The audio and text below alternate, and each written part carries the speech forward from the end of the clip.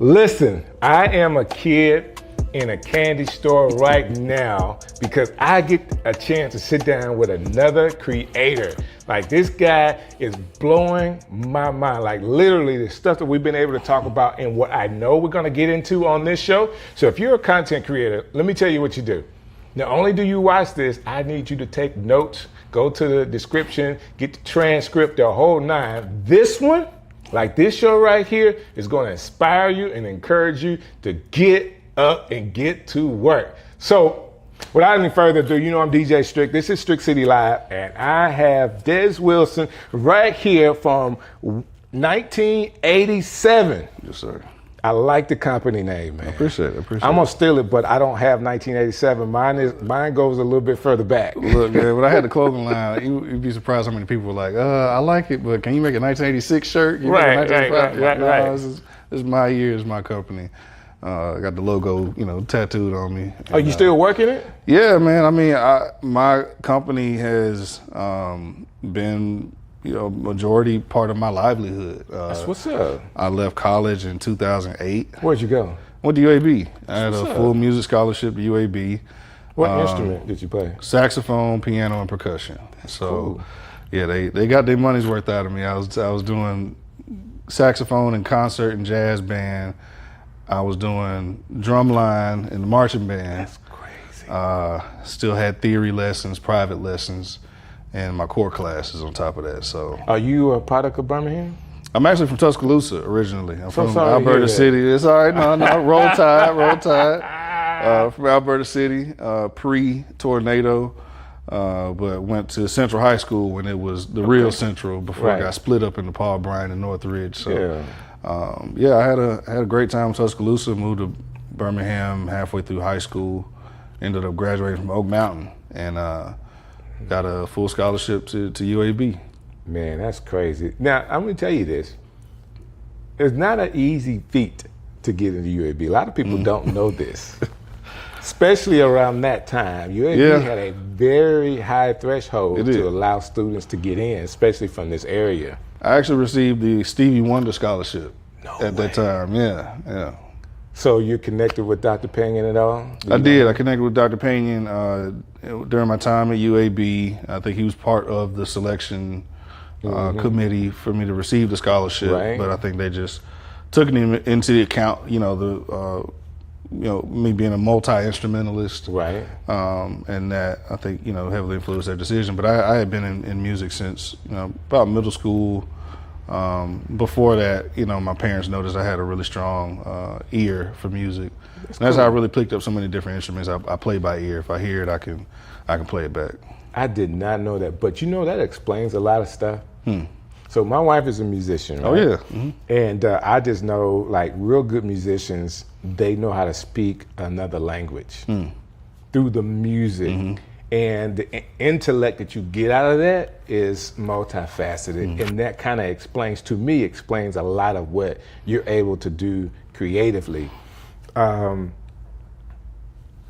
Most people would remember during the pandemic, you actually released some Netflix type banners for the Addams Family, done in African American style. Yeah. So the background with that is before the AI wave took off. I was part of a beta testing group who had access to Midjourney. And this is before Midjourney went public. And I was getting my chops wet with prompting, and this was right around the time when the first season of Wednesday came out on Netflix, and I just loved that new modern interpretation of it. I was a huge fan of Addams Family, when it first came out back in the day, and I was, you liked the regenerated version. Yeah, because the first version came out in the classic. 60s. Yeah, the regenerated version. Yes. So I guess the second iteration is the one I saw. But I liked the modern interpretation of it, and I was testing the Midjourney platform and AI to see how well it would respond to black imagery.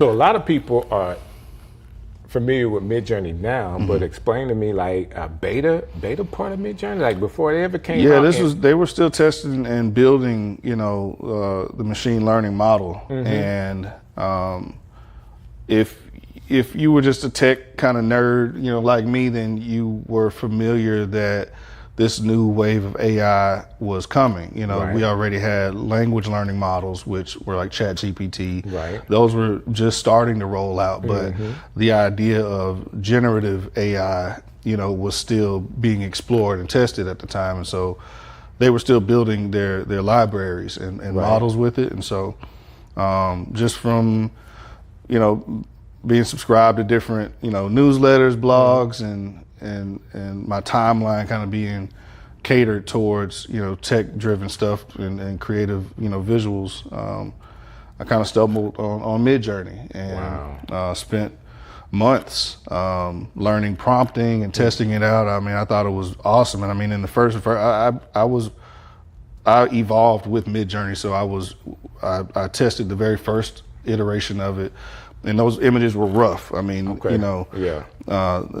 faces, people, they weren't fully formed yet. And, it was really abstract. And so I really watched it evolve over time to the point to where it is now, to where you can get, it's hard to determine fake from, an AI image from a real image now. Some good stuff now.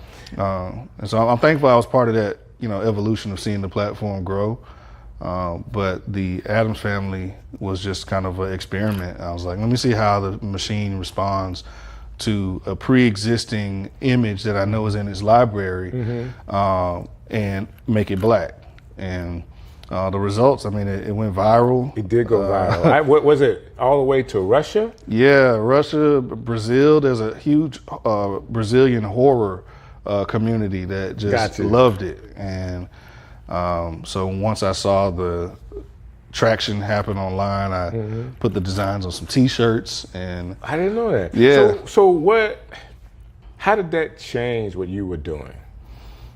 At the time, I was in between main gigs, and so it was perfect timing. I had left my gig at Reckon. I helped build the Reckon news platform under Alabama Media Group, and left there and was just kind of in limbo, and had the time, to just dive into learning this platform and experimenting with it. And luckily, it just all aligned at that point. So I was able to make enough money selling those images and the products that I made with the posters and T-shirts, because of the virality of it. It sustained me through that that unemployment period. So what was I guess you created it, it went viral, and then you put it on T-shirts. That's how you monetized it. Yep. And people, like, at the end of the day, y'all need to know this, that when you're being a content creator, finding ways to monetize what you're doing with your creativity is one of the first steps to going from a full-time content creator and not just a hobbyist. I'll be honest, I'm still a hobbyist. No, man, no. You're in the transition now. I'm in the transition. You're transitioning now, and it's also difficult as a creative too. And that's why you hadn't seen me do that since then, right? Right. I didn't want to be known as the AI guy, I get it. And when I released it, because the generative AI platforms hadn't been made public yet, no one really knew how I made the images. Did you draw them? Right. Is this really coming out with Netflix? I didn't have a clue. What I didn't know he did that. That's cool. Yeah. It wasn't till I didn't think it was Midjourney. It wasn't until later on that I figured out that, okay, I mean, this may be 2 years later. Oh man, that was AI. But when it came out, I was just blown away. Yeah. I thought it was cool. I thought seeing the images there, I'm like, man, did he get a Netflix deal? Yeah. Like, are they coming out with a Black Addams Family like that? Who, like, a TV producer would have to have seen that and say, that's a great idea. I had what production company was that? The production company that did Stranger Things. After I did the Addams Family release, I did a few other kind of experiments, like Dennis the Menace. And I seen that too. A few other ones, and I eventually ended up in this space of really exploring like the intersection of African culture and Japanese culture through samurai and Yasuke, the Yasuke story of the African samurai that was adopted to the Japanese culture and became samurai. And so really started getting deep into that imagery, and the production company that did Stranger Things actually reached out and was like, hey, what are you doing with this African samurai stuff? Because we're working on a Yasuke movie.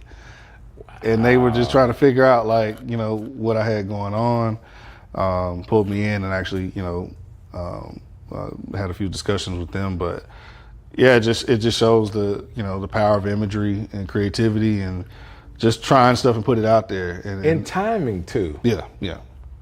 So let me ask you this question. When we met, this was, I don't know, man, it's probably 16, 17 years ago, like in person, where I remember actually meeting you. You had a camera in your hand, but you were just taking photos at that time. So you go from music to just taking photos and being known in the city as someone that could, I think at this point you were covering an event, but you were also working for the city, and it was pretty much the same thing, right? Yeah, my transition into visual arts actually happened during the time that I was playing with YVPG at Martini's. Okay. So YVPG, shout out Young Vocals, Groove, Precision, Ryan Keys, Camellia, and we were killing it. We had between 500 and 800 people there every weekend. Wow. And I already was deep into graphic design and was handling all the flyers that we were doing, to promote the events. That was some nice stuff too. I appreciate it. I mean, sometimes you don't know who's doing it, but I was like, man, they put out some good stuff. Yeah, graphic flyers and party flyers were my bread and butter for years before I picked up a camera. And I picked up a camera to help support the imagery that I needed for my graphics. Gotcha. But being in the band, I knew that we needed, banners, we needed a website, we needed a music video, we need merch, and I just picked it up and figured it out how to do it on my own. So really, YVPG was my first client in that sense. Gotcha. And got my feet wet with trying out different assets and visual branding as a whole. And so it started there, and it just kind of evolved into different businesses. And graphic design, and then I picked up photography, and after photography, I picked up film. Right now you're really blowing my mind because you're a person that don't have limits. Like how you think that, hey, I can do this, I can do that. Creatively, how did you get to that space the way you say, I know you said in this case they needed it, but what would be they needed to what I'll do it? Like how did you get to the point where you say, well, I can do that? Just pure interest, and So are you a player? Like, do you go in and play with certain things? Or are you a YouTube University person? Oh yeah, YouTube. YouTube. I spent 10,000 hours, learning Photoshop and learning Premiere Pro. Oh my God. Same way I did to learn Logic when I was heavy into music production, and Fruity Loops before that. Right. So it was remaining creative, allowing myself to remain in that creative space, to not box myself in, and being open to learning something new. How are you still in Birmingham? I've traveled a lot. I didn't say why. I'm like, yeah. how? Because we have so many creators here, but a lot of people don't know that people are creating out of Birmingham all over the world for major things. So we're going to get into what you're doing recently, like right now, but how are you still here? Really, what brought me back to Birmingham, I spent a lot of time in Atlanta, and I've traveled, around the world, filming and working with different folks, celebrities, athletes. Went to Africa the first time with David West. Okay. Played with Golden State, and currently working on a documentary with him now about his AAU basketball program in North Carolina. Cool. So spent a lot of time in the music industry in Atlanta, and actually had an opportunity to work at Jesse Lewis's advertising agency. And that's right. Ricky White, shout out to Ricky White, set me up with my first opportunity to work there. Advertising and the agency world was something I had been interested in, but didn't have I didn't have a way in at that point. Right. And so when that jumped up, I hopped on it and came back to Birmingham. And so why not, right? Yeah. I was like, I dropped out of UAB my junior year, and just went full force independent in the creative arts. And after kind of going through that journey, missed some parts of the structure, Got you. After freelancing and, not picking up as much business acumen as I should have been over that time, because I was just so heavily involved with the creative process. And, the money will come. Right. It doesn't. If you're not intentional about it, it's not going to be. You got to send out the invoices. You do. You do. Then you got to collect them sometimes. You might have to call them. Like I sent you the invoice. Yes, and we're not taught both at the same time. And I don't fault myself. I dove into my creative crafts and fine-tuned those up, and knew I wanted some more business acumen. Gotcha. That I knew I needed to evolve and into my next chapter. And so my time at Jesse Lewis's agency, I rebranded them into Agency 54. Okay. And then I had my first opportunity to work at City Hall through Jonathan Austin. And so he was city council president at the time, and got me hired up there in the city council public information office. Okay. And rebranded the city council. The logo and brand that you see today is what I helped create, years ago. People will never know. Yeah. Wow. So help integrate update their video integration system, got them integrated into Facebook Live, and help make a lot of those meetings more accessible to the general public. I like that. So bounced around from being a freelance, performing artist to a freelance graphic designer to, a mix of graphic design, photography, and film. Then I went into advertising, from advertising into government communications, from government communications into journalism at Alabama Media Group. Okay. That's that rush you were telling me about. Wrecking. Okay. Roy Johnson, one of our best journalists here in town, actually recommended me for a position there. That's awesome. I spent about 3 years at the city council, and anybody who's worked at City Hall knows it kind of burn you out, especially as a creative. There's not a lot of flexibility. Government politics are kind of, boxed in. You got to be in that box. Yeah. And I'm thankful that I had the opportunity. I learned a lot from it too, because I wanted to learn how to apply my, just natural creative sense into the psychology of mainstream, business and commercialism. So, and that's a great place to do that. It is. But how in the world did you handle picking up the phone one day and it's Pink Beard saying, "Hey man, I'm thinking about doing this artist and I got this music. I want you to help me." Like, how do we go from all of that to now? Like you're working with one of the most creative minds in music right now. I say in music, I mean he's creative all the way around. Pink Beard. No, Pink Beard didn't call me. Sebastian called me. Right. And this was before the Pink Beard brand name had even come to fruition yet. Sebastian hit me up and said, "Listen, man, I got these songs I put together.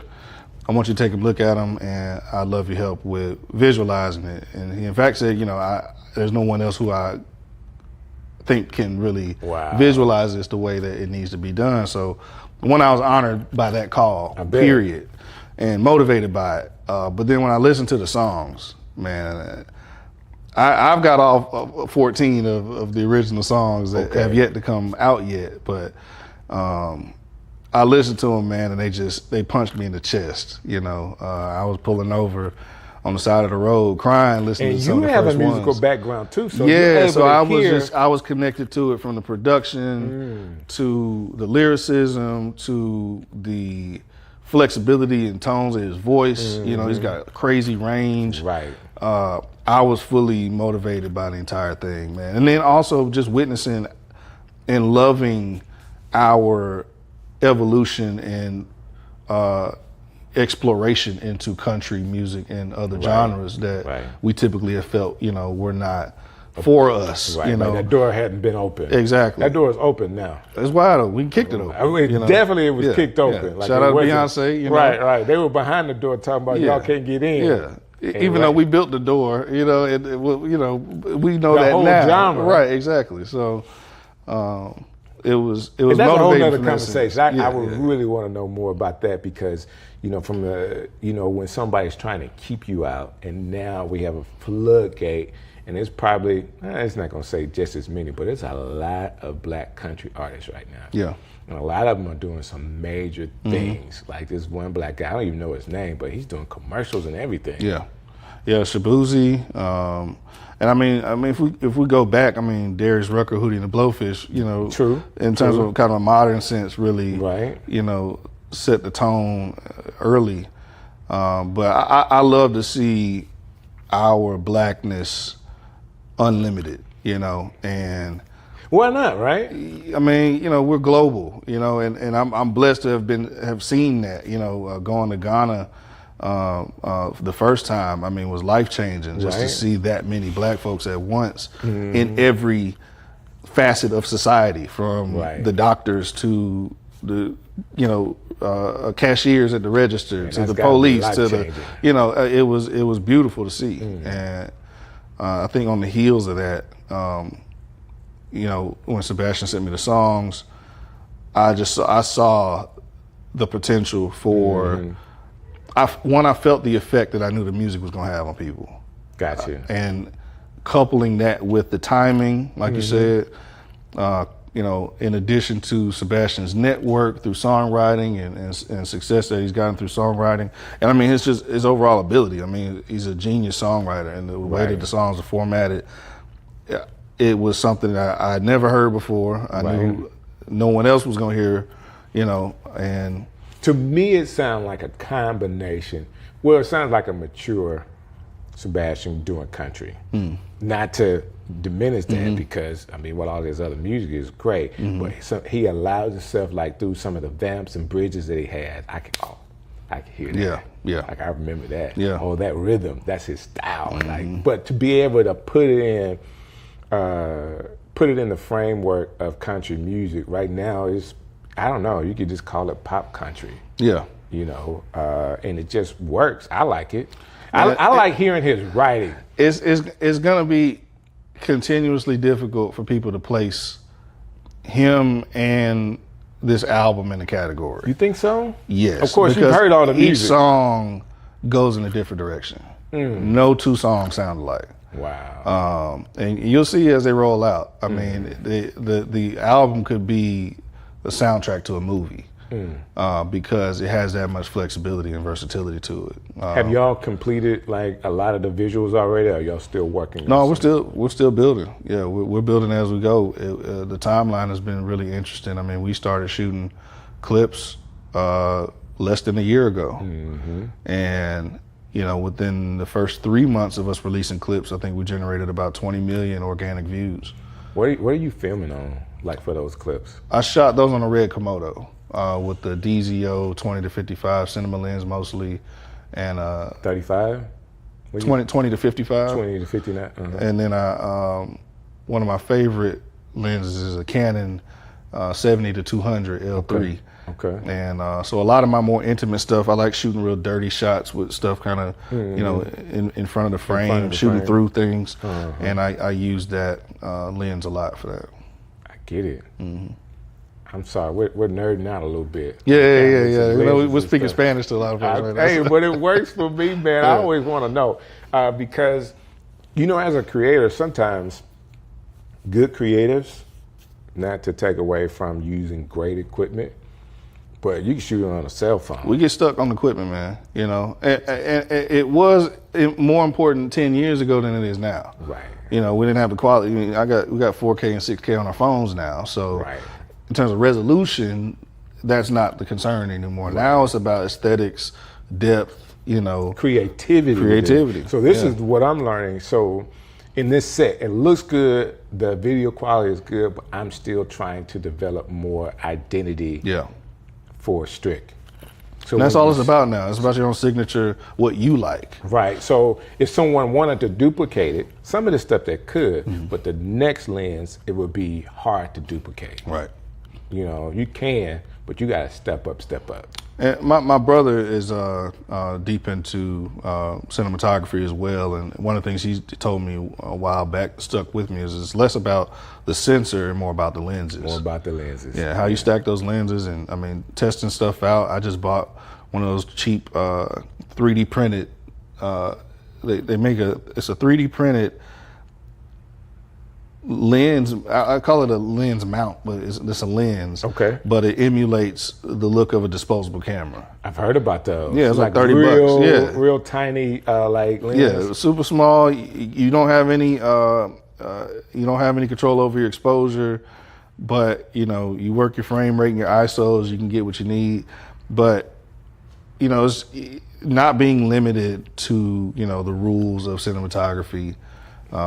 But also understanding the rules of cinematography and like diving, knee deep into understanding what it takes to create a cinematic image. Gotcha. And I think that there needs to be a bolder line drawn between videographers and cinematographers, and it's no shade to either one. It is a difference. It is a big difference. Picking up a camera, turning it on, and hitting record is not the same as it's not. Understanding color grading, shooting in log, frame rates, framing, symmetry. I'm a huge Tarantino fan. And you can tell stories with cinematography. Yes. Videography allows you to tell a story. Does that make sense? I could see. I would say cinematography is the aesthetic of telling a story. Gotcha. You can tell some people are better storytellers than others, right? Right. Or you can tell a story with no images. Right. You can. And it's all about how are you telling the story and how effective is the story being read and received. I get it. And I think thankful that Tyler Perry made the transition from screenplays, from stage plays into screenplays, but we, and obviously like the gatekeeping of Hollywood also is part of that too.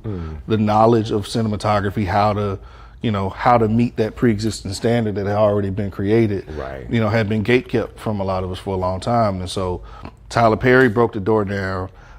We saw that, independently produced black films do really well. Right. People started throwing money behind it, but a lot of people still didn't take the time to really study cinematography in that sense. And I don't think a lot of people really understood that Tyler Perry made the transition from stage plays, which you can cut corners. You are throwing wigs on and doing quick stuff. You know what I mean? Right. You're not behind the camera nitpicking about, ISOs and zebra charts and everything. Right. And so I think it took off, that industry took off faster than we studied it. Yeah. And so with that, you saw the Tubi, trend where a lot of independent black filmmakers are making good money, and a lot of people like a lot of the Tubi movies. It's hard for me to watch a lot of them because I'm looking at it from a cinematographer's lens, and I'm like, that lighting could have been different, or this framing is not liking it or watching it. It's my wife having to listen to me say, "Baby, look at that! No, stop it right there. Look at this. Right? You should never do that." There's a continuity issue right there, So, but it's still no shade because I'm glad to see black folks telling stories, black folks making money. That's true. And so there's no hate there, but from a purist perspective, and somebody who, spent that time, on YouTube University and still studying and trying to be better with my craft in that sense. It's something that I want more. If we're picking up a camera, I want all of us to be as invested in learning how to better our shot each time we pick it up. So I want to get back to this thing that you're doing as a creator with Pink Beard. For whatever reason, I saw the connection between the two of you guys different. So I have a lot of clients, and guess what? You'll never know that they're my clients, because they're sharing it on their platform, and I built it, they paid me, they put it out. In this case, you were putting out and sharing a lot of what you guys were doing together, and it just comes across as it's more of a collaboration than he's a client of yours. Can you kind of explain your mindset behind sharing like every step of the way, even on your platforms with your audience? Yeah, for me at the time, I mean, music and artist development really was at the foundation of my creative career. Okay. But I got burnt out of it, burnt out of, not making the money that I wanted to make from it, and not having the stability that I wanted to have from it. And so when I made the shift into corporate advertising, government communications, journalism, that was about almost an 8-9 year, period. Okay. That I didn't have that same amount of creative expression in. I wasn't shooting music videos like that, you know what I mean? And so a large piece of my creativity was lost during that period of time. I get it. I gained a lot of knowledge in terms of how to, market and create, commercial advertisements. Shot a lot of big name clients and stuff like that. But the freedom and flexibility of just shooting how I interpreted something needed to be visualized. Got you. You don't have the limitations when you're working with a client. Hey, this is what I want. I want it shot like this. This is my budget. This is my timeline. You're restricted. And so when Sebastian came with the music, I saw that opportunity. One, he presented it as a collaboration. He didn't say, hey man, I got X amount of dollars and I can spend this much on each video. He was like, listen man, I ain't got no money. I just got these songs. Right. And I truly believe that you're the only person who can take this to the next level for me. Wow. And it was that combination. I mean, Sebastian and I have known each other, 15 plus years, going all the way back to Amani Raha, I think. Got you. But we didn't grow up together. We didn't go to school together. We just knew each other through the work that we had produced in the city. And I was blessed to be director of photography of the first, major video he put together, which was Hey God. Okay. Unfortunately, the label that he was on at the time didn't release that. And so I had to always, anticipated like, okay, what's Sebastian gonna do next? Right. And so when songwriting took off for him, I don't think I expected him to come back around as an artist. And so, I was intrigued, I was interested. And so once I listened to the songs, we approached it from a collaborative standpoint. I saw it as an ability for me to get back into what I really enjoyed doing, which was a combination of music and visual arts. And I get it. So is it like your part that you bringing in for the creativity of the artist, or like developing art? Is it kind of like A&R as well? So you're the creative person and doing A&R all together? Yeah, like, I mean, he'll have ideas that we'll, kind of collaborate on. If he doesn't have any ideas, he'll just completely take my direction. And that's input that's been from styling to locations to, how he performs a certain type of song. And over time, I mean, my role has evolved, to now like being his creative director, and I'm hired under the record label now to continue doing what, I've been doing. Yeah. So, he took me with him. I mean, that's the way to do it, right? He was not going to sign the deal if I wasn't part of the deal. And that loyalty and trust is what really, man, you can't beat that, brought us to this point here, man. So who came up with the idea that he'll run for mayor? That was him. Listen, that was definitely all this talking hadn't did anything for us. I create and you know what stands out for the commercials that he's doing with that? I don't know how he did the voiceovers or how that worked out. The way he sounds to me stands out more than anything else. The way he pronounced the words. We're gonna have a battle royale. Like, I'm a talker and DJ and all that other kind of stuff. So I'm listening to not just what he said it, but how he said it. And I'm like, this stuff is A1. Listen, and this is just a testament, I think, to full blown creatives, right? Right. I showed him the DJI Osmo Pocket 3 that I had gotten, and we shoot a lot of run and gun, social content with that. He was like, man, I got to get one of those. He bought one. He figured out how to use it, and he took off with it.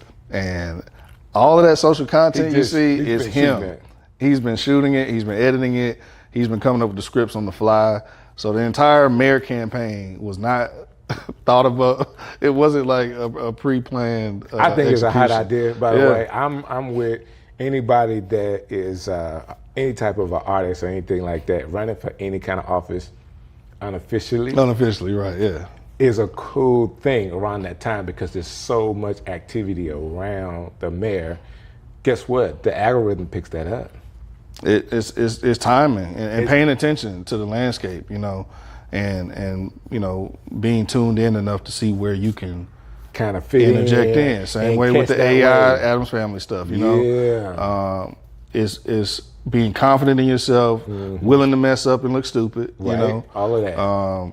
And just doing it, trying it, seeing it, looking at people's reactions, and then determining whether you're gonna keep it going or not.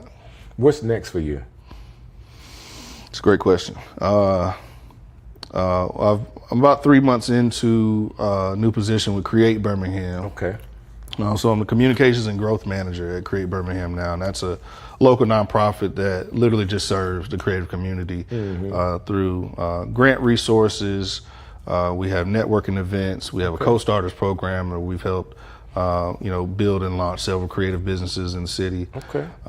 We're also our subsidiary is Film Birmingham, which does the same thing in the film community. We provide workshops, networks, resources, and we have a film location crew and location database called Real Scout, where any large productions that come to the city, they'll go through our database to find local crew, resources, etc. That's what's up. So I didn't do it last summer, but the 2 summers just before, my nonprofit is called Urban Avenues, and we do a summer camp. And we've used a lot of people through the film part of that nonprofit to kind of help us be able to teach the kids. It is my plan to do it this summer. I'll be sure that we talk more about that. Please to do. Get some help. I don't want to have to, we're not trying to serve 100 kids, but we're trying to serve the kids that we do have the resources for very well. And they make films, and you can look it up on YouTube, Urban Ham Film Camp, and there's some stuff out. There's some little vignettes that we help them go through, which is really, really cool. We've had some people come in and kind of run that camp for us, and they've been great. And I want to keep trying. We missed it last summer, just too busy. My wife's schedule was ridiculous. Yeah, and she's doing her thing, man. She's doing her shout thing. out to her. And I get to carry the flute bag. Yeah, man, as you should. So we've been enjoying that, but we definitely want to dive deeper into it, especially because of the show, the interview shows that's going well. Strick City Live is doing really well right now. We're trying to keep that going. That being said, if there was a young creative, maybe you 20 years ago, what would you tell yourself as you know what you experienced and what people could be experiencing in the creative space? What would you say to kind of encourage somebody that is looking to be creative now? To learn the business as much as you learn your craft. Learn invoicing and bookkeeping as much as you're learning how to edit on Premiere Pro and that's good. Export an MP4 file at H.264. You know what I mean? Right. They go hand in hand. They do. Also to be willing to ask for help. Okay. And open for collaboration. That's good. I think our community a lot of times struggles with, survival mode. And in survival mode, you hoard information, you hoard resource, and it's just not sustainable. Creatively, it's not beneficial personally. You got to be willing to share and be flexible and compromise and collaborate. And I'm thankful that I can name off a dozen different creatives that I've helped either jumpstart their creative career or giving them a piece of equipment that they still use to this day. That, investment into the community has also, reciprocated and come back. So, that's awesome. Sow those seeds, you know what I mean? And don't be afraid to, take a risk and gamble. The least that's going to happen is you're going to learn from it.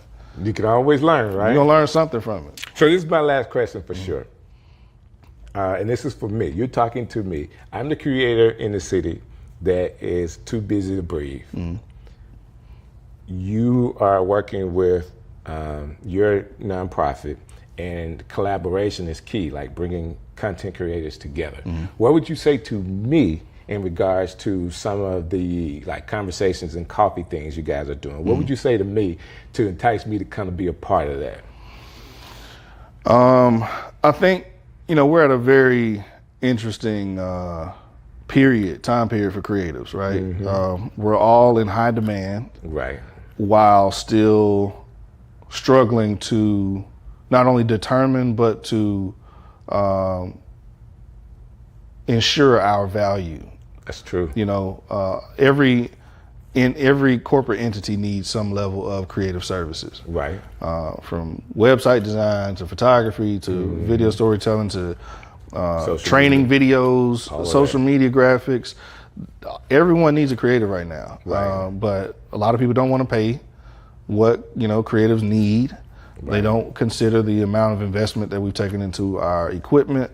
They don't take account the amount of investment we've put into our skills and crafts, and how that's it's you have to constantly continue learning, just like you have to a nurse practitioner or a doctor has to take their boards every several years. That's right. We're always studying, right? But I think now, especially in Birmingham, which is a growing creative industry, we're not Nashville and we're not Atlanta, but we're right in between. Right. And the world is slow. Hey man, how the folks doing, man? Oh man, my folks are great. Yeah, they do me a favor, man. Please tell them I said hello. I will. Tell them you had a chance to sit down with Strick, and he said I told my hello. mom. I told my mom when I was on the way. She was like, "Strick, like, yeah." So, so all love. Man, I'll never forget playing softball. We was in a little softball league with your dad. Hit a home run. Yeah, competitive home run, like. No, I mean, still very athletic. Oh, for sure. Still very athletic, sure. And to this day. To this day. To this day. He won't sit down, will he? No, not at all. Not at all. Man, that's what's up, man. That's what family is like. And the wife is cool with you taking out this time to hang out with me? Oh, most definitely. Like my girl's there dance, so she makes sure they good. And so, we here to hang out. She don't know no better. Hey, listen, I'm good. You going to do what? Be on whose podcast? Strick City coming live. Hey, man, I want to thank you guys for all that you've done to support Strick City Live. Let me tell you this. To me, this has been phenomenal. Like watching you guys actually talk about the show.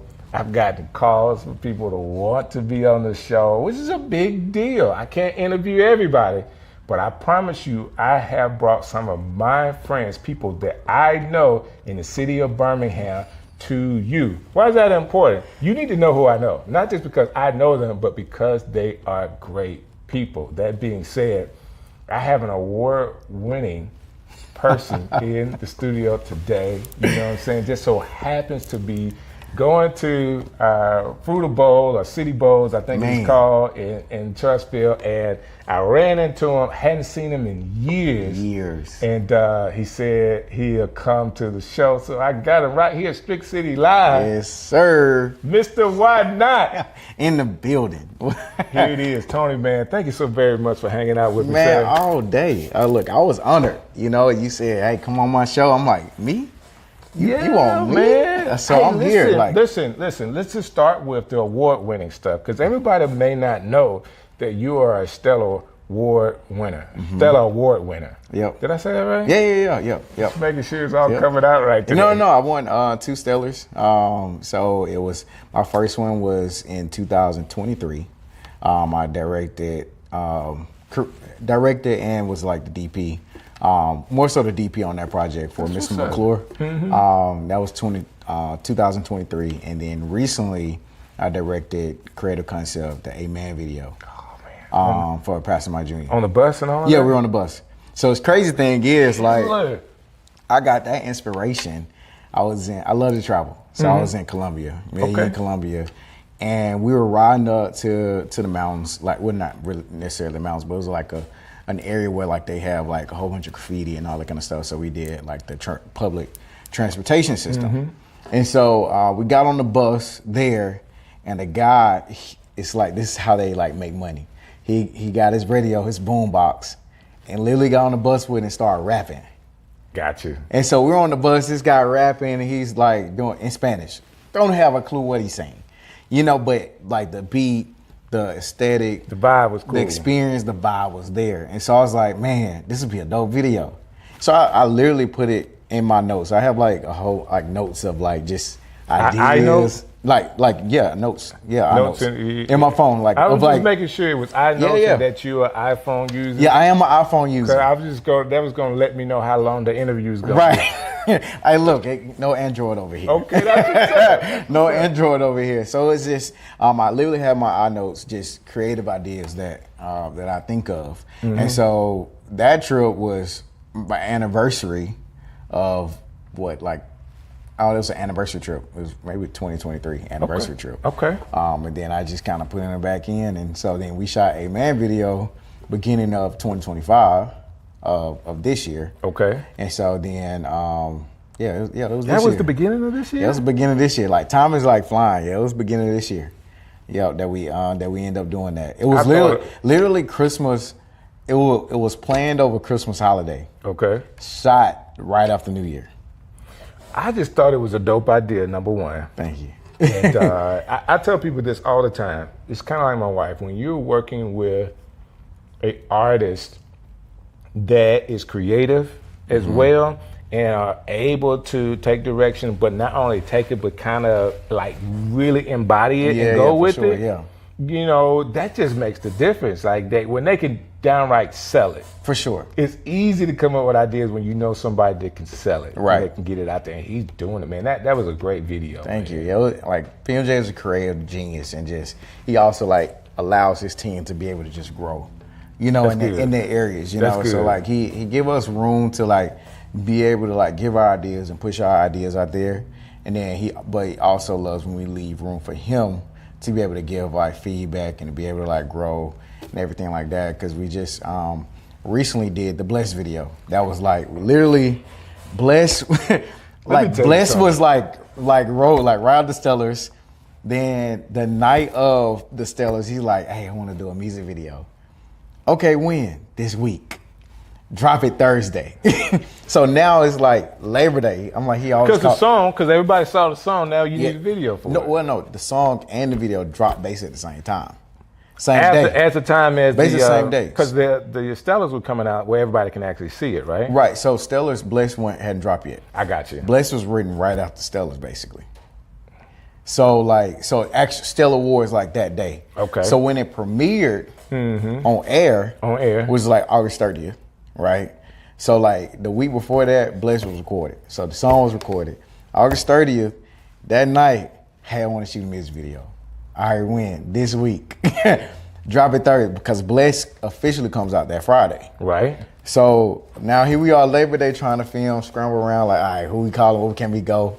And like, just through connections, I really think like just the power of resources and connections is literally a part of being a great business owner. That's good. Being a great creative. And so it's like your network, you know, is really big. Like, you only grow based on the people you're surrounded by. That's right. You know what I mean? So so basically calling people like on our team in the network, like, hey, try this place. So we finally got it approved Tuesday. We got to shoot Wednesday. So like, we using all of these things. Right. You know, I'm using like, so I gave him came with the concept, like, it's like, hey, what you think? Left voice note. What you think of this? This was Monday.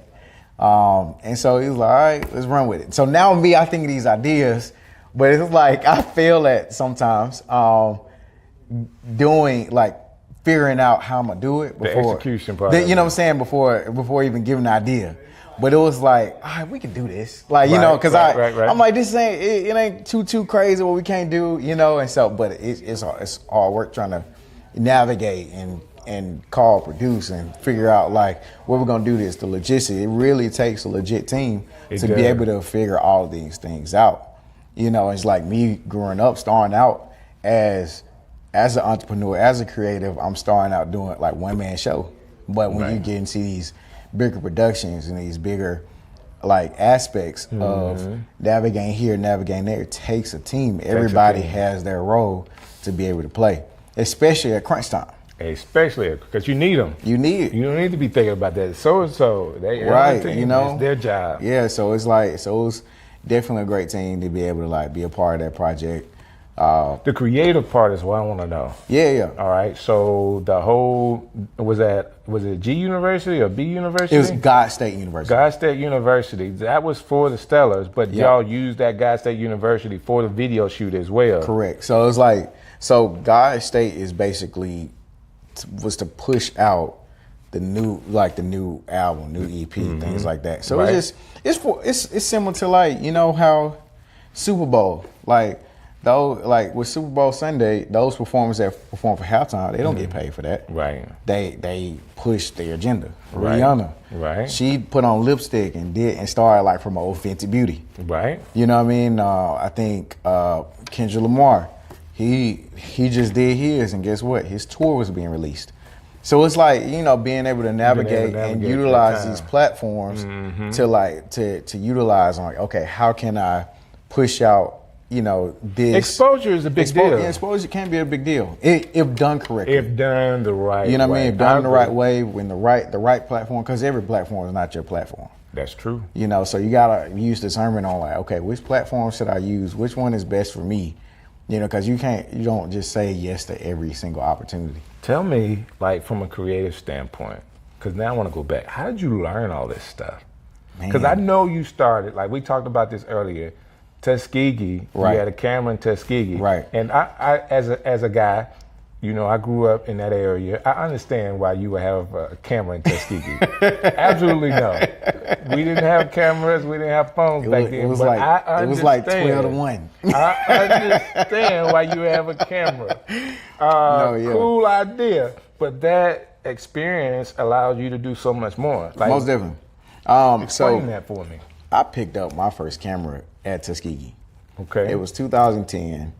I was doing an intern. Well, no, I was taking summer classes in Texas, and a guy who actually still shoots his day. He's in Texas. Okay. Shout out to JCI Creatives. Like he inspired me to get Canon, because he was shooting like in some like the clubs, things like that. I was like, man, I really want to get into photography. So my birthday, August 2010, I asked my folks like, hey, can I have, you know, for a camera for my birthday? They literally took me to Best Buy, got me my first starter kit, T3i Rebel. You had T3i Rebel with the 18 and 55 starter with the kit lens. With the kit lens. And my starter flash, my Canon flash, you know, started out. I did my first photo shoot in Target parking lot. No way. Target parking lot. You know what I was doing. Shooting on auto and JPEG. Like all the things. Right. All the things a beginning photographer. That's what you all start. The things a beginning photographer does. Like that's where I started. Because it could be worse. Could be worse. Like, you know, you can look back at like what I shot then compared to what I shoot now. Is night and day. You know, even the retouching, even the lighting. You know, so I was out there, but the aspect of we were legit just having fun. Man, that's cool. And so that's how I started the base of my business. It's like I want to be able to have fun while doing this. You know, I started in college. A lot of people, I started doing photo shoots by just having fun, just doing creative shoots. I was part of the Ray Review Modeling Truth, so I was able to connect with some like modeling friends. Like, hey, y'all want to create? Y'all want to like, you know, create some creative concepts. So I used to have a backdrop in my apartment. No way. Yeah, for real. And I used to utilize the studio that my architecture studio. That's my degree is in. Usually set up backdrops in my architect studio and then do photo shoots in there or on campus. Just creative concepts just to be able to create, you know? Man, that's cool. So how did that start like a real passion for you though? Like doing all of that? Like how did you really get passionate about that? Art is my passion. You know, when my first hustle was actually drawing people, like in cartoons. Okay. So I used to like draw cartoons and draw people, and I used to sell them as like portraits. Okay. Right, and then that was like my first hustle, just get paid. And then photography came about. Here I am, Tuskegee, college student, no money. Right. I had my parents, but it was like I was tired of just asking my parents for coins. I'm tired of overdrafting her account. You know what I'm saying? Counts overdrafting, you know? Right. So it's like, so when I picked up a camera, had SGA, Student Government Association. It was like a huge thing when it came down to campaigning. So it's like a lot of people like, man, I need some photos. So I start, Miss Tuskegee, need some photos. Graduation time hit, I need some photos. So like here I am, college student, I'm making like bread. I think bread. Like, right. In college, I'm making my $2,500, $3,000 per semester off graduation sessions. You know what I mean? And like doing this, and so back then I'm like, I got my gas money, I got my, going out money, all that type of stuff. Cause I wasn't paying bills, right? So it was just literally like the way my mom, and my folks taught me about finances. It was like, hey, like 20% for savings, and you gotta make sure you 10% tithe. You got to tithe. So I literally had a bag. Like I used to get paid cash sometimes, like with people. So I had like a bag. So like now I'm in my on-campus apartment with bags and walls of money and plastic Ziploc bags. One labeled tithe, the other one savings. Oh man, they got you doing an envelope system. Like too. I had the envelope system, bro. So like literally like that was my base. I still live on that base to this day. That's awesome, and sometimes like I think as entrepreneurs, we go through those seasons of like, you making this money, that money, right? And then like, so like now you kind of, sometimes you get carried away, like let me just spend. Yeah. And then but now guys sometimes take you in a season where like, let's get back to the basics. Remember the place that you started out at, and go back there so you won't forget where you came from. And it gives you an idea. I say it like this: God, remind me of how you humbled me. Like the beginnings of me getting to a place where I was really mature and doing things the right way. Those things are important. Yeah. And I also think that in what you're doing now, showing how creative you could be and not being stuck with just doing photography. Now, we hadn't talked about all of photography because you prolific wedding photographer.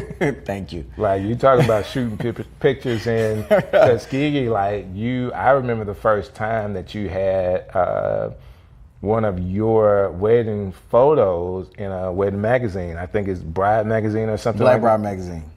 It's like my man's doing it. And when I tell you, like, big shout out to Black Bride magazine. I work with them to this day.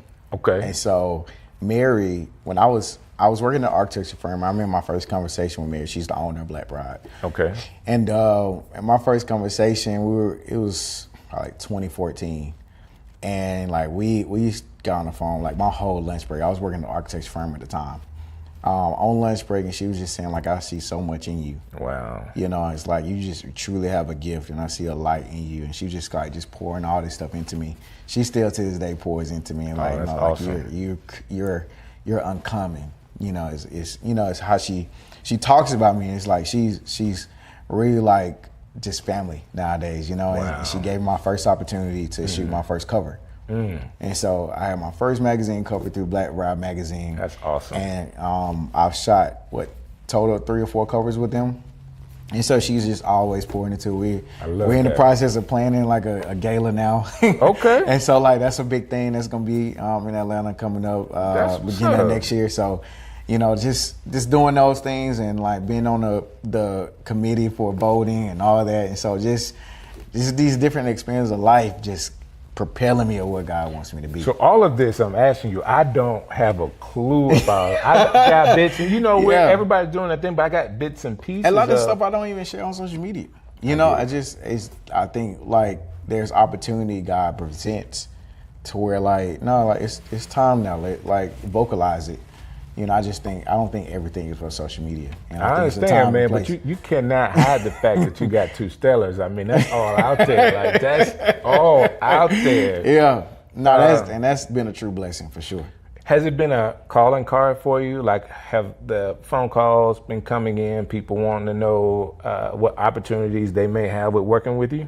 Like when we announced it was like DMs flooded, like, oh, like you dope. Like, let me, how can I work with you? How can I do this? You know, it's just like, you know, projects here and there. Like, but I just know like it's one of those things where I think we talked about earlier. Is like you never know like who the right person mention your name in the right room. That's right. You know, I can be at home maybe editing, somebody put my name into a room. You just never know. You know, so it's just level like. The level of exposure, giving the levels of opportunity, you know, and so whatever comes from it, you know, I feel like whatever door is open for me, God has for me. That's awesome, man. And that's a great place to be, because I do believe sometimes people allow the next thing to control them. Yeah. And they're going after. This is what I told my wife a long time ago. In her career, it's like, we don't want the career to drive us. Yeah. We want to drive the career. Right. Which means you have to be in control. Like, every opportunity is not your opportunity. Yeah. Every gig is not your gig. It is the right gig at the right time. Right. Because sometimes people get into it and they just flood their schedule up with stuff to do. Right. Well, I'm shooting here, I'm shooting there. You know, when you do that, a lot of times people charge less. Mm-hmm. And you don't get an opportunity to, number one, charge more, right, or to enjoy the process, right, because you're working all the time. Yeah. I do believe in that mindset of, it's just me, man. I'm gonna charge more. I'm gonna charge more, have less clients, less and work, and do more quality work. Right. More quality things to help whatever client that I'm with. For sure. Because I'm not a photographer. I'm not a videographer. I'm your coach. Yeah. That's the way I do my business, where I can coach people through the process. And, you know, it is what it is. I honestly feel that, though, because I remember I went full-time 2017. Mm-hmm. I was working at the architecture firm. Crazy thing is, I was actually laid off from my job. Wow. And because they saw that I wasn't necessarily passionate about it, but at the same time, like my wife and I, we had just got engaged at the time. Okay. Planning the wedding. 20, like, you know, had just proposed. And I remember, like, we were riding the car. I was like, God, like, the door is gonna have to open up so, like, wide, so big. It's gonna have to get, you know, for me to say I'm gonna leave, because I was so scared. I was scared to jump. Right. Absolutely afraid to jump. I get it. And sometimes we're afraid of the solution. So you had to be. We're afraid of the opportunity and the solution. So God had to kick me. He had to kick the door down. So I remember one time I was like in that meeting. It was close to the end of the day. I had a photo shoot to go to anyway. I was trying to leave my job early anyway to go to a photo shoot that was scheduled. And so they called me into the office, and it's like, yo, we're gonna have to let you go. And I remember everybody in the office like boohooing, crying, because they was like, they didn't want to see me leave. They enjoyed who I was, right? But they also saw like that architecture wasn't necessarily my passion, you know. And I told them thank you, and I was able to like let it. I was like, I was looking to leave. Oh my God! But I just did not know how.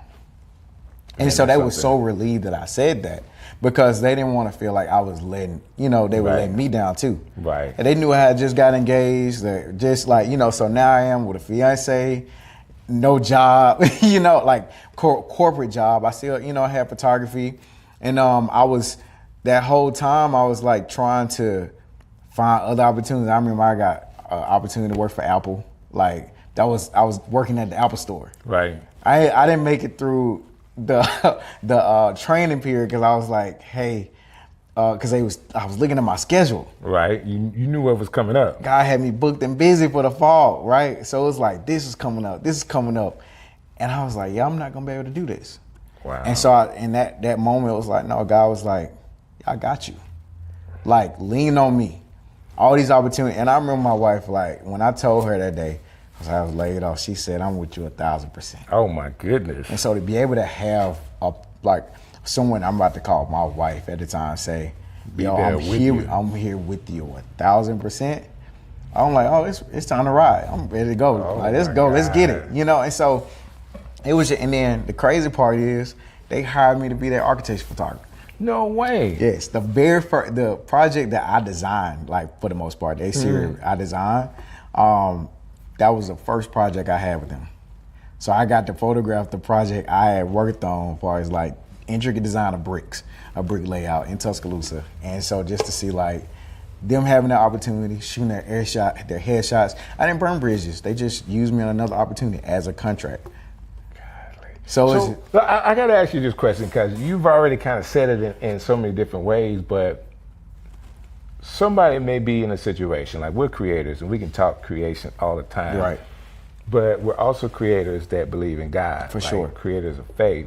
And it's such a different thing to rely on your faith inside your content creation and inside of your business. And say, okay, God, this is your business. I am your guy. Right. So if somebody's out there really, really struggling with that, what would you tell them? If they're struggling. They're struggling with trying to figure out exactly what you said. You know, I don't know when it's time to leave. Right. I mean, I think, I feel like you're gonna feel it in your spirit. Like, the truth is in His Word. It's in His Word, yeah. Right. So when you spend time with God, and when you're sitting there and like you're meditating, like you will hear His voice, and it's not gonna be loud. Right. It's gonna be maybe through His people, through His Word, through these inkling like opportunities that may come up. Because I mean, like for example, like that was my prayer. I wanted to go full time. Right. Did I see you getting laid off?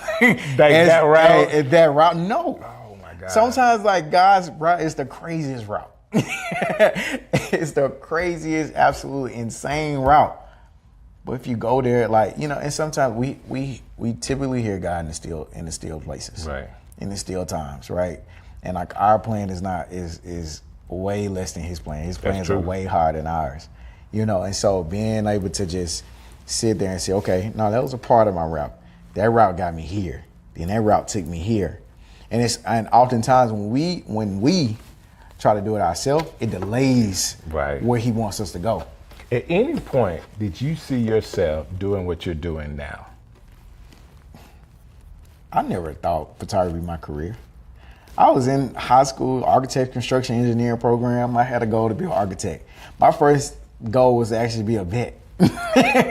You know, and so to be in high school doing all this, getting scholarships for architecture and doing that, like I never thought photography would be my career. And then you say photography, but you got awards in videography, cinematography. Like, you know, I was a photographer first. Right. Then I wanted to get in cinematography. And then I just started studying and learning, like, okay, different ways of lighting. YouTube University. We've all been there. I got my degree, you know what I'm saying? You know, put in my hours. Exactly. Put in your hours. And it's just like practicing, doing collaborative opportunities to be able to, like, okay, I want to learn something different. Like, versus try it on a client, let me try it on someone that also need photos or need video or want to create, you know? So just collaborative opportunities to be able to just grow. Man, I hope somebody listening to this really hear what you're saying and inspired, that they are inspired by who you are and what you're doing. Let me say it this way. I know you as a kid. For sure. Since you was a kid. You like my great uncle. Yeah, I know, right? But the man that God has allowed you to grow into is like blowing my mind. Yeah. Like, I think it's really cool that you're getting a chance to do some of the things that you're doing, but more importantly, I believe that when you're in certain places doing certain things, it's only because God trusts you to be there. For sure. Like, we don't always get it right, but it's huge for God to trust us to be in the room in the first place. Yeah. So He's trusting you, but dude, based off the last video you did, the sky's still the limit. Like like the Mr. McClure video was hot. Great concept, great idea, right? That was Mr. McClure was PMJ. Mr. McClure, yeah. He was like, I want to be 3 people. So his old album was based off of like 3 different parts of him. That's crazy. And so Mr. McClure was one like, he's like, I got this, and we just had like the vision to be able to like come up with the framing and the concept of like bringing it all to life for him.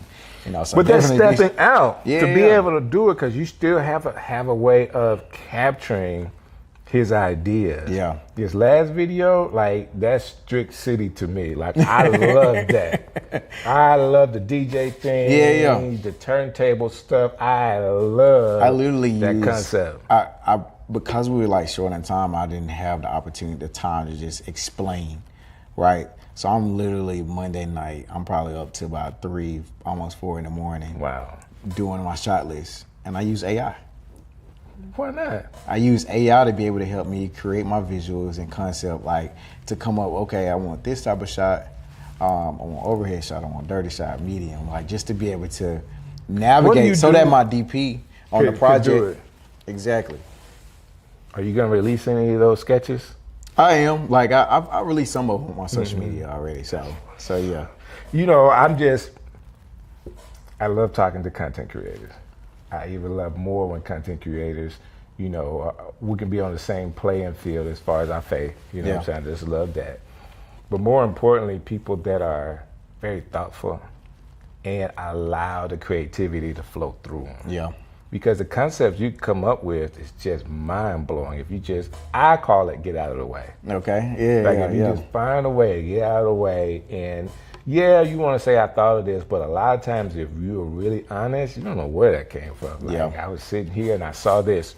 Yep. You were in Columbia. Yeah. And you saw that. And so the DJ thing, I was it's been this trending thing on social media. So you see all these like DJs, they're mixing. Like in another life, I'm a DJ. Okay, I get it. Like, I get it. I love like I will hop on somebody's mic at a wedding real quick. Okay. And like get the party started. It's just I don't know how to mix. Right. And so like my wife ended up buying me a little small mixing table for Christmas.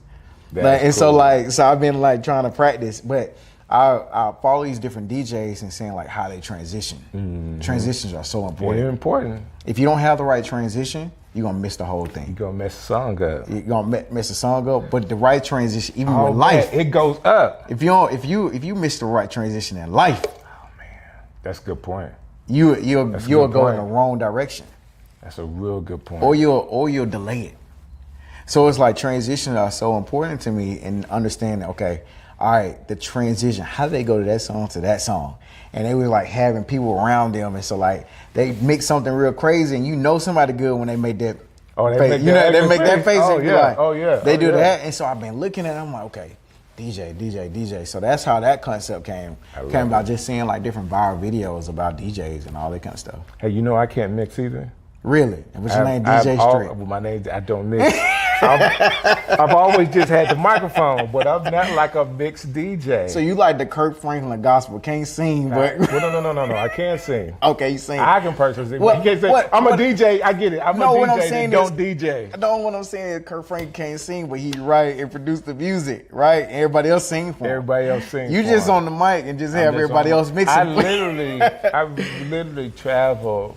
A lot of the times when people wanted me to DJ something, I travel with a DJ. Wow. And I just had the microphone. Yeah. And I learned that because I would have so much anxiety about mixing music, picking the right song and all that kind of stuff. I was like, I don't want that. You good at that? Boom, I set my prices where I could get paid and they could get paid. And everybody is happy because Strick came in and we had a good time. So I'm not even behind the booth sometimes. Like if I really want it to really jump, then I'll go around and be around the people with a mic in my hand, and we're killing it together. I just have learned that, and it's part of what I do. But for sure, it's part of what I've done in the past. I don't really do that much anymore, But this has been a cool conversation, man. I really appreciate you taking the time to kind of hang out with us. Yeah, for sure. If people were watching this and they're like, man, I really like Mr. Why Not, how can they get in contact with you? Man, look, they can follow me on social media on Instagram. It's Why Not Tony Backwards. So it's YNOT_images on Instagram. Also on TikTok, Mr. Why Not. on TikTok, and then I also have a YouTube channel. You can look up Why Not Images on YouTube. I gotta subscribe to you. You got to. Subscribe. I'm gonna be dropping more behind the scenes content, more life content, all the things, and hopefully I'll be able to do a class one day. Hey, man, if you do a class, I'm coming. Okay, I'm coming. I really don't. I'm not a photographer. Right. But I'm not a whole bunch of other stuff I just did too. Do it. So I'm gonna figure that out. Sure. I'm gonna figure that out. For sure, yeah. Is there something that you got going on that I haven't asked you about before we get out of here? Because I feel like I'm leaving a lot of stuff on the table. Like, it could be so much. I know it could be so much. It could be so much. I mean, can you tell us about the project you haven't done yet that you're planning? Is it not top secret? No, I mean, I don't necessarily have like crazy outside of like the gala, but I mean, just like opportunities to travel. I just did a wedding in Africa and Spain, so like those were super dope. The one in Africa actually was a cover of Black Bride. It was one of the covers. Yeah, it was literally on an African safari, like with elephants, giraffes. We can see that stuff on your Instagram, or have you already dropped it? Yeah. You can drop like so the cover is dropped on my Instagram. Some BTS of it is dropped. Yep. So it was crazy. So I'm gonna end. And I went to Tuskegee with the bride. So like Tuskegee, I always show love. Man, it's something else to have a good network, right? For sure. And to be known, and everybody wants the best person to do it. Somebody I know that's doing it really, really big, you're gonna get a phone call. That being said, man, I just lost my last question. But it's gonna come back to me, and it may be the next time you come through. I appreciate you spending the time with me, man, because I really want to support. This was the question. You're doing all that traveling around the world, and you're right here in Birmingham. Right here in Birmingham, in my city. How do you feel about that? You never wanted to move? I mean, I moved shortly. I was in Chattanooga. I moved during the pandemic. But I went there to actually be a filmmaker and creative director for a church locally in Chat during the pandemic. I told you, it's a lot to unpack. Like between 2017 to now, it's like I can literally like write a book on like how God has navigated me in these different periods of my life. And it's like now it's to a point where I'm like, God, I'm in a still place right now. Not necessarily knowing like what's next, what next project, where you want me to be. I'm over here, I'm over there. Like I'm in a still place. And so it's just that's awesome. Literally just, okay, God. Like sometimes the still places, we can be very impatient. We can be. I'm very impatient right now because because I have so many goals. Like, outside of photography, I still use my architecture stuff with flipping homes, So I had an opportunity recently to flip a home with my parents. So we did that. So I used like my architecture skills with design to be able to work with that. Awesome, so man. it's just so much that. So let me tell you my wisdom. Is that everything you want is going to come to you. Yeah. And you've already said it, man. Being patient and waiting on God is really, really important because His timing is better than yours. For sure. And we may not even understand it at that point. May not even understand it until it hits at the right time, because you can have all the money in the world right now, and guess what? You can spend it. Yeah. But when it's the right time, guess what? You know exactly what to do, when to do it, and how to keep the money and not spend it all. Yeah. And those things are going to be important to you. But more importantly, enjoy the ride. Most definitely. Enjoy it, because there's going to be some highs and lows. If you can figure out, okay, God, when I'm doing this big project, I don't want it to be tedious for me. I want to enjoy this. Right. And not that you don't work hard, but you can enjoy hard work. Yeah. And I think it's just also like just being planted to where we are at that time. And I think like the places that we've endured, the places we've been in, is how we develop. That's right. And the crazy thing is, if we look at life, our life is often like butterflies. Okay. Butterflies often get their colors by the environment they grew up in. I didn't know that. By the environment that they were developed in, it's oftentimes the colors they give, and those colors that they have on there often equals their survival tactic. Oh, that's cool. And so being able to you've been over at the Rock, ain't you? That's some PMJ stuff right there. So it's just like, so being like, so allow the colors that you have to be your survival. Like utilizing to the best of your ability to your benefit. That's good stuff, man. Listen, I can't say anything any better than that. I know one thing, though. I do need you to do me a favor. Share this with somebody to inspire them. Somebody that's a creative in the city that really needs an extra push. Let them see this conversation, and I know it will help them as well. So thank you again for your support. This has been another Strick City Live. God bless you. Yo, Strick City coming live. Yo, yo, yo.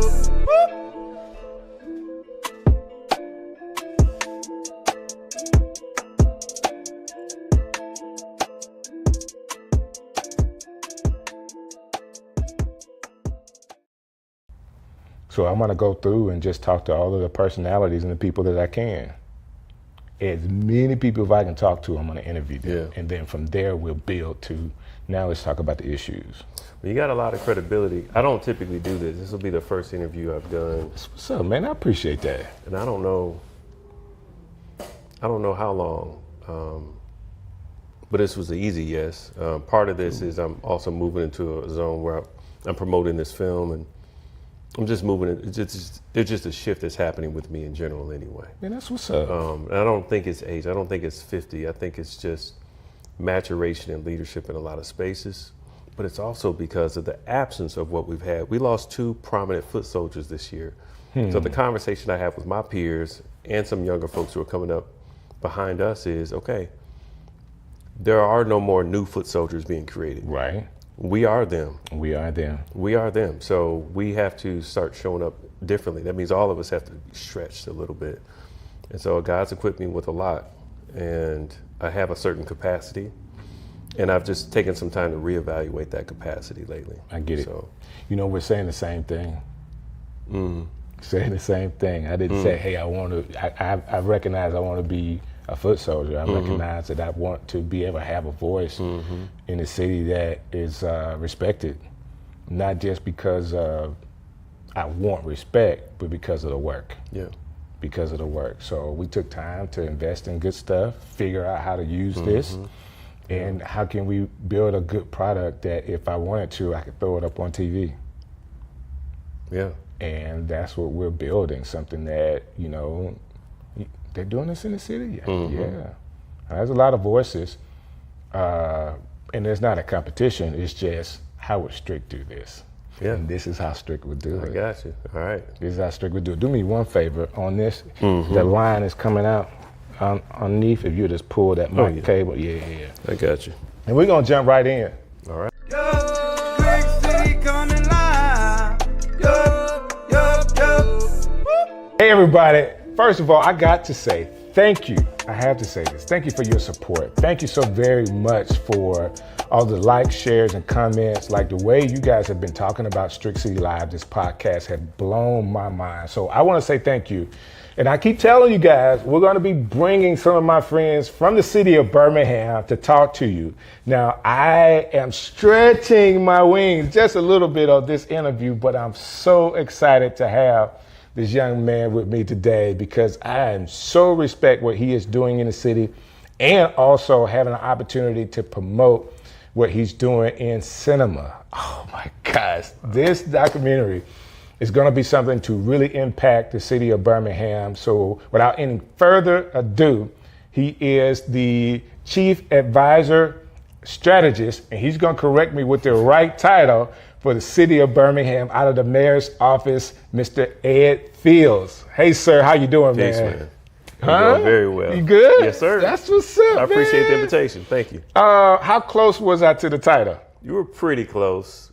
Pretty close. I don't get hung up on the title, but the official title is Senior Advisor, Chief Strategist. Oh man, I just put those words around in the circle. It's okay. I think it's cool that you chose to go this route to work in city government. And I really want to dive into how you even got there. Man, I'm still scratching my head on it. I never had a desire to be in government. Never. I was one of those folks like, get thee away from me, devil. Wow. When it comes to politics, especially understanding Birmingham politics, it didn't have a good brand, nothing I wanted to be affiliated with. Right. But about 20 years ago, just over 20 years ago, I met one young Randall Woodfin when he came out of Morehouse, and he joined a civic group that we created called the Birmingham Change Fund. Okay. Are you familiar with that group? I'm not familiar with it. So in 2004, there was 21 young black professionals who put money together. Mm-hmm. Mind you, we put money together first. Okay. And we said, we're going to do something to impact the city of Birmingham. We don't know what we're going to do, but we're going to go ahead and create this covenant. We wrote up a covenant. Wow. And we signed it, and we said, we don't know what we're going to do with our money, but we're committed to doing something together. Wow. And so those 21 people set out to learn Birmingham, become lay experts in things from economic impact to education in other areas. Well, Woodfin had just come out of Morehouse, but he got really excited about it, said, sign me up. So he was our youngest, newest member when we created the group in 2004. Okay. And so we built a relationship over years. And there's a bigger backstory, but the long and short of it is, in 2015, I got this random call from him. Hey, big brother, thinking about running for the mayor of Birmingham, and I'd love for you to, I'd be honored if you would be my campaign manager. Wow. And I was like, what? I've never done anything political. I hadn't been knocking on doors, phone calls, nothing. I don't do host committees, none of that. And by that time, I'd had some relative success here. I'd done the 40 under 40. I'd won some national awards for the business I was in. Sold the company. I kind of done some pretty cool things already. Okay. And so he was asking me to basically help pick a fight with the big guy on the block at the time. Right. The previous the mayor. powers that be. Yeah. And we knew what some of the risks were in that. But there's something about Randall Woodfin. There was something about him then. There's something about him now. And it happened to come at a time in life when I could take some risks. Okay. And I just felt called to do something different. So the long and short of it is we ran that campaign. We were successful ultimately in winning. And I've been with him ever since in my capacity in the city. I have two titles, Senior Advisor, Chief Strategist. So the Chief Strategist is more of a governing role, and we can get into that if you want to in terms of what I do. Like, what does it mean? People, I'm getting paid. I really want to know what it means. I'm getting paid with these tax dollars, but what do you actually do for people? Right. Real people, what do you do? So I can get into that, but the Senior Advisor role is what is probably the extension of my previous role as campaign manager. So in that role, it's a little bit more of ensuring that we're nurturing and stewarding the mayor's political network, local, national. He also has a really phenomenal national network. So, because of his Morehouse days. His Morehouse days, but just since that time, I mean, he's just grown. He has just elevated, continued to elevate. So I spend a lot of time in what I call Woodfin worlds because he's got his family, he's got his Morehouse network, Spell House, that is. He's got for the last several years, he's had the White House.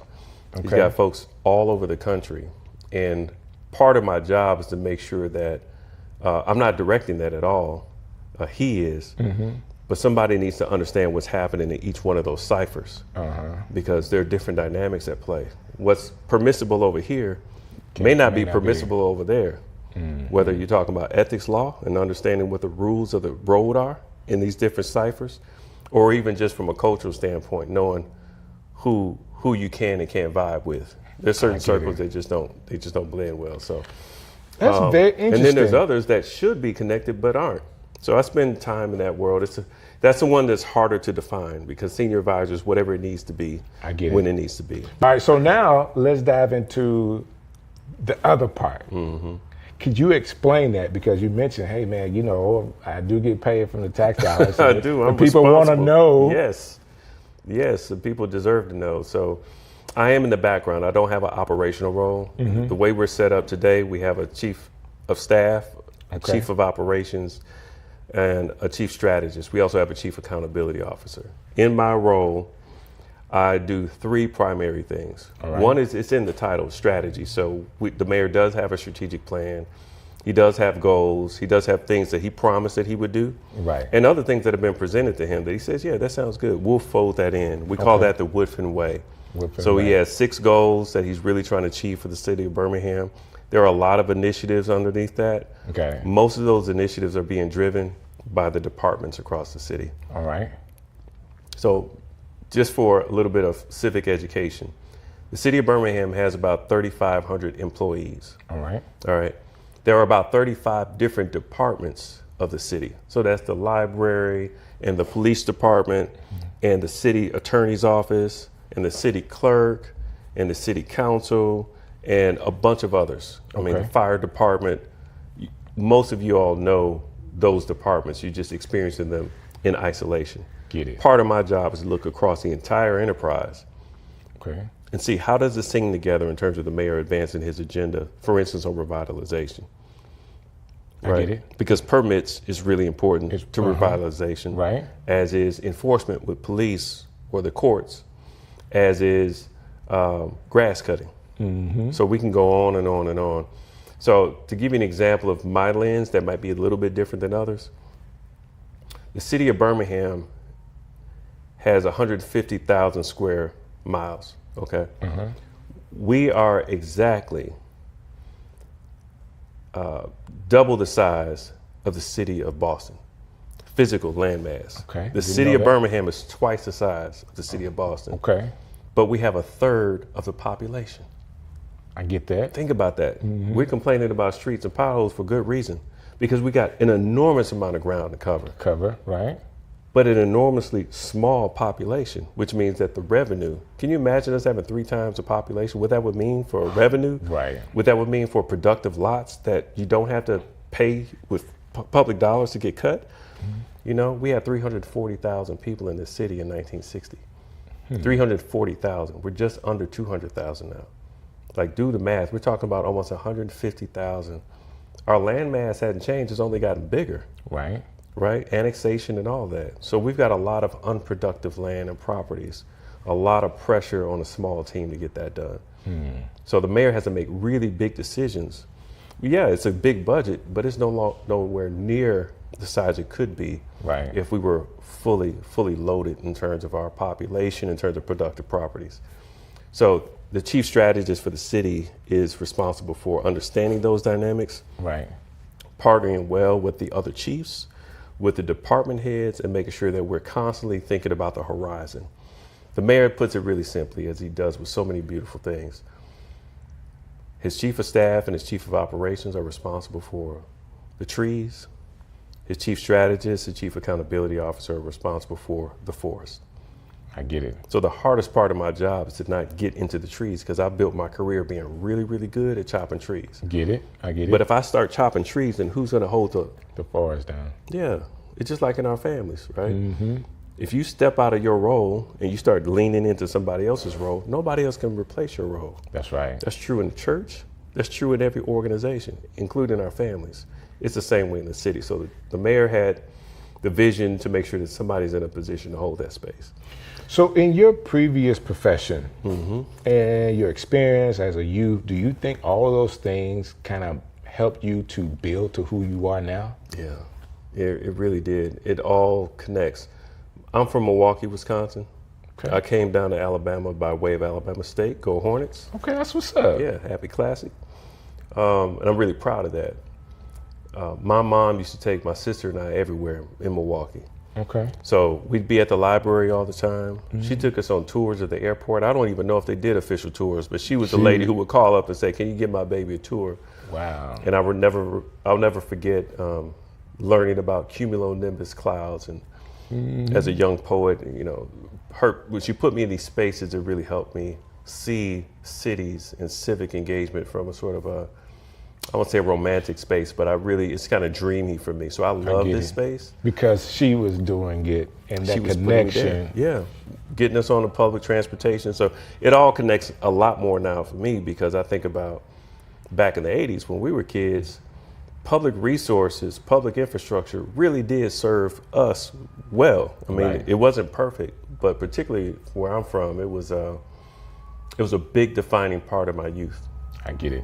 Does that make sense? It does. So now, as a city leader, I think about, well, how are we making sure that these kids are getting the full benefit of these millions of dollars of tax money that we put into the libraries and to every other place? Right. So when the mayor demands of the Waterworks Board, this new organization, that they need to do this, that, and the other in order for them to get a $100 million bond, $183 million bond, No, these are the conditions that we require Right. for you to get our money or our credit because it's for the benefit of our people. Right. So it does matter being feet on the ground or being from a place where you can relate and that it's in your body. So when you're out there responsible for people, you know how to show up. Right.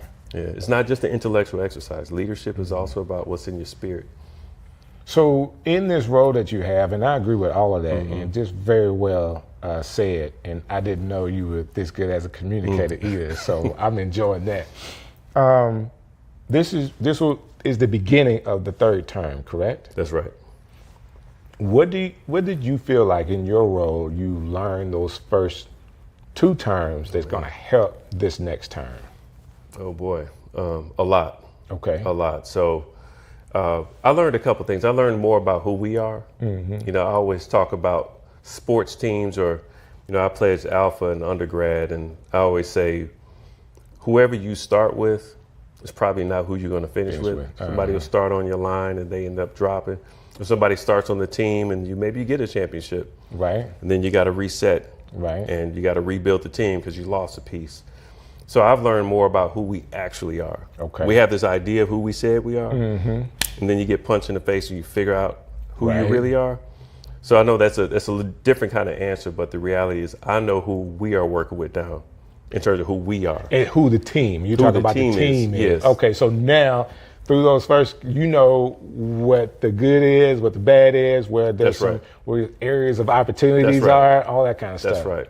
But we also better understand the issues on the ground. On On the ground, and I mean that down to the corner. So I'll give you an example. I do what I call field days every once in a while. Okay. So that means I will get out and just curate my own experience in the community somewhere.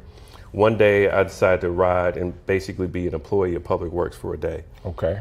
Put on the With a uniform. team.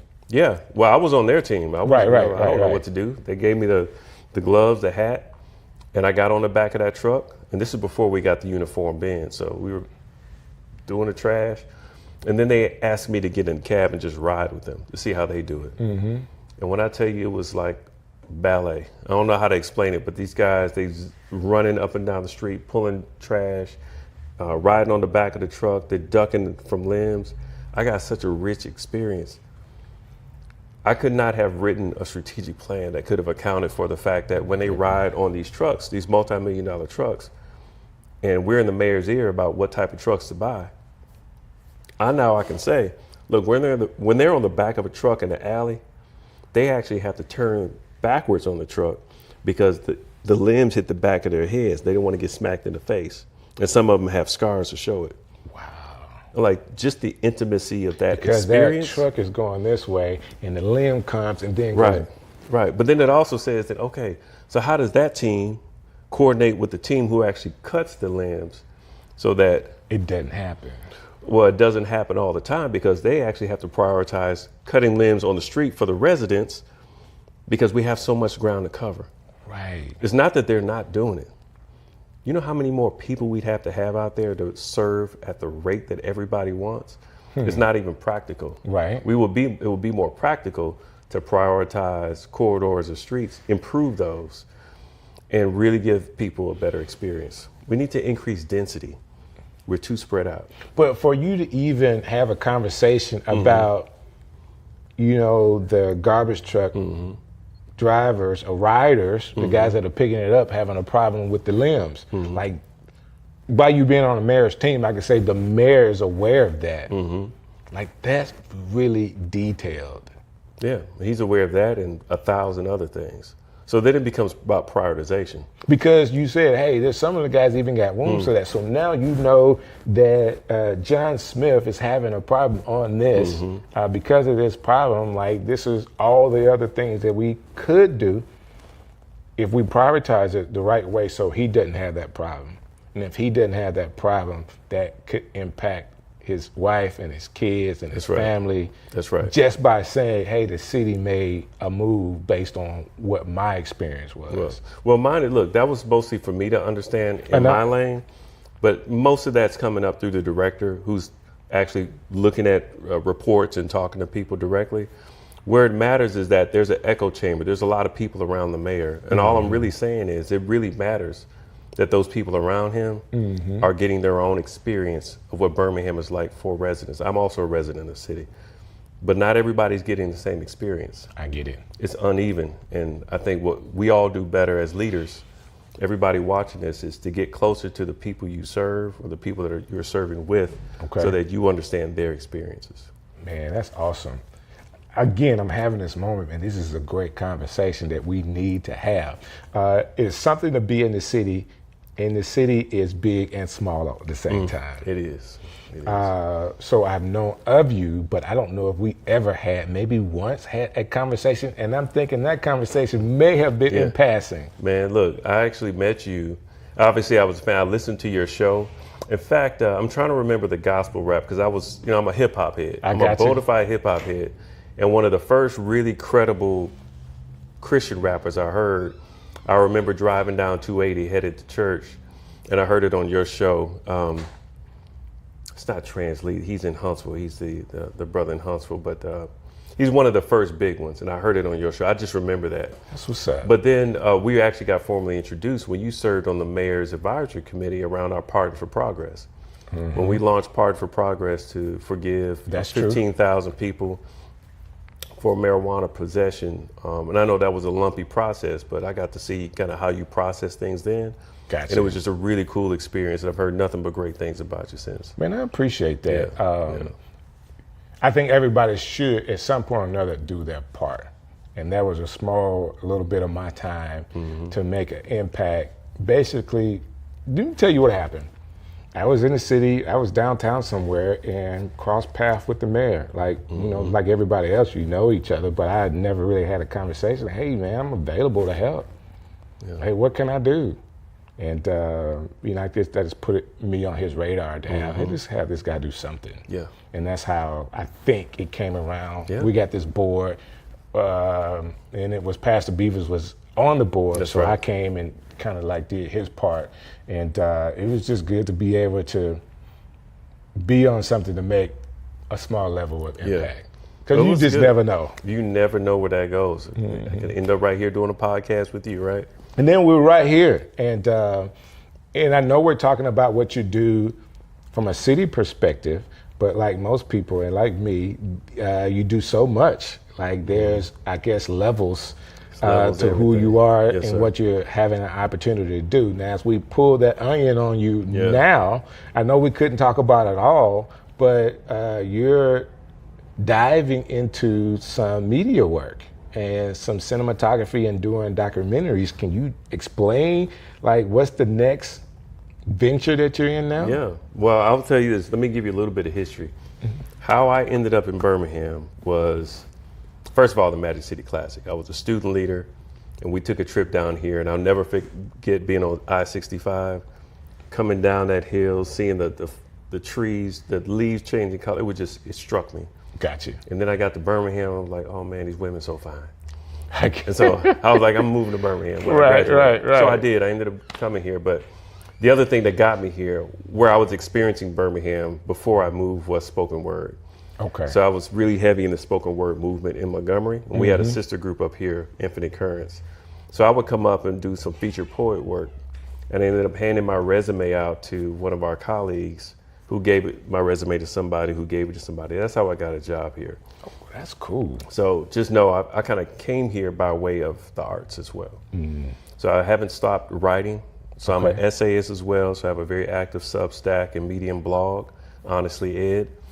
And I have a creative partner in Jackson, Mississippi, who I've done policy work with. Sister out of actually South India. Okay. And she had been teaching at Jackson State for some years, and then she ended up becoming an advisor to the mayor of Jackson, Antar Lumumba. She and I worked on some policy work in 2018 as these national candidates for president were seeking the endorsement of our young progressive black mayors. Okay. So we wrote a policy piece, and it was a really cool thing. Fast forward, we decided to partner together on another project. Okay. And she had the idea to do a film. She had worked previously with Dream Hampton and Common the rapper, and Brandy. They did a video, a remix of Optimistic. Okay. And they did it as a video with the mayor at the time. So she was really instrumental in sort of just putting the pieces together around that. Right. And so we ended up tagging the same cinematography team to come out and do a film about Birmingham. And the film took 3 years to do. Okay. The concept of the movie was pretty simple. People really only know Birmingham primarily by the triumph through trauma, the black and white footage. Right.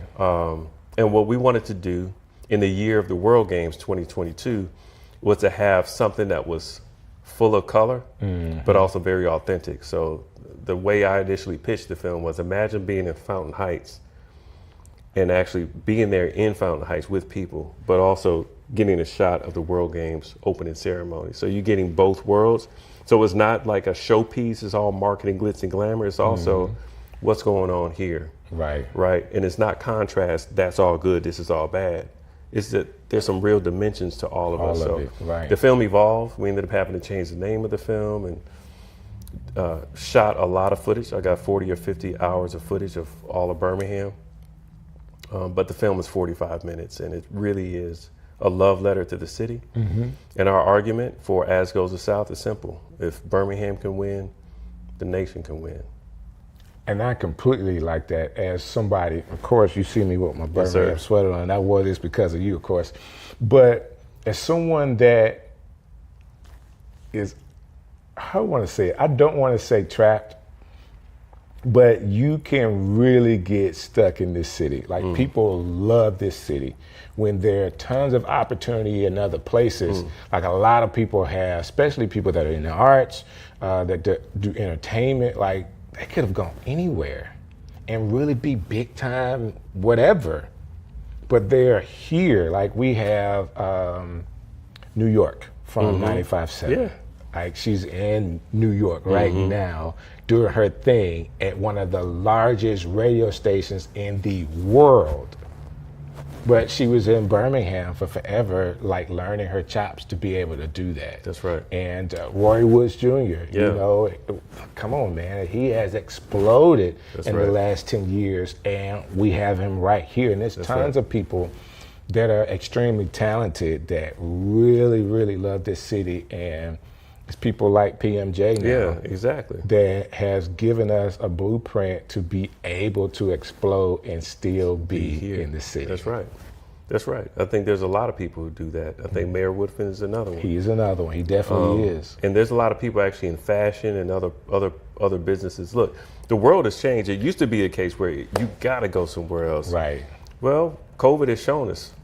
You be right at home. Technology has shown us you can do a lot right here. It's really about, can you nurture a network that's really relevant, delivering value? At the end of the day, that's really it. We've tried to cut corners in a lot of ways in society to try to maximize followership or to try to get some engagement. And you see the quality, you see what that's doing to us from a culture standpoint. It's like we're lowering ourselves for the sake of trying to get somewhere, try to get a deal done. We even see that at the highest office of the land, trying to get a deal done. Right. But value is still value. That's something you can't fake. People know if they're benefiting from it. So that's true. No, I think we can continue to do this right here in Birmingham. What we need to do is fortify Birmingham as a platform that makes it obvious. So there are some cool things going on that your listeners may be interested to know about. I'd encourage y'all to follow Innovate Alabama. Okay. They have a huge entrepreneurial platform where they're doing all types of pitch competitions and whatnot, nearly year round. They've also launched a program that's incentivizing people to move their businesses here while they're also taking care of the entrepreneurs that are trying to grow their businesses here. So Innovate Alabama is a great organization that's doing some pretty cool work. And then we have an Office of Business Diversity within the city of Birmingham, Economic Development Team, and they have a whole slew of things that they do. If you don't know Dorothy George, you should. She would be a dope guest for Dorothy. She goes by Dot. Okay. Really, really great personality and somebody I think is hand to hand with so many different business owners all over town. A really good representation of what it looks like for the city to be tuned in. Yeah, I'm going to have to make that. You have to help me make that connection. to. I have her on. Happy to. I know a lot of people in the city. I don't know everybody. And really the people that I think that are the real movers and shakers are not as visible. You know, I have in the past learned how to play the background really well. And in playing the background, people will never know that you are really pulling the strings. That's right. But you're in the background, so I don't have to deal with all of the, hey, can I talk to you? Can I talk? No, I don't have to deal with that because you don't know that I'm in the background. Yeah. Well, I've enjoyed that to a point. I've lost some of that, I feel. Oh, now you're on Strick City, man. Like, people going to be calling you. Yeah. Mama, I made it. All over the world.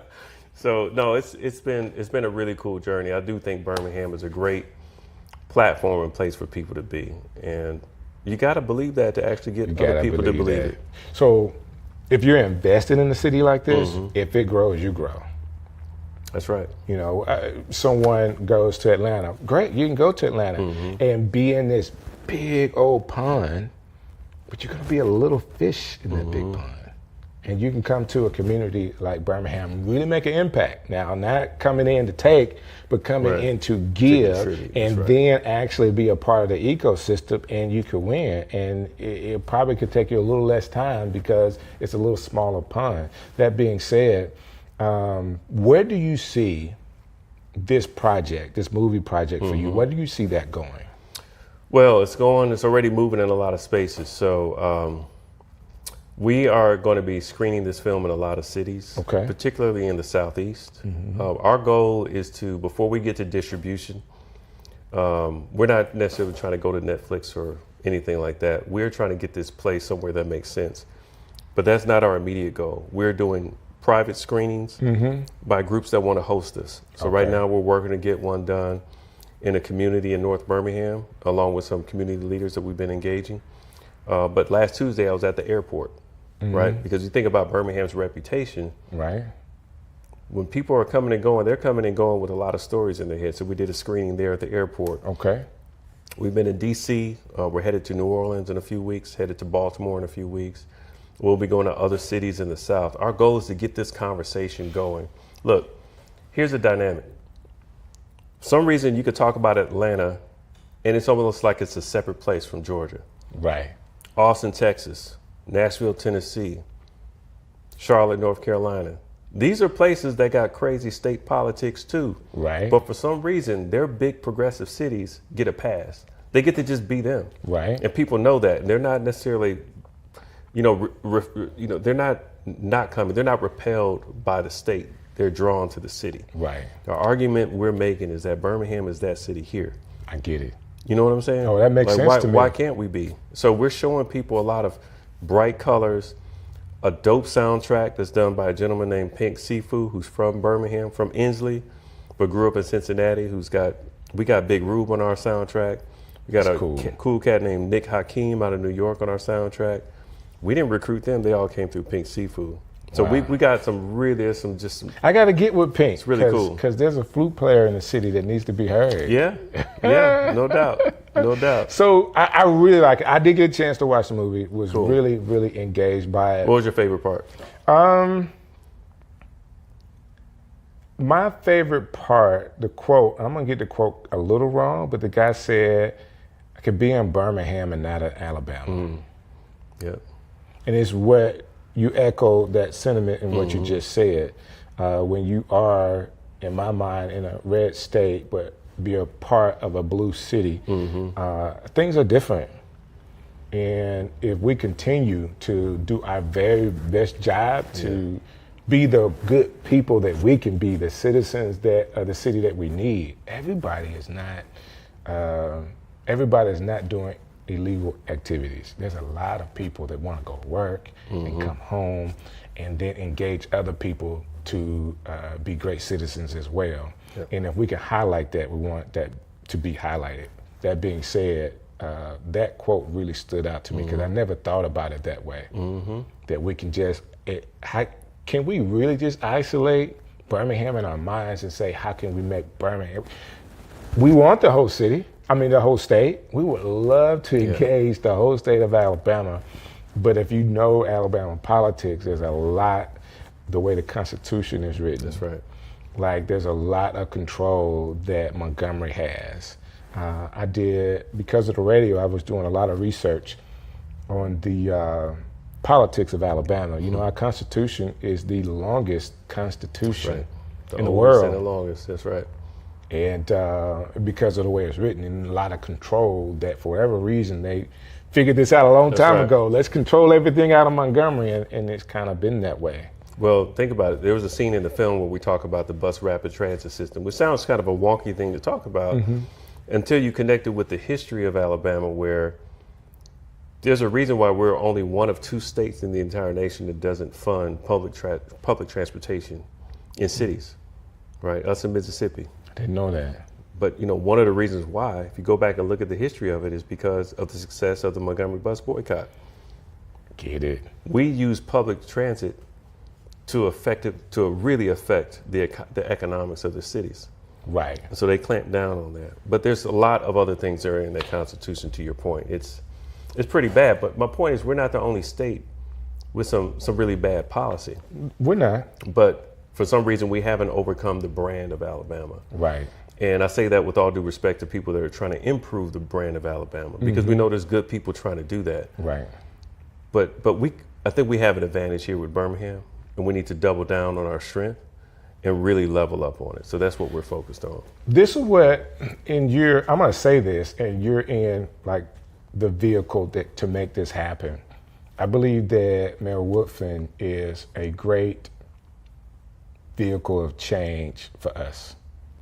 I think that in this 3rd term, he'll get an opportunity to mature even more to what he wants his policies to be, and actually put some of that to action, to implement some things that he probably talked about the 1st term, and it's taking him some time to be able to get it. But now you say, hey, now we know our team, we know what we want to do.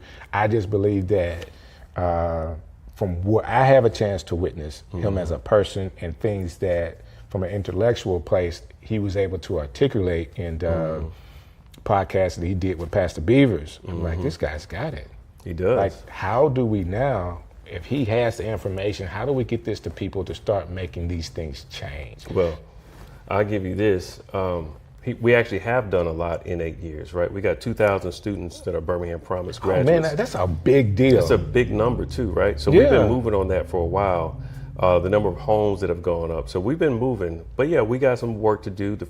We got to finish the deal on a couple projects. And I wasn't saying that as things were not happening, and it may have came out that way. I just know that in every term, like from a political standpoint, you always got something that's undone, and a lot of times it's not your fault. Right. You got city council's got to be on board. The people got to be on board. The money has to be available. All those things. All of it. I'm with you. I follow you. And yes, there are definitely some other things on the horizon that he wants to tackle. And some of those things won't come to fruition during his time, no matter how long his time is, because we're trying to make transformational, generational change. Right.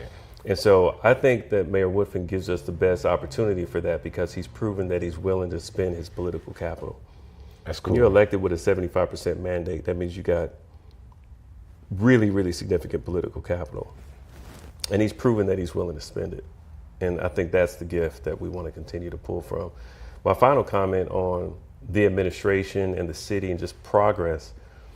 I love the fact that I work with someone I consider a friend and a brother who's a transformational leader. But we're also clear that we're not going to be here forever. As we said early on, we've lost a couple of notable people.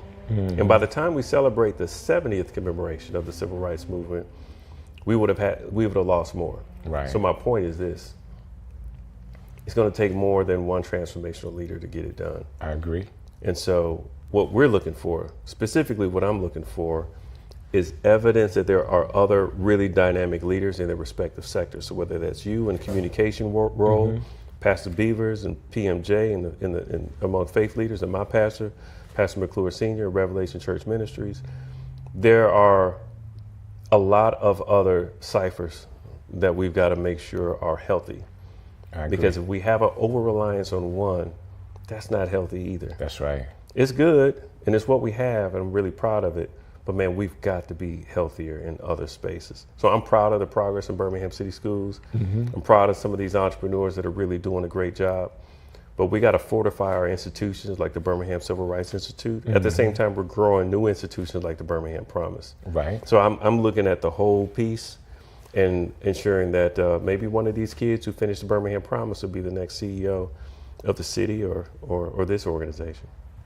Well said. Well said. I was actually thinking it, and you answered it. I love where the conversation has gone. Let's go with the movie first. All right. If people want to be able to see this movie, how can they do it? Follow us on social, particularly on Instagram. We're on Instagram and we're on LinkedIn. It's As Goes the South documentary. Okay. We also have a website that's pretty active. We are rolling out a discussion guide that goes along with it. So if people want us to screen the film at their schools, at their church, at their organization, they can email us at asgoesthesouth@gmail.com or just hit us up on the website. I'm pretty much directly connected to that, and we'll follow up. That's awesome, man. So that's the movie. Yes. How if someone is seeing you for the first time, it works at the City of Birmingham. I want to be connected to this guy. Like, he just seems like a cool dude. How can they get in contact with you? I live on LinkedIn most of the time. So find me there. Find me on Instagram. I will not do DMs on Facebook. I get it. No. But I'm at Honestly Ed everywhere. Honestly Ed. Honestly Ed on all platforms. Oh, man. Listen, I appreciate your time. Yeah, man. Thank you for the invitation. No, we got to do this again. I'm sure there's something you're working on that you haven't talked about yet. There's a lot I'm working on. Yeah, I get it. I get it. So let's give ourselves a couple of months and we'll just have another topic. We'll talk about how the movie release screening has gone. Okay. And then we'll talk about the new stuff. Okay. Because I believe we need to talk again. And in between there, that's what we talked about. We talked about doing lunch. Let's make it happen, man. Yes, sir. All right. All right. Appreciate Hey, it. listen, I love this. Man, so when I started doing a podcast or even doing Strick City or gospel jams, having people come into the studio, and really it was the communication and talks we had off the air that really connected me with people. And I get a chance to do on air and off the air in front of you for Strick City Live. So I hope you guys have enjoyed this. Please make comments or anything you want to say. I want to see them.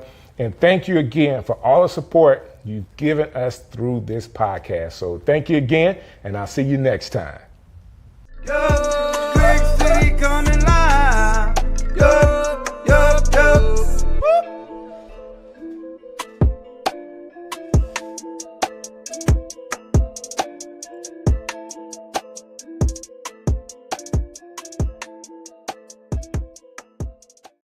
And it's been a blast. So when I was a kid, I spent 2 years, 3rd and 4th grade in Cleveland, Ohio. Okay. And formative years for me as well. And that being up north, down south, we say you talk proper. Yes. Okay. So I had a little bit of my diction changed because I was up there for a little bit, but it allowed me to learn how to communicate better. Yeah. I still say all kinds. I make up words all the time. I just do. Like if I say it, I'm just like, hey, you know what I meant. You know, this is what the word is now. But I do understand when you go to different areas how that could change. Yeah. Well, and you know, broadcasting, man, they love the Ohio accent. That is considered the best thing. Yeah, that's what everybody wants in broadcasting. They want you to sound like you were from Ohio, because that's about as no accent as there is. I can give you this. Not Boston. It's definitely not New York. It's not California. And it's not Illinois. It doesn't have that sound to it. It's not that classic Midwest thing either. It is just right in the seat of no accent land. Wow. Wow. Strick City coming live. Yo, yo, yo. Wow.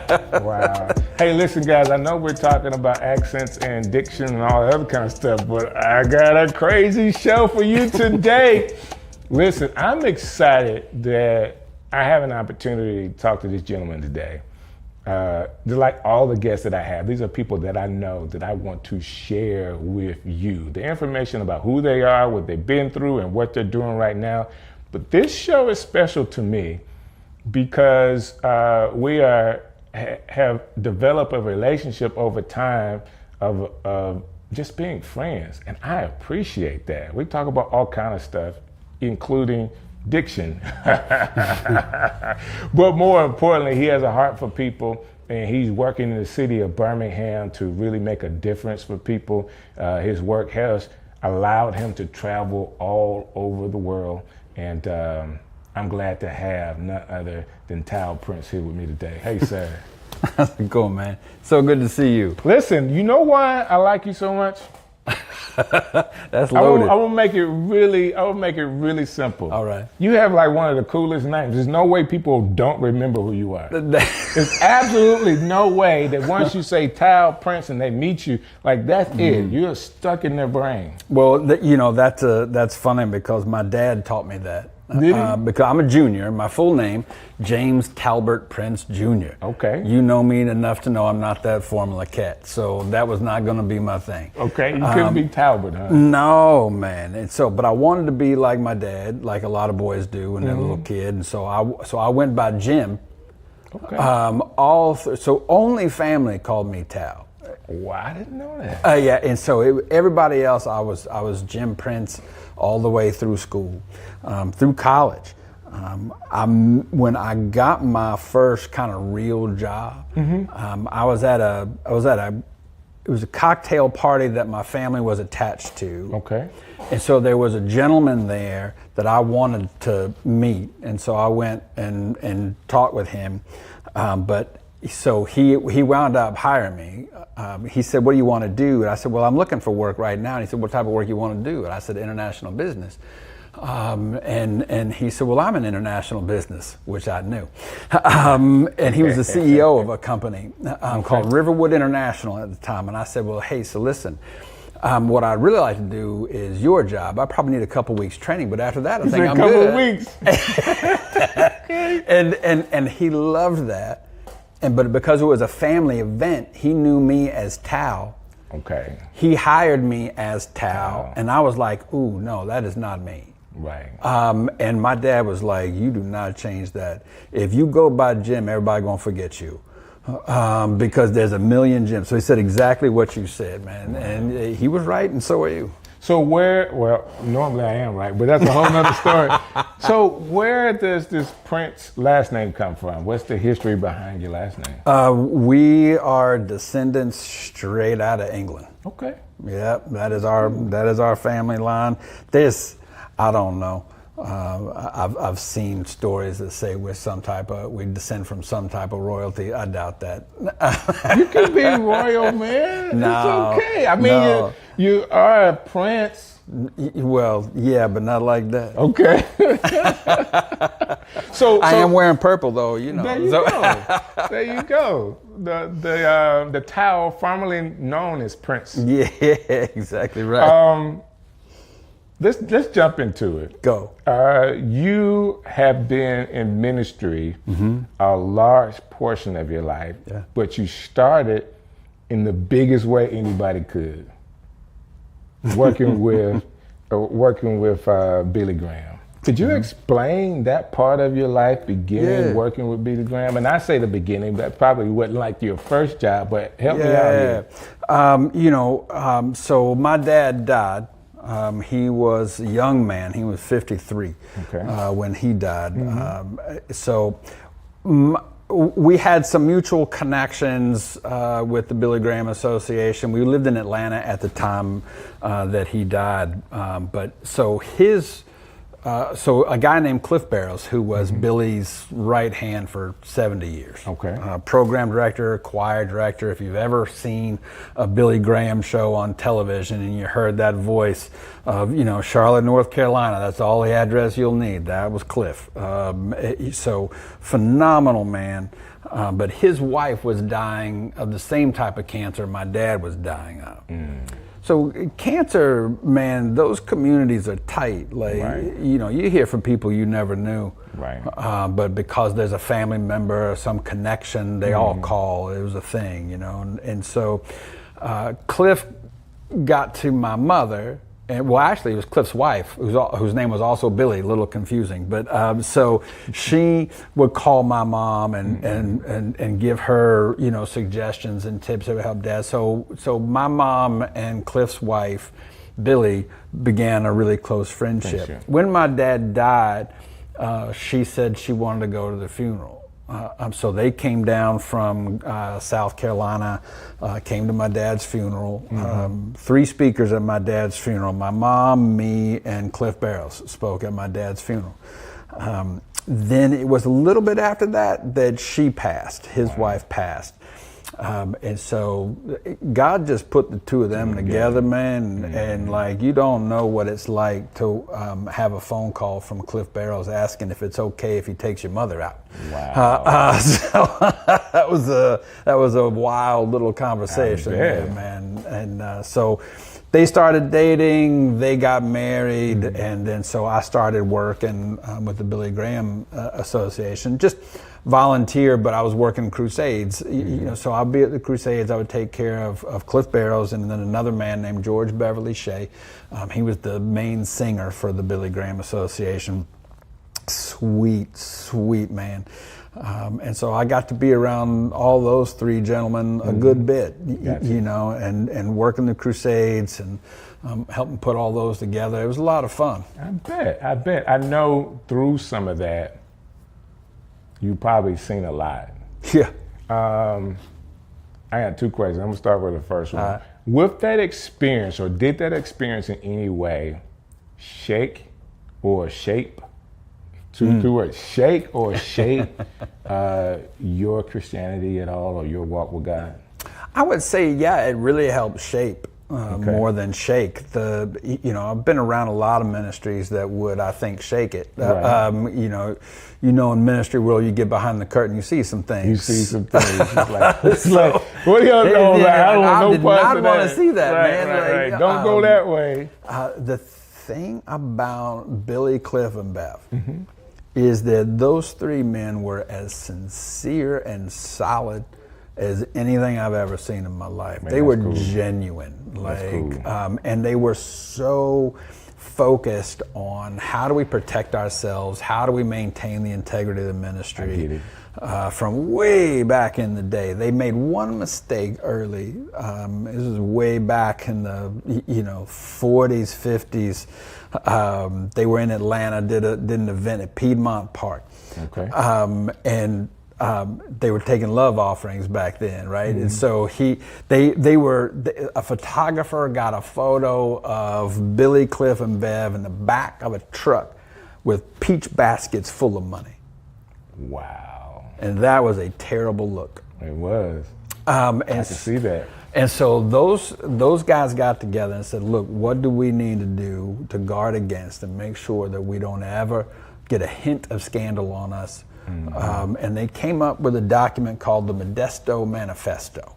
Modesto is where Cliff was from, Modesto, California, and they went out there to do it. They were out there and they separated and prayed for hours and got back together and they wrote lists of things that they felt God impress upon them to, like, these are the rules, you know. I want to stop right there. Yeah. Because you saying this and my mind is going 100 miles per hour because stories like this intrigue me so much. Yeah.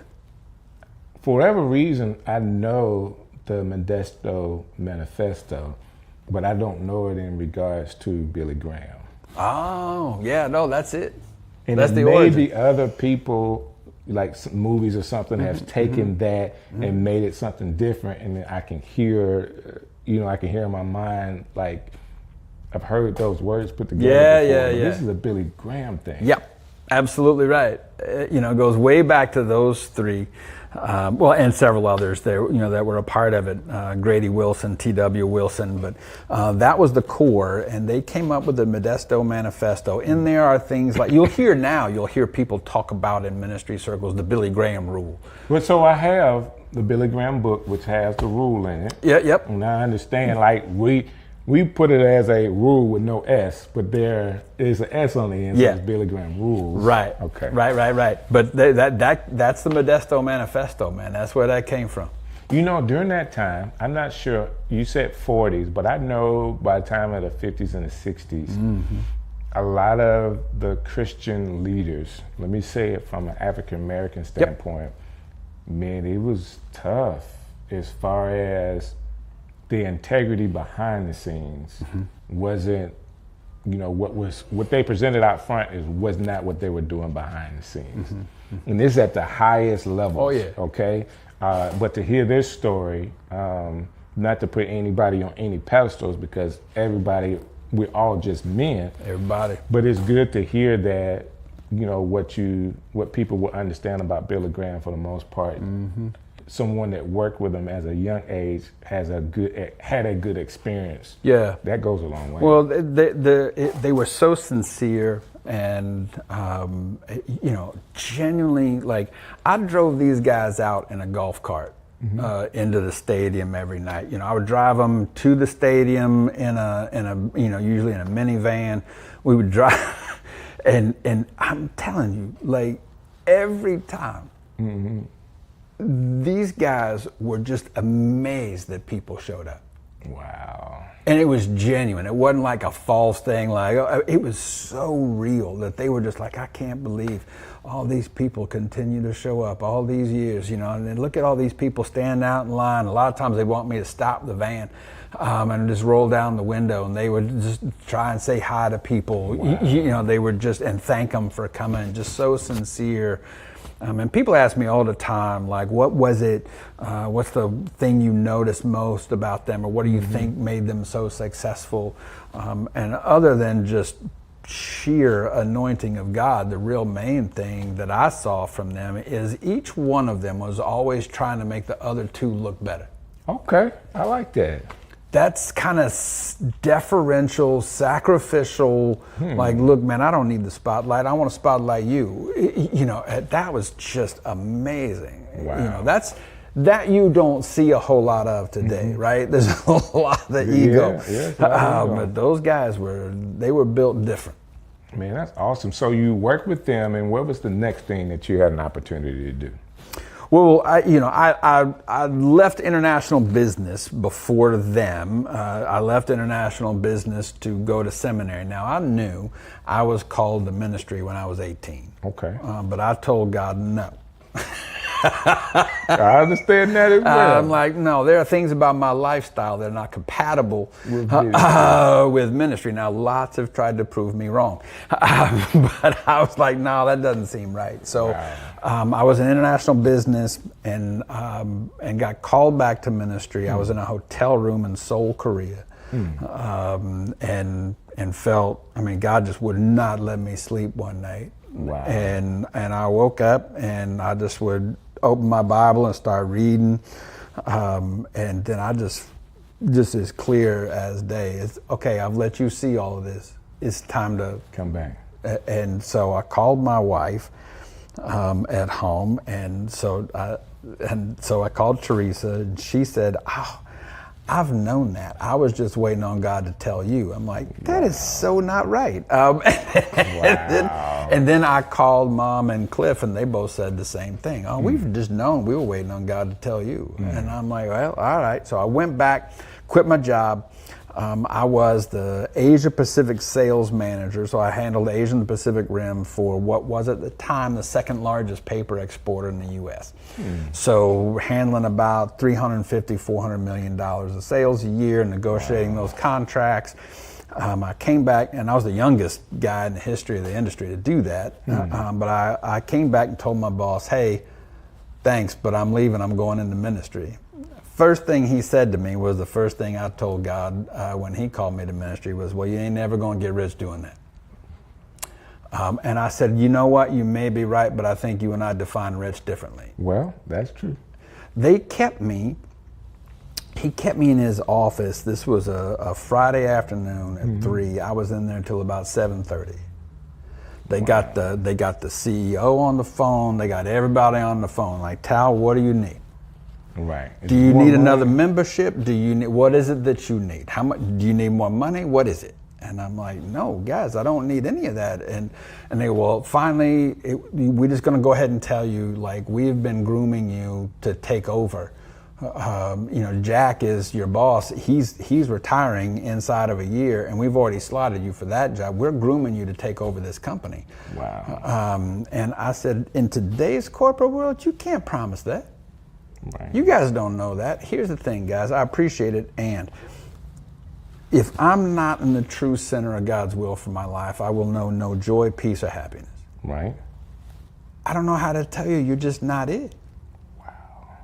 And so in that moment, based off of you struggling overnight, going in the next day, someone quit. It was a couple weeks. I had to finish business and then fly back in. I get it. I get it. But you had time to kind of figure it out and be strong about the decision you made. Yeah. So I told them, and the CEO said, "Jack, let the kid go. He's crazy." And I said, "All right." I said, I'll stay on through the end of the year. I'll hand over all the relationships, because in Asia, that's very important. I'll do all that, and then I'm gone. And they said, okay. I had the senior VP out with me. I was out in Asia. He flew out to Hong Kong to meet me, was handing over some relationships. He flew out. It takes 30 hours from Savannah, Georgia, which is where we were. So he made the journey all the way out. We had faxes under our door the next morning after he landed and got there, saying, get back stateside, there are things going on.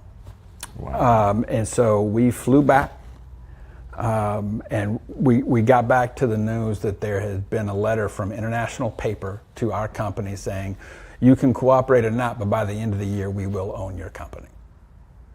Oh. So it was a hostile takeover. Okay. Everybody I knew was out of a job. And they already had an Asia sales manager. They weren't going to give it to me. Right. So everybody was going to be out of a job. And so everybody that thought I was crazy was now asking me, what did you know? When did you know? Did somebody tip you off? Did you know this was? No, man, that's just God protecting me. Wow. That's what got us to Birmingham. We moved here to Birmingham to go to Beeson Divinity School at Sanford. Sure. So we got here. I never thought I would be in Birmingham, but we hadn't left, man. We've been here since '99. Wow. Okay. So I got here like 3 years earlier, '96. Yeah. Yeah. So it's been good. But so we did business. Then we got into. I got my MDiv at Beeson. Was working with Billy Graham. Planted a church. And was also working for Beeson. I was the director of external relations, which just means not teaching classes or counting money. Okay. So I did all that, but I planted a church, and it was a church for people battling addiction, particularly sex and porn addiction, because that is my thing. And so we started that. So we got to go back. I know that's your thing, and that is your thing. But how did it get to be your thing, I guess is my question. Because it had been my thing in a bad way for most of my life. Okay. So I told you I moved 14 times as a kid. You know, and one of those things, I got very adept at being a cultural chameleon. I didn't know who I was. I just knew who I knew you wanted me to be. I get it. Because I wanted to be accepted, right? And so that was a thing. When I was 8 years old, we moved from Seattle, Washington to Atlanta, Georgia. That is a bit of a culture shock. Just a little bit. Just a little bit different vibe. So we got to Atlanta, and I'm meeting people in the neighborhood, and meeting kids and stuff, doing the thing. And I know, like, you look at me right now, and you think, athlete, right? I know. Right. Exactly what I'm thinking. I know. Same way as I look at you and think singer. Exactly. Is that? I mean, you know it when you see it. That's it, man. You can just smell it. It's just real. So, you know, I was never good at sports, but I wanted to be, you know, and all the things. But there was this moment where I knew I was accepted, and that is I was invited to the treehouse. Okay. That is the Oval Office of kiddom, right? When you get invited there, man, you are in. Right. So I climbed this ladder up into this treehouse, and I caught a look inside the treehouse, and I will just say that these guys had older brothers who decorated the treehouse in a somewhat different style than my mother would have. Right. Because only kids go up into the treehouse. That is right. It's just wallpapered with porn. Wow. I was 8. I'm 60 right now. I was 8. I can tell you what I was wearing. Wow. It was that so intense of a thing. When you view something like that, your brain gives you an amazingly potent cocktail of dopamine, serotonin, and oxytocin. Dopamine is how we experience pleasure. Serotonin is how we get that pleasant, content, relaxed sensation. And oxytocin is how we bond. Right. That's what's in a mother's breast milk. That makes mother and child bond. It's that. You also get it in sexual contact. If you're having sexual intercourse with anybody, and the studies show you get more oxytocin in a committed monogamous relationship than you do in a hookup. So it's very, very different, right? God's design, shockingly correct. So, I got hit with this dopamine, serotonin, oxytocin, and man, I was like, this is amazing. My dad, we had a good relationship at times and a tough one at others. And he got really mad at me one day. We were playing one-on-one basketball again. Athlete. So we were playing basketball, and I don't know, man, he must have had a bad week at work, something, I don't know. But like, he would not let me get a shot off. Like, he was just whack, just swatting everything. And I finally, because I'm 8, after about 10, 15 minutes, I just collapsed. He knocked one shot off into the shrubs and was walking over to get it. He turned around, saw me crying on the driveway. He lost it. And he reared back and he yelled. He said, "You are such a baby, and I don't even like you." Wow. And then he threw the basketball, hit me just dead in the face, knocked my head back on the concrete. My dad stepped over my limp body to go in the house. Wow. And so what did I do? I'm in great pain. I'm in distress. I'm upset. I jumped the fence and climbed the treehouse. Get that hit. Where there's pain, there's porn, man. It's that simple. Wow. And so. Okay, hold on now. Because a lot of people don't know that. I think that is a fundamental fact that is missing with people that have addiction. Yeah. Because a lot of times people only see the addiction. They don't see the pain. Right. They don't see the pain, they don't see the anxiety, they don't see the trauma, they don't see the shame, they don't see the terror. There are 4 addictive neural pathways in the brain. Okay, they are arousal, numbing, deprivation, and fantasy. Okay, everybody's got these. Okay, it's just that addicts, we just drive deep ruts in them. Okay. So just think 4 highways running through the brain. Those are the 4. Arousal is to deal with pain. To deal with pain. Numbing is to deal with anxiety. Okay. And then fantasy is to deal with shame. Okay. And deprivation is to deal with terror. All right, you're depriving yourself because of the terror. Yeah, so it's an out of control way of being in control. Think of an anorexic, somebody who restricts their food. They're in complete control, but in a really out of control way. And so that's an addictive process. Listen, people are not going to be able to watch this in fast mode. They're going to have to slow this down. It's a little, I can speak like a fire hydrant at times. So help me out with these 4 things, because I really want to, how does it apply to the different things? We use the anorexic one for the deprivation. For the numbing, which I think was 2 or 3. Yeah, numbing's 2. Numbing, weed, alcohol, opiates. Numb pain. It numbs the pain. So but it actually is numbing anxiety. It's distraction from the anxiety. Was the alcohol go into that one? Yeah. Alcohol, so booze, weed, pain meds, opiates, heroin, fentanyl, all that. That's numbing stuff. Numbing. Yeah, Okay. and that's to deal with just kind of a core anxiety. I got you. Then there's numbing. There's arousal. Arousal. Arousal, cocaine, amphetamines, Adderall. Uppers. Anything that runs the system up. Nicotine, caffeine, processed sugar. So with arousal, like what would be, people are getting aroused, it's kind of like, I just need to go faster. You say caffeine and sugar, that's arousal. That's just getting you up. Processed sugar, 8 times more addictive than cocaine. Oh yeah, brother, I know it. I'm addicted to it. Yes, I'm addicted. Quite literally, it is the world's largest legal drug.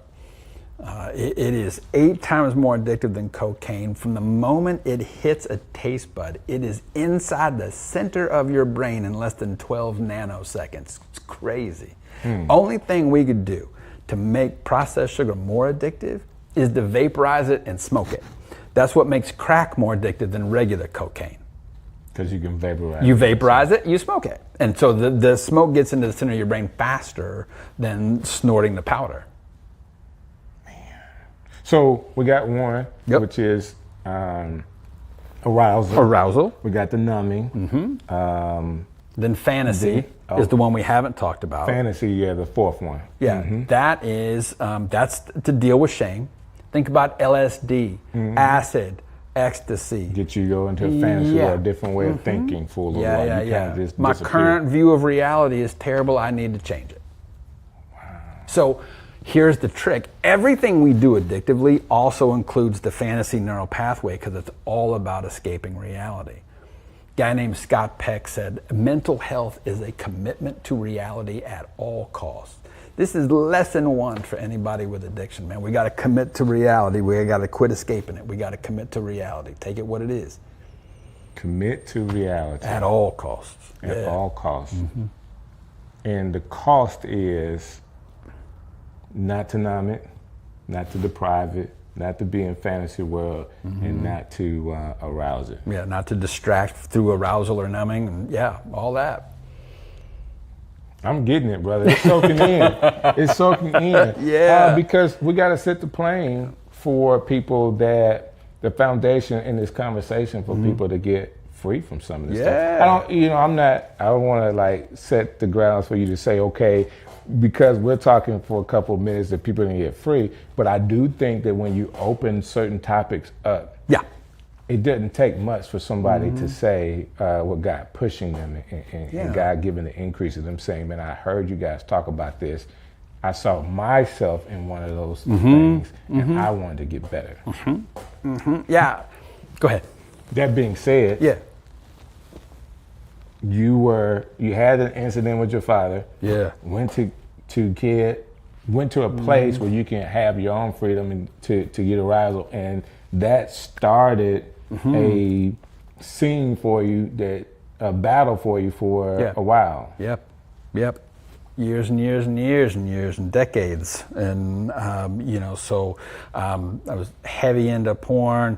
And this is back in the day when it was print. Now it's all digital, and so it's so much more accessible. Right. Like what we're seeing with young people now is crazy. Oh, it's crazy, brother. And so much pain and hurt from it, and delusion and confusion. It's all of that. But it was print for me, and then I became very sexually active at a very young age. I started practicing what porn had taught me. Right. All of that, and it just became a thing. Now I was leading a double life because I've also been in church since I was a fetus.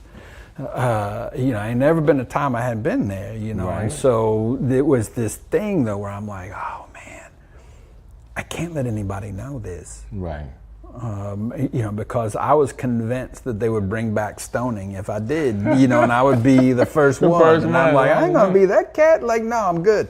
I'll just keep this to myself, But that's shame. Guilt and shame are two very different emotions. Guilt is a fear of punishment. That's about my activity. Okay. Shame is a fear of abandonment. That's my identity. If you know who I am and where I've been and what I've done and what I've thought about, you would not be in the same zip code with me. Right. And so I got to keep this from you.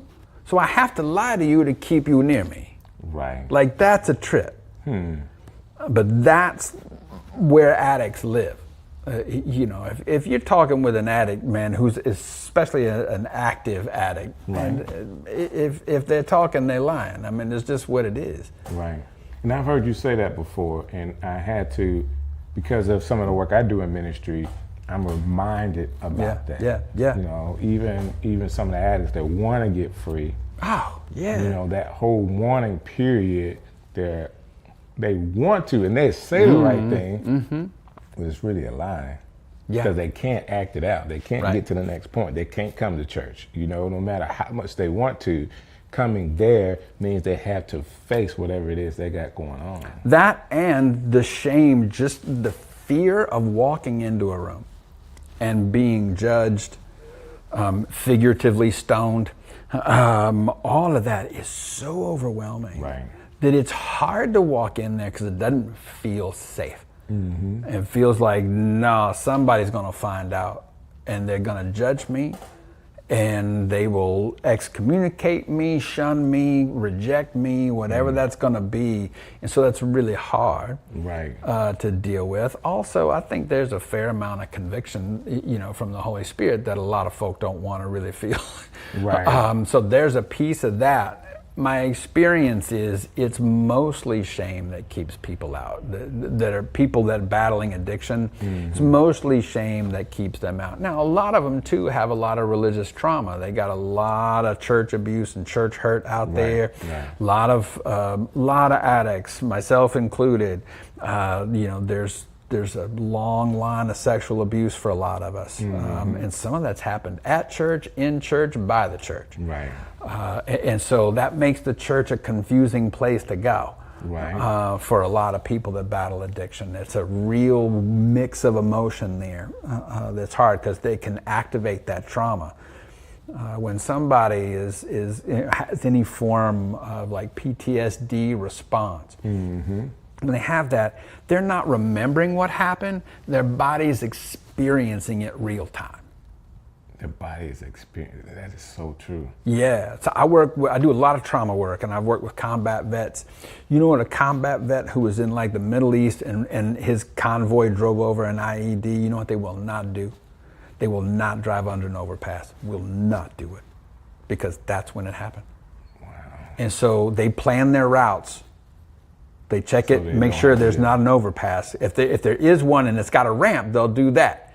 But if they see an overpass coming they weren't counting on or didn't know about, or they're in the car with you and you driving and you didn't know, man, their bodies freak out.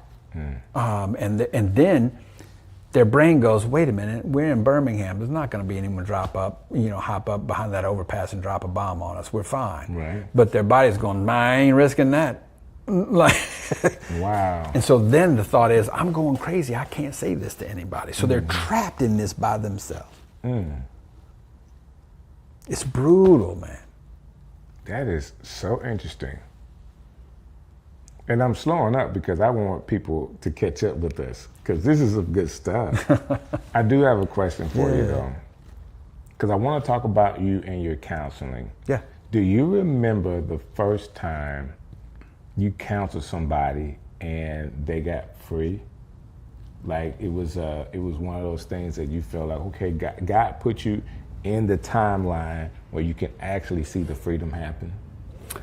You know, yeah. I don't know if I remember the very first, you know, but I've been traveling and speaking on this for a long time, and I had a show on Sirius satellite radio for a while, and we talked about this a bunch, and people would call in, it was live, and so speaking in a lot of places, I think there's a couple that stand out to me because actually both females that were really trapped, you know, in their addictive places, both suicidal, just on the end, just done, and in so much pain, and so freaked out and stressed, that I was able to, you know, God put me in a position to be able to talk with them.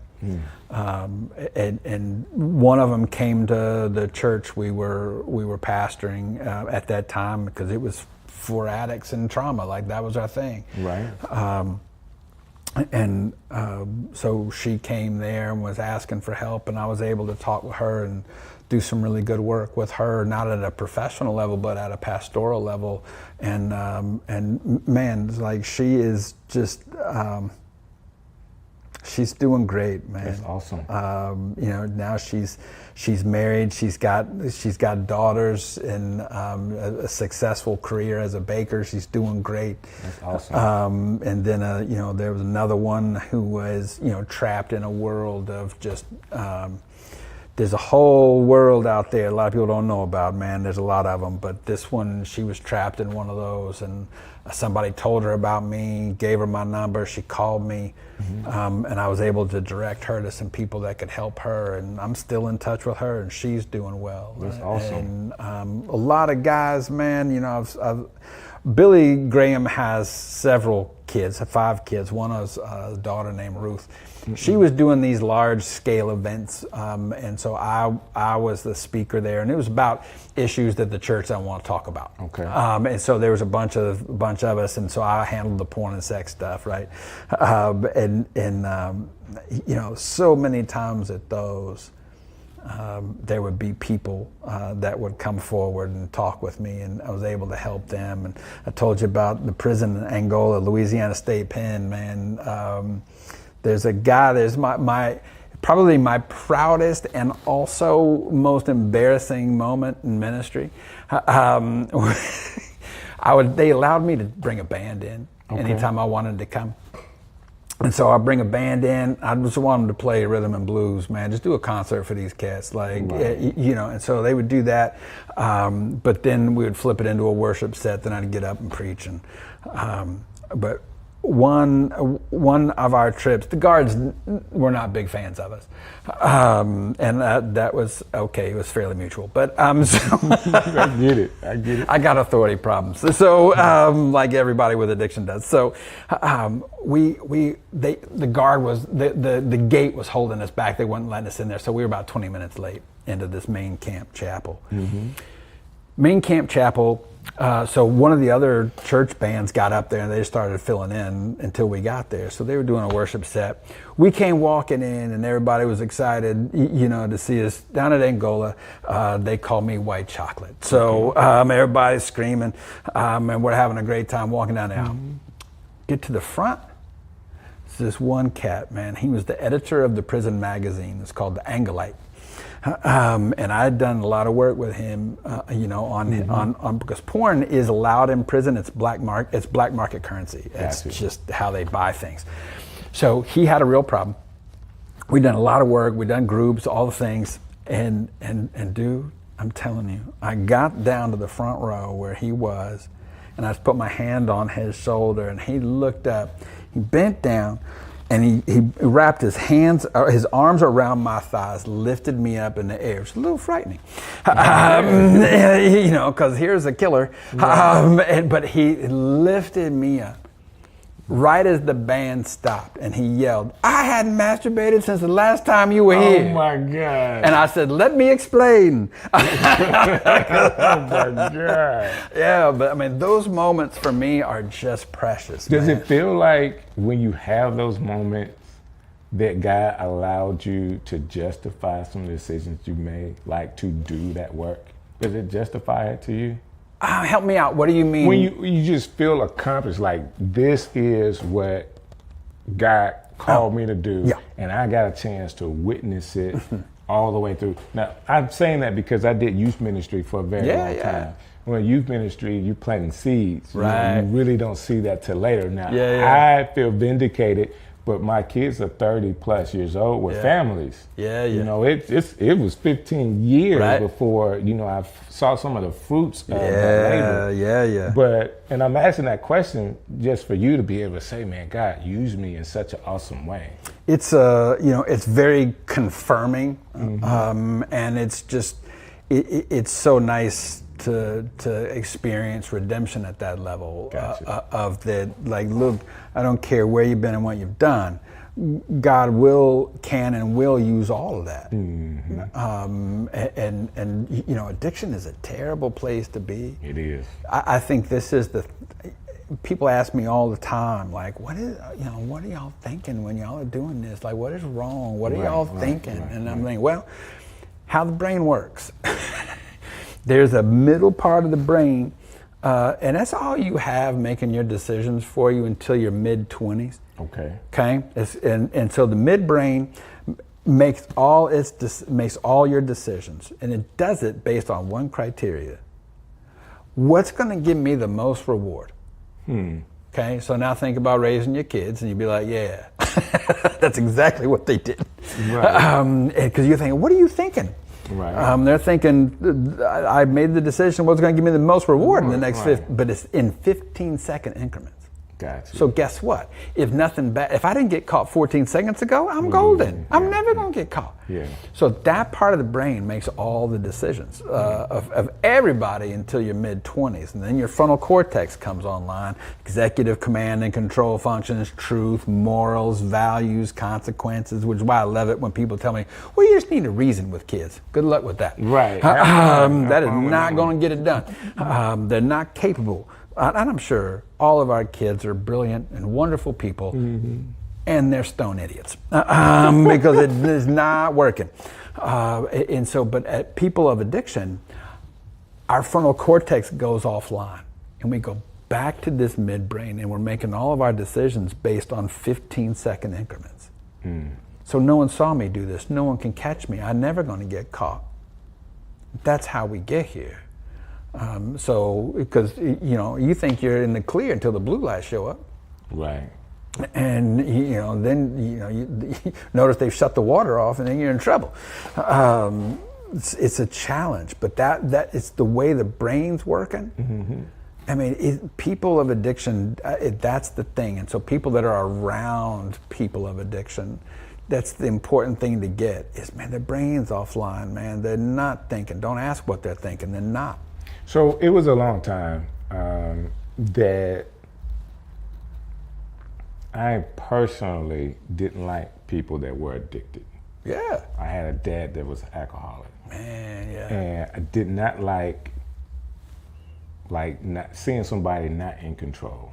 All right, not in control. And it wasn't till recently, in the last 5 years, I had a friend of mine, his name is Big Prophet.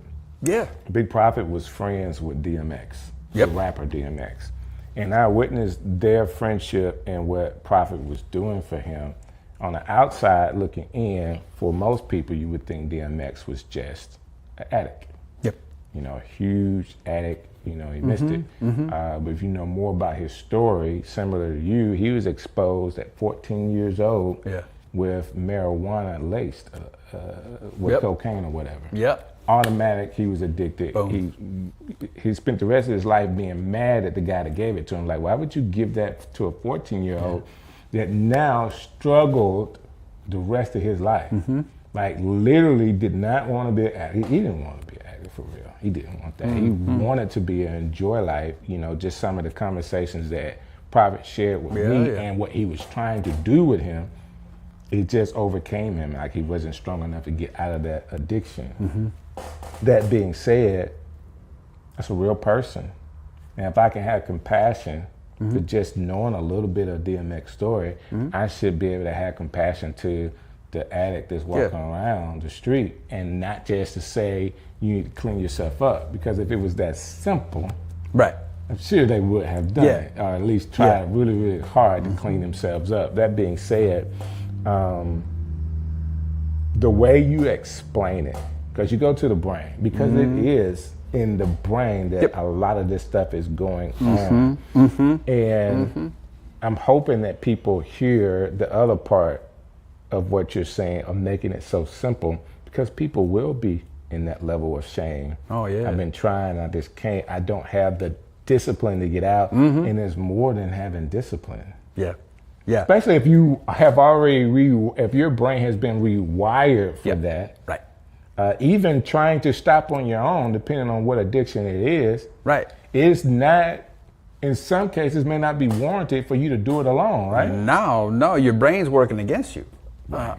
And so there's the big debates, right? Of like, is addiction just a moral failure? or is it a disease? And so those are the two big camps that everybody they war all the time. And I'm like, it's both. It's a disease of choice.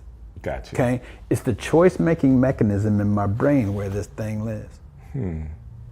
You can't leave me alone to my midbrain, because it's not going to go well. It's not going to go well. In fact, the anonymous communities, 12-step meetings, what I think people miss about those, or what makes them work, is you go in that meeting, man, you were literally borrowing the frontal cortex of somebody else. If your midbrain's offline, you just need somebody to be like, no, that don't make any sense, man. Like, no. I get it. And so that community evolves and becomes this super supportive place of, hey, if you're in trouble, call me and borrow my frontal cortex. They don't know that's what they're doing, but that's what they're doing. So let me ask you this question then. Because you're explaining it from the brain standpoint, which is being extremely natural. Is there a spiritual aspect to it? I think so, because there is I think shame is a real spiritual battle at the end of the day. And we have to, the solution to addiction is always a spiritual solution.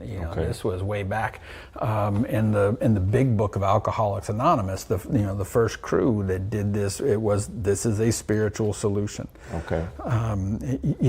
People talk about generational curses and those things, and regardless where you are on that, we have proven genetic links to addiction. Right.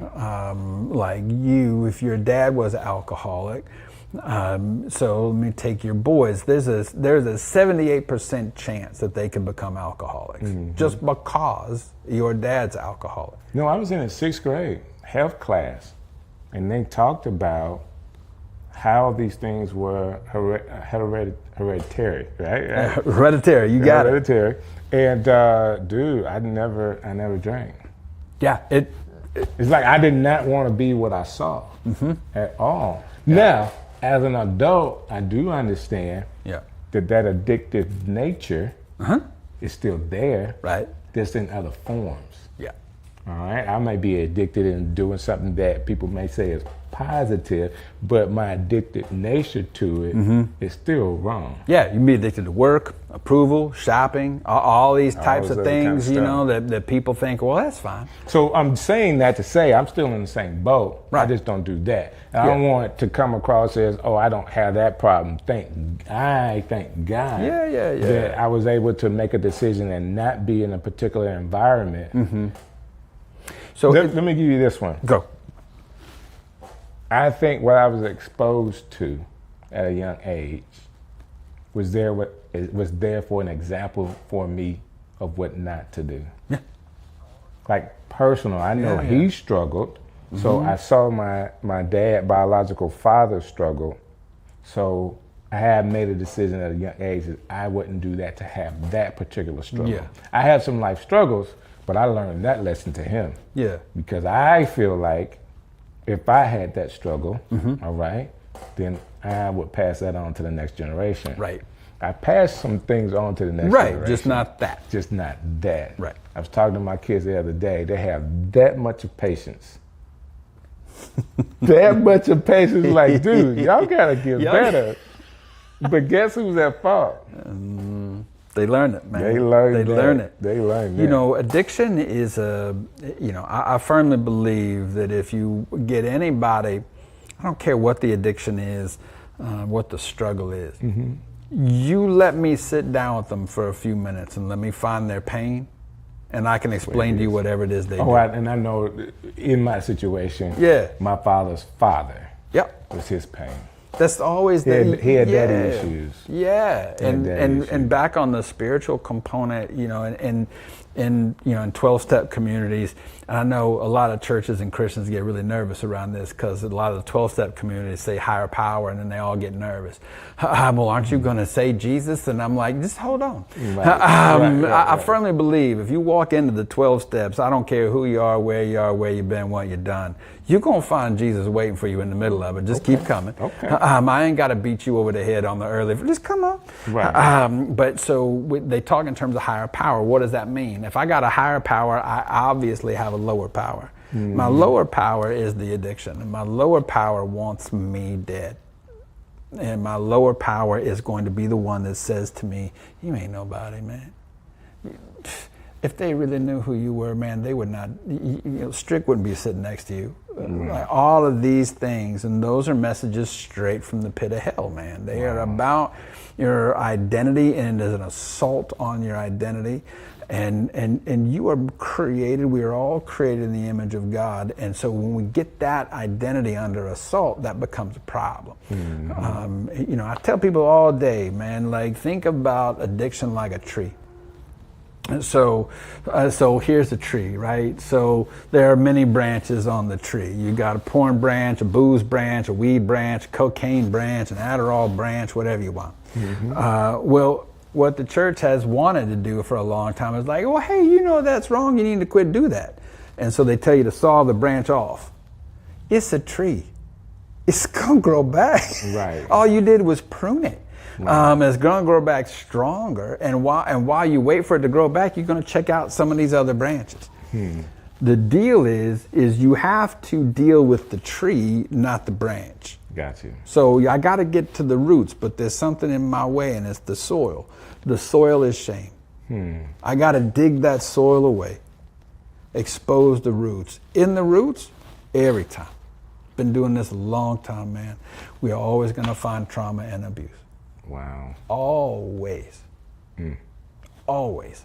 And so that's where a lot of the work is. That's why therapy is important. It's so and that's critical. where your work comes in. Yeah. So, I mean, great segue, right? Right now, you've taken all of this knowledge because I'm soaking it up and I'm just not saying as much so everybody else can get this. I just want you to keep going. You actually now, your life calling for right now is to help people in these addictive areas, including the church, people that are working in ministry with addictions. Yep. Primarily sex addictions. Yep. And in your work, do you see that over time that this area is getting worse or more and more people are having problems in this area, or do you see it getting better? It's getting worse. And that's largely thanks to the internet, the digital age. Like, here's the thing. You go back to that 15-second brain for a second. When I was in super active, I was in the analog world. Right. All right. I had to count on a magazine. I had to count on somebody leaving something somewhere. I had to count on being able to sneak into a bookstore, something, right? To find print. But now we live in the digital age. The digital age, like the analog world, there was time between me and stupid. In the digital age, there ain't no speed bumps between you and stupid. Not at all. You want to find something, Google bring it to you in 0.3 seconds. Right.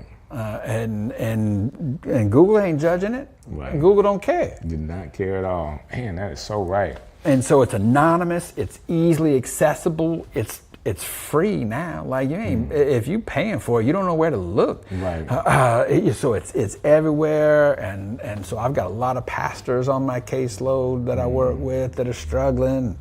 It's hard, man. It's hard work out there. Because that's an instant dopamine hit. Yep. And you think about the stress of ministry, Right. The stress of that, the anxiety that comes with it, the constant approval, because depending upon your denomination, man, they can vote you out on Sunday. They don't like you. Right. The pressure. Yeah, man. And so there's anxiety and rejection, the fear of rejection, which is shame-based. All that stuff just kind of builds. It's not alcohol. It's not smoking. It's not marijuana or drugs. It's porn, because it's hard to tell if somebody's doing that. Well, you got to go take a urinalysis. It ain't gonna show. Right. What you got? Yeah, you're not gonna blood test me and find out. But it could still be just as devastating to a person's life. I've had pastors look at me just dead in the face. I get this argument all the time because I'm like, well, we're probably gonna need to talk with your wife, man. Like this, like, oh no, that ain't gonna happen. And here's the line of logic. Listen, I know if she knows everybody knows, and if everybody knows, I don't lose my job, I lose my career. Wow. So I may as well wait until I get caught or found out, because I'm going to lose everything anyway. Wow. So I may as well wait. And so you have a minister, someone who believes in the gospel, saying, I'm not going to believe that. Right. And I'm not going to believe in sovereignty, and I'm not going to believe that God's got me, and I'm not going to believe in repentance, which is kind of important. So how do you help somebody that don't want to get free? I tell them one very simple thing: come back when it hurts enough, man.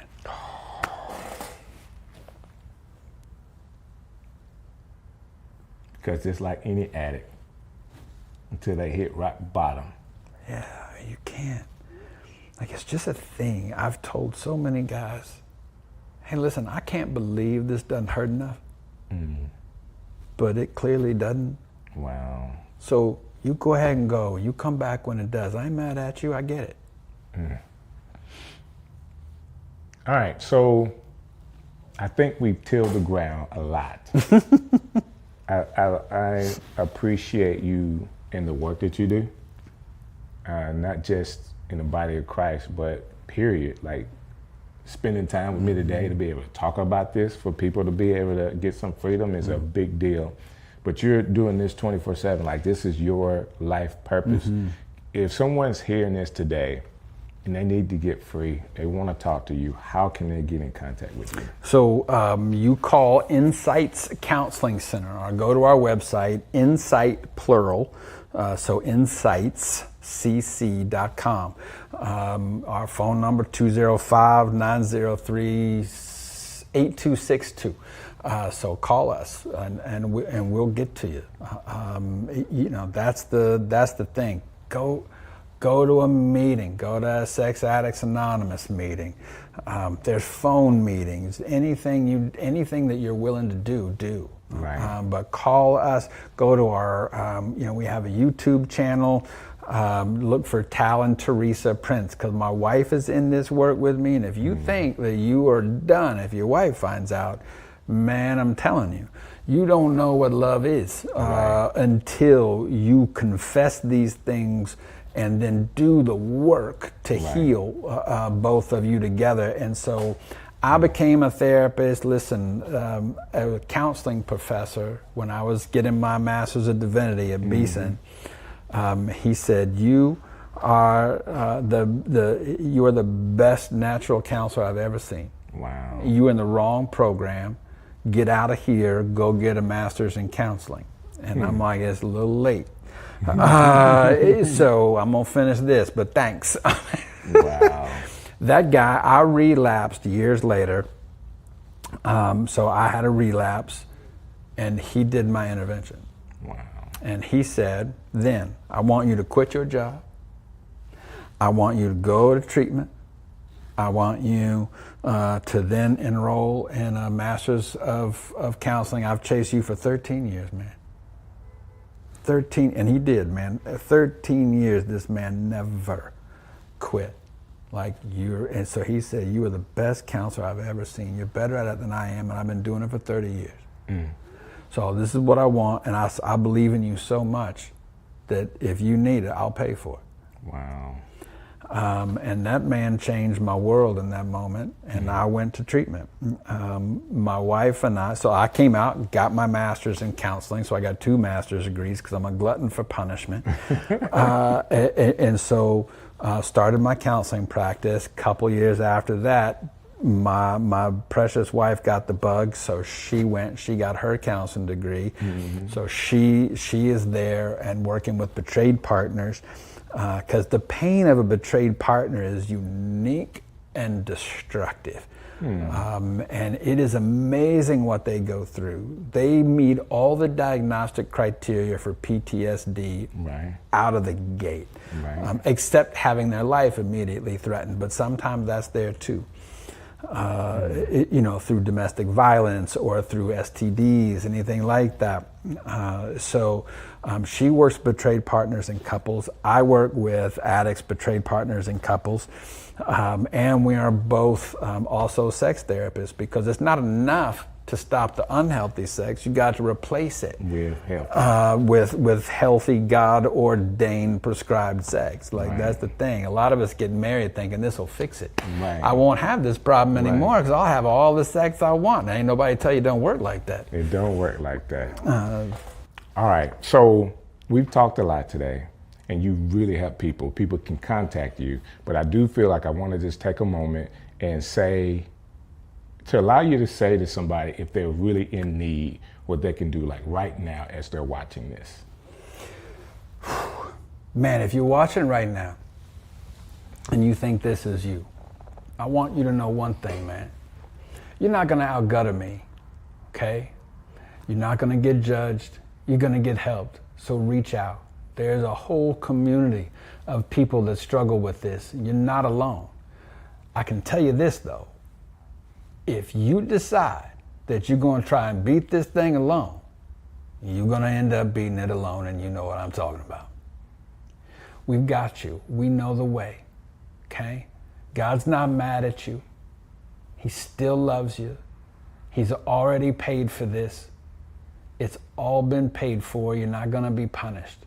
We've got you. You reach out, and we'll point you in the right directions, and we'll get you the help you want and that you need.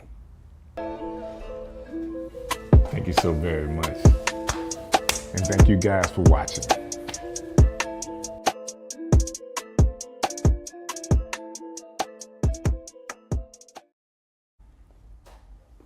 Years ago, did you think this was gonna be your life? I didn't have a clue. Yeah. And the fact that we've been known each other for 30 years is insane. Has it been 30 years? Easy 30. I think I met you when I was 13, 14. I'm 43. Man, I'm just like 29 though. I mean, yeah. But okay, so I knew when you was in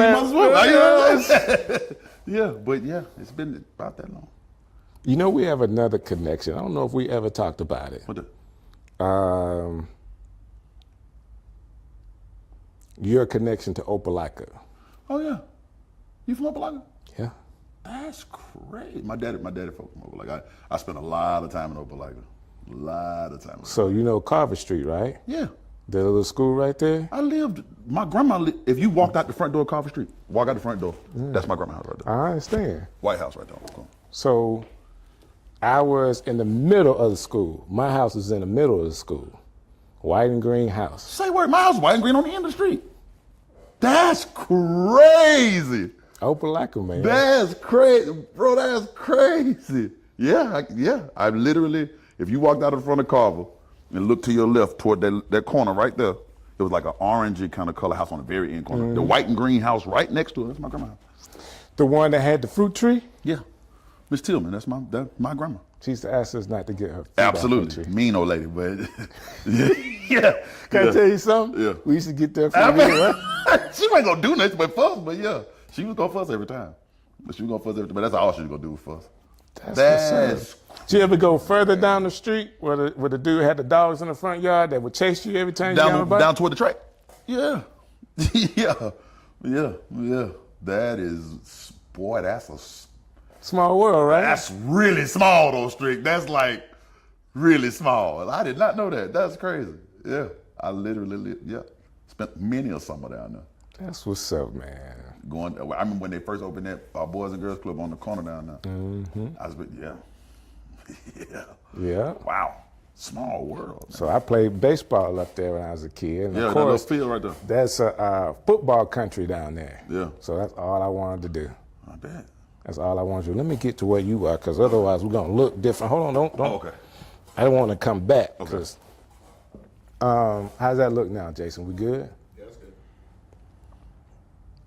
So I'm down home country too. Yeah, man. That is, wow. That's of all the places to know about, most people don't even know what Opelika is. Don't know where it is. Yeah, I have to just tell them it's next to Auburn. Right. You know what I'm saying? Like, I call it like a twin cities, you know what I'm saying? Yeah. And you went to Auburn too, didn't you? Yeah, my freshman year. And then they lost the program that I was in. And so I transferred up to UA, and then I transferred again with UAB. And my mama said, find something you like and stick with it. I liked college. So I just went to a bunch of them. Ain't nothing wrong with that. Yeah. Strick City coming live. So I was riding in the city, Birmingham. We were checking out this restaurant with my wife, and we were leaving out, and I just so happened to see somebody on a curb, like on the curb, just kind of just doing his thing. And I ran right into him, and I just asked a question like you should when you run into people that you know that you hadn't seen, hadn't called, but say, hey man, you mind come hanging out with me? And they said yes. But before I get an opportunity to introduce him, I want to tell you thank you. Thank you so very much for how you support the show. Like, you guys have been phenomenal. I mean, reaching out, the calls, the texts, the likes, the whole nine. You guys have been phenomenal as how you really supported Strick City Live. And shouts out to Birmingham, man. Y'all doing it big. And we got more to come. But I'm excited about today, because how many of you guys know somebody in the city that's won a Grammy? Okay, how many people in the city do you know that has written for people like J-Lo? Like, you know, that has 3 Grammys, not just one, but 3 Grammys. I think it's cool because I've known him for a very long time. And it's awesome to be able to have the kind of relationship to where you can see somebody grow and support them and, you know, don't want nothing but the best for them. Oh, I love it. I love that. I love it. I do too. I love that. And, you know, whether his beard is black, gray, or pink, he's my dude. That's up. The one and only Pink Beard. How you feeling, bro? Good to I'm see you. great, man. Good to see you. Good to see you. Good to be here. Hey, man, you done grown up. Something like that. Grown out or something, you know. Getting old, but I'm enjoying it. Yeah. Man. You look younger. You growing down. No. I shaved my beard because it is gray. I be strict gray beard. I love that. You know, I'll be gray beard as the artist. Yeah. But no, man. I appreciate you saying that. We all, you know, we trying to do what we can do, right? You looking good, man. I mean that. You looking great. So I always thought, you know, I was doing radio, and you know, they say most times people do radio because they have the face for radio. I always thought I had the face for the Tizu. Hey, you're looking good out here, man. Man, I appreciate Yes, it, sir. man. So it's a pleasure to be able to do this, especially when it lends to an opportunity to speak to somebody like you. Man, thank you. Yes, I've known you for a very long time. I thought it was 15. You corrected me, said it may have been 13 years old. Man, were you really playing like piano in the church at that age? Yeah. I started playing for my first church at 10. And then by the time we met, I was just starting to rap. 10. Yeah, I was minister music at 10. By the time we met, I was 13, 14. I had just started rapping with Snipe and D, and we was a little rap group. Yeah, man. So I was man. like 13, 14. Matter of fact, I had to be 13 because I hadn't even made the high school yet. I wasn't even in high school yet. So yeah, I was like 13. Man, I just, for me, because I remember, there's a picture I got somewhere of you and Sniper together. It was before Sniper had braids. He had the brush cut, the whole nine, man. And I think back to those times, because it's been so long ago. I'm like, what were we doing? We were in somewhere in North Birmingham doing an event for somebody's church. Yeah. And y'all was in there rapping, I was hosting, and, you know, we didn't have a clue. Not a clue. We didn't have a clue. You know, But we had good times. That's what's we important. did have good times, and I think at that time it was probably for me, and it had to be for you guys, the most purest of just doing what you wanted to do because you were kids. Yeah. You know, we want to rap. We putting these rap together. I wrote this, and we're gonna do it. Snipe, Making beats and playing. Yeah, Come man. on, man. Yeah, man. That It was so pure. And then Yeah. I get this opportunity later on in life to see you like just blossom into yourself as an artist. Like the first time you came out, I was like, man, I know you could rap. And I don't think people equate rapping to writing. But if you're doing your own raps, you are writing those things. Writing down, yeah. And if you are doing it the right way, you know, they resonate with people. And what you've done has already done. But I just think all of you guys were like super talented. I just never knew that you were superstar talented. Man, I to hear that from you means the world to me, man. I coming up with those guys with Snipe and D and Tasha and Lynn. Shout out to the DK family. Yeah. For sure. Just I was really thankful for Birmingham in general because they let a group of 13, 14-year-old kids just kind of find their way. Explore it out. Yeah, explore it. And we would, at the time we were doing gospel rap, and there was a lot of places that wouldn't let us in because we were doing gospel rap. And then there was certain places like, oh yeah, come on in. Man, they allowed us to experiment with sounds and, rhythms. And yeah, we was writing all that stuff ourselves, man. I had been writing songs though. My mom says I wrote my first song at 3. I don't believe that, but I did write my first song at 5. That I remember. That you remember. That I remember, and I wrote it for our children's choir at Great Emmanuel Temple Holiness Church, and I'd been writing songs ever since, man. And that's just phenomenal to me. Phenomenal. Thank you. But I believe, and I was going to save this for later on in the conversation, but you are so much of a thinker. Like, to me, this is what I want to say. For what I know about you over the years, because, okay, you had your own success as a writer. You then began to write, and I don't know what you call executive produced artists as well under the Motown label. Yeah. And as you were doing that, so you have success, personal success, and then success in the industry with people. You have your Grammys, and now you're kind of like at a place. This is what I would call it. You're at a place to where you're not really tied to anything. To me, you got outside of the matrix. In a lot of ways, yes. Yeah, man. When you come up as a songwriter in Birmingham, and keep in mind you're young and you don't know how industry works, and you said it best. You're just kind of doing it because you love to do it, and not really making no money doing it. And I didn't even know like what it meant to be in the industry. And so you have like a local success, right? Right. I remember the first time I dropped the album. I had my first album with my dreads. And I don't remember where I was. I think I was like on Green Springs or something. And I ran into a lady who had on a T-shirt with my face on it. And I was like, what? This is crazy. That was my first time ever seeing somebody with a T-shirt with my face on it. Because I don't remember her being at the show or nothing. I was just like, wow, you got it. And that little piece of like success, it's like, okay, that's something you can do. And then linked up with my man Mike Warren. We ended up writing a song that made it to Jennifer Lopez, and that kind of just, okay, I can be in the industry, right? Yep. And I got in the industry, and I say this from the bottom of my heart. A lot of people have a lot of bad things to say about the industry, right? But I fell into some really good hands. The people that I met out there were, of course, they're opportunistic. Never, you got to make some money some kind of way. But they never did me dirty. They saw contracts was right. Contracts was as good as they could be for what I had. You know what I'm saying? Right. And it's like, okay, I went in and did my work.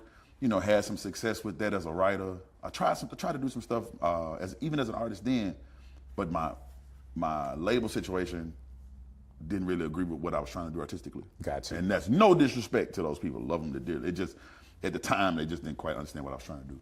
And a lot of label work is about alignment. Right. Right. It's a timing thing. It's an alignment thing. It's a team thing. Team thing. What's your team like?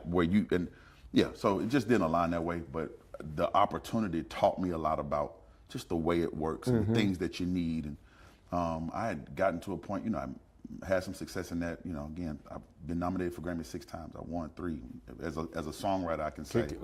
I said it in my intro. Yeah. But dude, you got 3 Grammys nominated 6 times. Being nominated is a title all on its own. Yeah.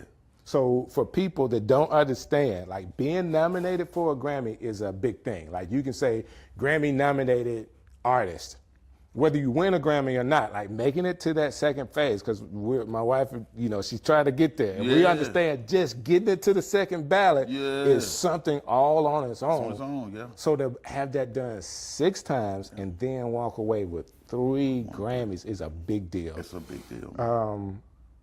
And I'm going to get back to that because I really want to ask you a question about how Birmingham supports you and all other kind of stuff with all of these things. That being said, I want you to finish the story, though. Okay. So, got to that point of success, and honestly, man, it had gotten to a point where the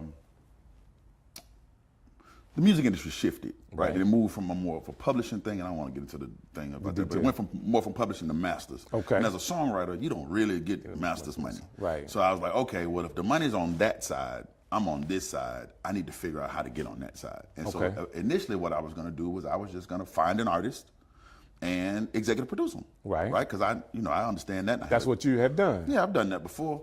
But the industry was shifting so fast that it was like labels didn't want to sign that kind of stuff anymore. Right. They really wanted people who would get out and do it themselves, and yada yada. And I was like, I went to the Grammys for my last nomination. Well, not my last, but the nomination before this one.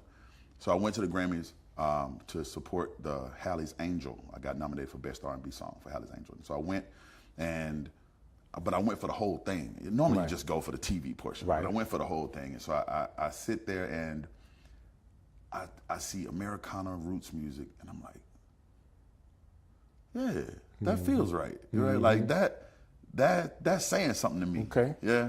Like that's what I like. And so I told my manager that night, I was like, I think I want to get back to making home music. I think I can do that. And he said, that's a lot harder than it looks. And I was like, not when you're from there, it's not. You know what I'm saying? Like this is second nature to me. Like this is really what I know. And so he's like, all right, well, if that's what you say you want to do. So I decided that I wanted to, get back to home, because home, like Birmingham as a place, is so special. Right. It's so special, and if it just has a heartbeat and a feeling and a rhythm of its own, and if you don't come see it, I can't even explain it to you, because we're not the biggest city. Right. But it's a great place. It's country enough, and it's hometown enough. But you got some opportunity. It's been great, man. So I'll say this, because you had an opportunity this year to work with PMJ. You guys did a concert together. Yeah. And I will say, with his success, we've seen where in the past you would have to leave, like you went to LA, leave to actually make a name, to be in the industry, to be taken serious. Like, we're not in any top market at all for anything here in Birmingham. But he's shown that you could be in Birmingham and still have a notoriety, national notoriety as a artist. Like he's shown that. And you are here. Like being pink and fly out from Birmingham to go anywhere you want to, right? Yeah. Well, not without TSA, but shout out to federal workers. They're making it hard, man. I got to go tomorrow, man. I'm hoping it's not too bad. Man, my prayers out, y'all. Thank you. But yeah, man. First off, shout out PMJ. Man, a good brother and just a hard-working man. A hard-working man. I feel like it's being a preacher is already that's a job in itself. It is, and people already. But he shows you that he still go out and work for his. You know what I'm saying? He not just out there just taking up folk. He gonna go out there and every dollar he make. I love the fact that he can show you what he did to do it. You know what I'm saying? He's not just out there mooching off people. So shout out to PMJ for that. But yeah, the internet made the world a stage. Right. And I think when I first moved, this was like right when that transition was really happening, and I didn't really know how to use the internet like that. Like I'm still not a techie. I mean, I'm getting. But you were definitely trying.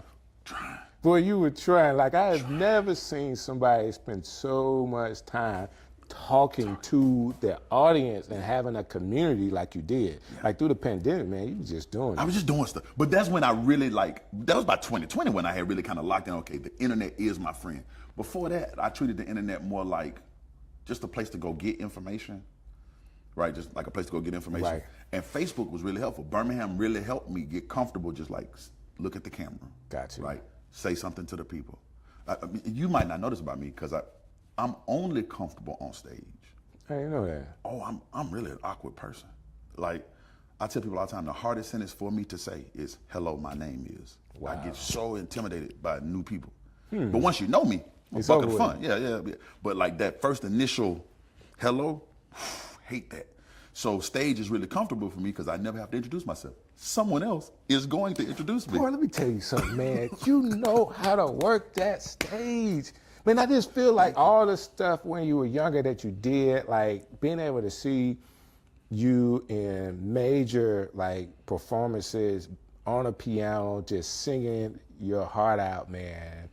I remember the time you were here, you did Old Car Heaven. Yeah. And I got a chance to witness you do When Thugs Cry. Oh yeah. Man, I've known you for a while, so it's not that you take anything away from any artist, but I was like, wow, man, that guy got it. Man, thank you. That guy got it. And then I just say, you're one of those kind of people I mentioned earlier. I feel like you're outside of the matrix because so many of us, and I can make it an individual thing, when you're tied to other people, other organizations, you can only say so much. True. Sometimes you can't be so honest because you have to play, and it's my personality, to kind of play both sides, so to kind of be neutral. But you have the ability, you have the resources to be able to say what's in your heart. Yeah.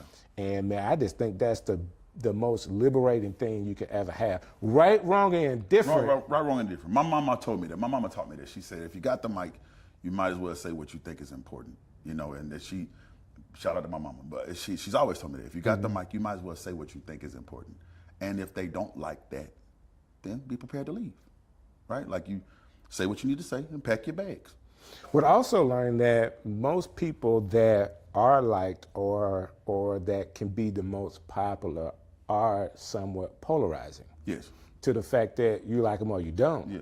It just so happens that the people that like them support them. Yeah. So much to the fact that Birmingham is just now going country. Yes. Come on, man. How you gonna do a whole concert in the city and everybody's wearing hats and boots? They weren't wearing hats and boots in 24. They weren't doing that, man. But shout out to Birmingham for supporting me like that, man. It moved my first show when I did back in January. My first show I did in January, I was like, man, I don't know how this is gonna work out. I was really looking for a little venue to hold, like maybe but first I was just gonna do it for like 25 people. I was just gonna do a little thing out in my neighborhood. And then like the support just kept coming in, and before you knew it, man, we were at Regents Park, bro. I know, man. I know. Like, what is this, right? And people was wearing cowboy hats and boots, and I'm like, okay, Birmingham, like, okay. And this whole movement, let me say this, I'm trying to figure out the best way to say this. It's weird. You know how you say you from Opelika, right? Sometimes, like when I hear the word Opelika, it just, Opelika. It make you feel good. Yeah. Cause it's like, wait, how you know about that? Right? I thought I didn't think nobody even knew about that little place, right? And so when you hear somebody else that nobody, you're like, oh, like you feel a certain connection. And I feel like this new kind of move back towards country music feels like that to me. Got you. Cause bro, 80% of the black people in America live in the Southeast. Right.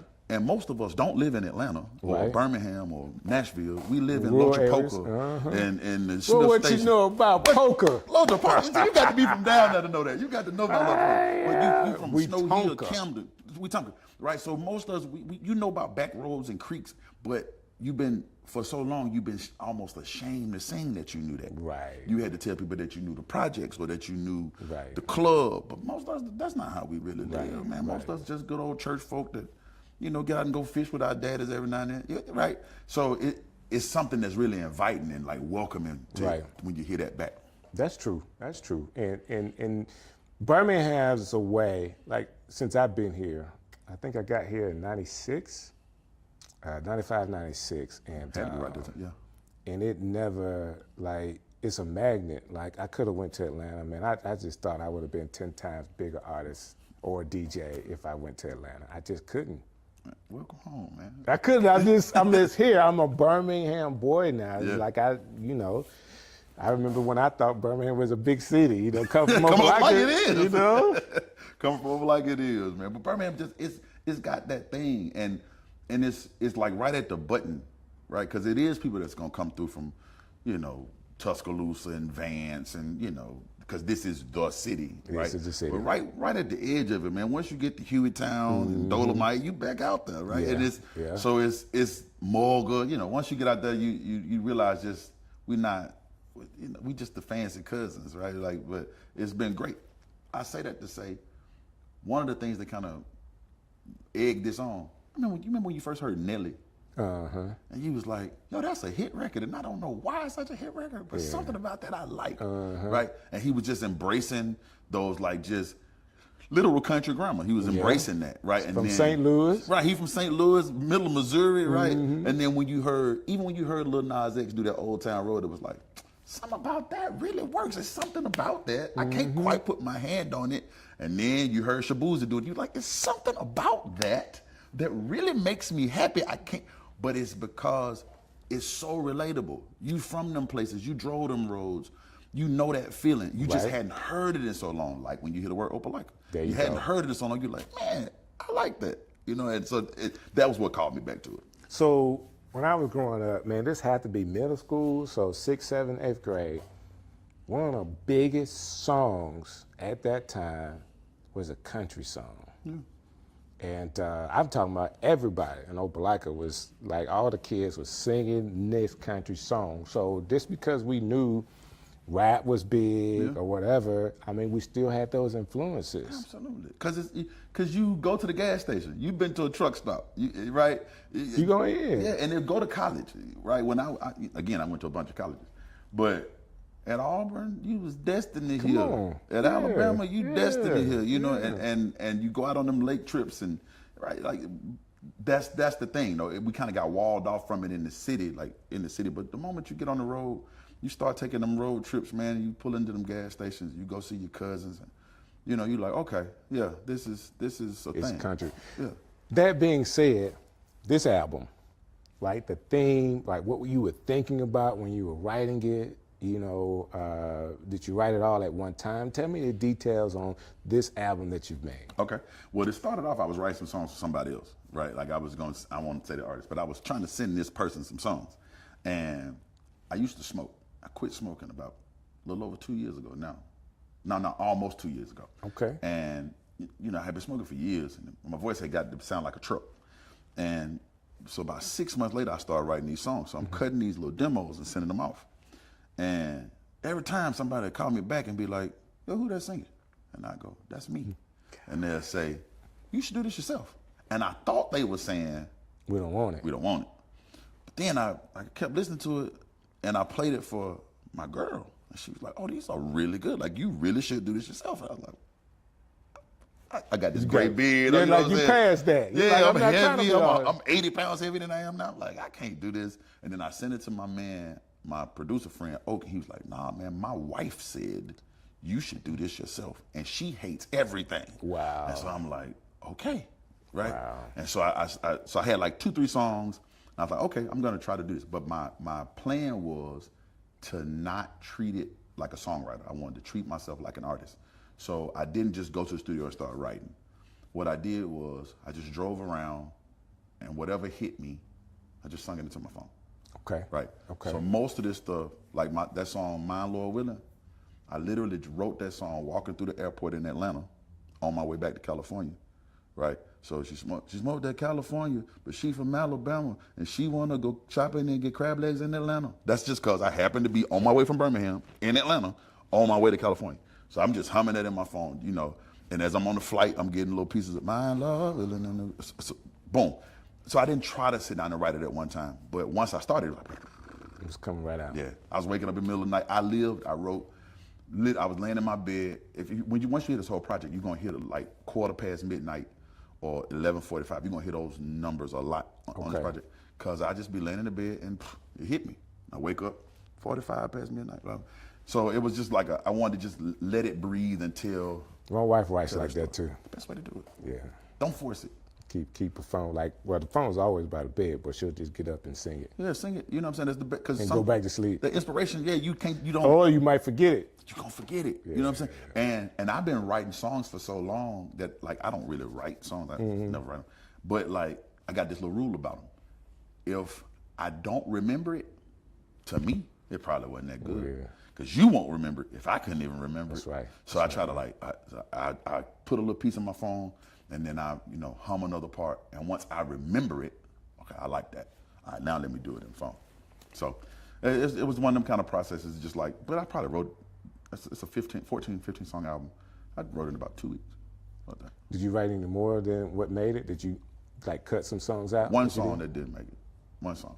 But I'm gonna actually go, because this EP was supposed to be a part of the album, but I might just make it a body of work itself and then replace those 5. I'm kind of looking forward to that, as a matter of fact. I feel like it's some more things I want to say. Now you got some more experiences coming out as this, and you got some things you want to say. To be honest with you, when I saw the Pinkbeard thing and I heard some of the music coming out, first of all, man, you and Des, man, oh my God. Let me tell you something, man. That I love creative people. It's kind of like, you know, I always thought when I was a kid I was a jock. I played football, but I love creating, man. And more than just in one way. Yeah. And so to see what he was able to do, like what you guys were able to do together, because there's one thing about being able to perform it, sing it, and write it, but when somebody else can help you bring it to life, you can't do all of that. You can't do it all. You can't do it all, but what he has is another creative eye, and it just ain't a simple creative eye. This guy is another genius. So you guys working together, man, I just think that it added, but I first initially when I saw it, I was like, man, he's trying to get attention so he could write for people. Like I thought you was just trying to get into country music as a writer. And you know, cause that works too. Like if y'all don't think I can do it, let me release a couple of songs and show you how I can go up the charts. And my phone will be ringing. True. But as a songwriter, I have been extremely blessed. It ain't too many rooms in the world that I can't get in. And I say that in all humility, but it ain't too many rooms that'll kick me out. This was more or less, I did this pink beard thing because, you know, again, my beard was black and white. And I was like, you know, I'm gonna do this. I'm gonna hop out here and do this. And again, laying in my bed, some guys came, I was having a birthday party for a friend of mine back home, back in LA. And she has some pastors, twin brothers. They do fashion out in LA, but they moved to, they do fashion in LA, they're from New York. They had this color in their hair. I got you. And I was like, man, I really like the hair color. I used to, you know, I had dreads, I had all kinds of color. I was like, man, if I still had hair, I'd do it to mine. And they was like, you do got hair, it's just on your face. And I was like, what? And that was it. That was it, right? And so I was like, I'm gonna do that. And they laughed about it. And I was, okay. Done. I'm doing it. Bleached it. And once this was kind of my kick out of the nest. Because once you do this, you got to do something. You can't turn around, right? Now you just look foolish, right? So you got to have a reason for it because you know people going to ask, and you got to have something to say when they ask, right? Like, why is your beard pink? Right? Because I'm blah, blah, blah. I'm Pinkbeard, and this is my best silly mistake ever. You know what I'm saying? But it's been great because this did kick me out of the nest. Now you got to go lose some weight. You got to make sure you don't go back to smoking. You got to make sure you're eating right. You got to make sure you take this serious. You got to make sure that your vocals are right. You got to put a band. You got to do some visuals. This has been my coach. Wow. Right. Like you got to do it because you look like this. They're gonna talk about it. Right. Got to give them something good to talk about. Otherwise, you're gonna be the butt of every joke.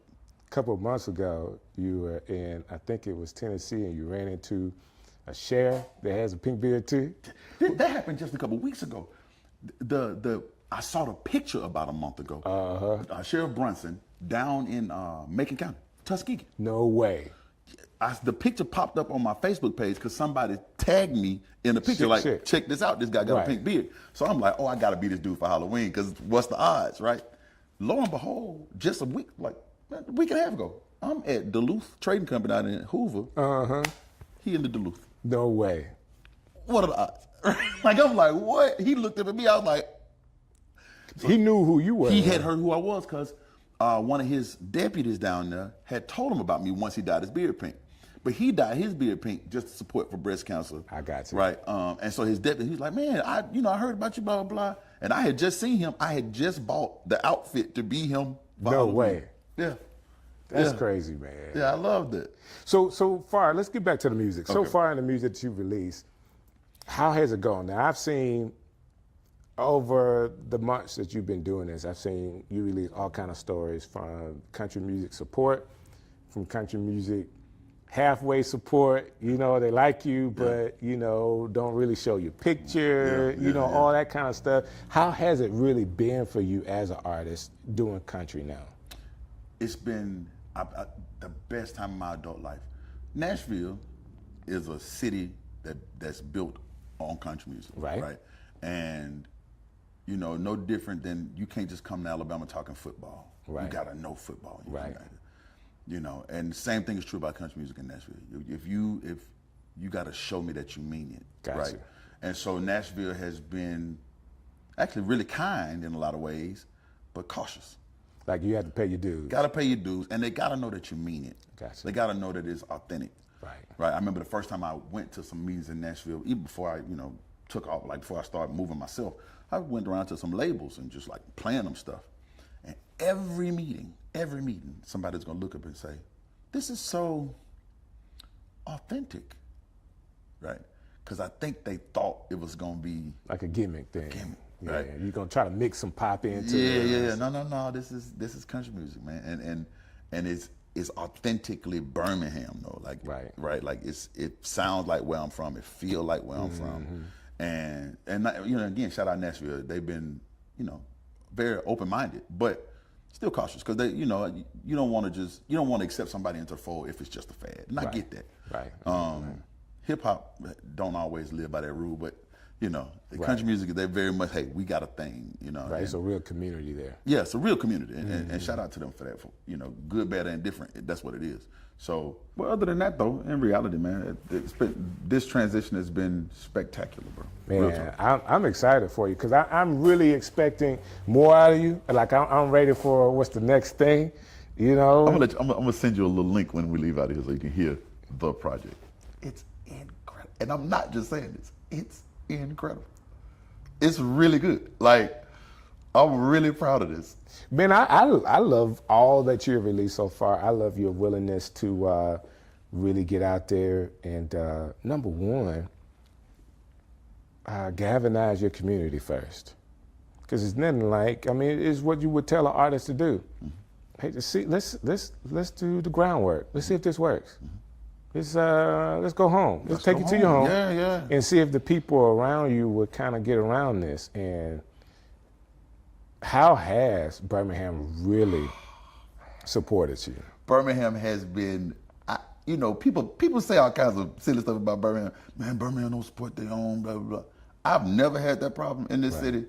And even now it's even crazier. Like, wow. It's been so crazy. It's been so crazy to like, go outside, and kids as young as 4 and elders as old as in their 80s and 90s. Right. Man, just like, man, I love what you're doing. I support what you're doing. And they're not just saying that, they buying tickets. Right. You know what I'm saying? Like, they're buying tickets. They're hitting that share button. They're hitting that like button for me.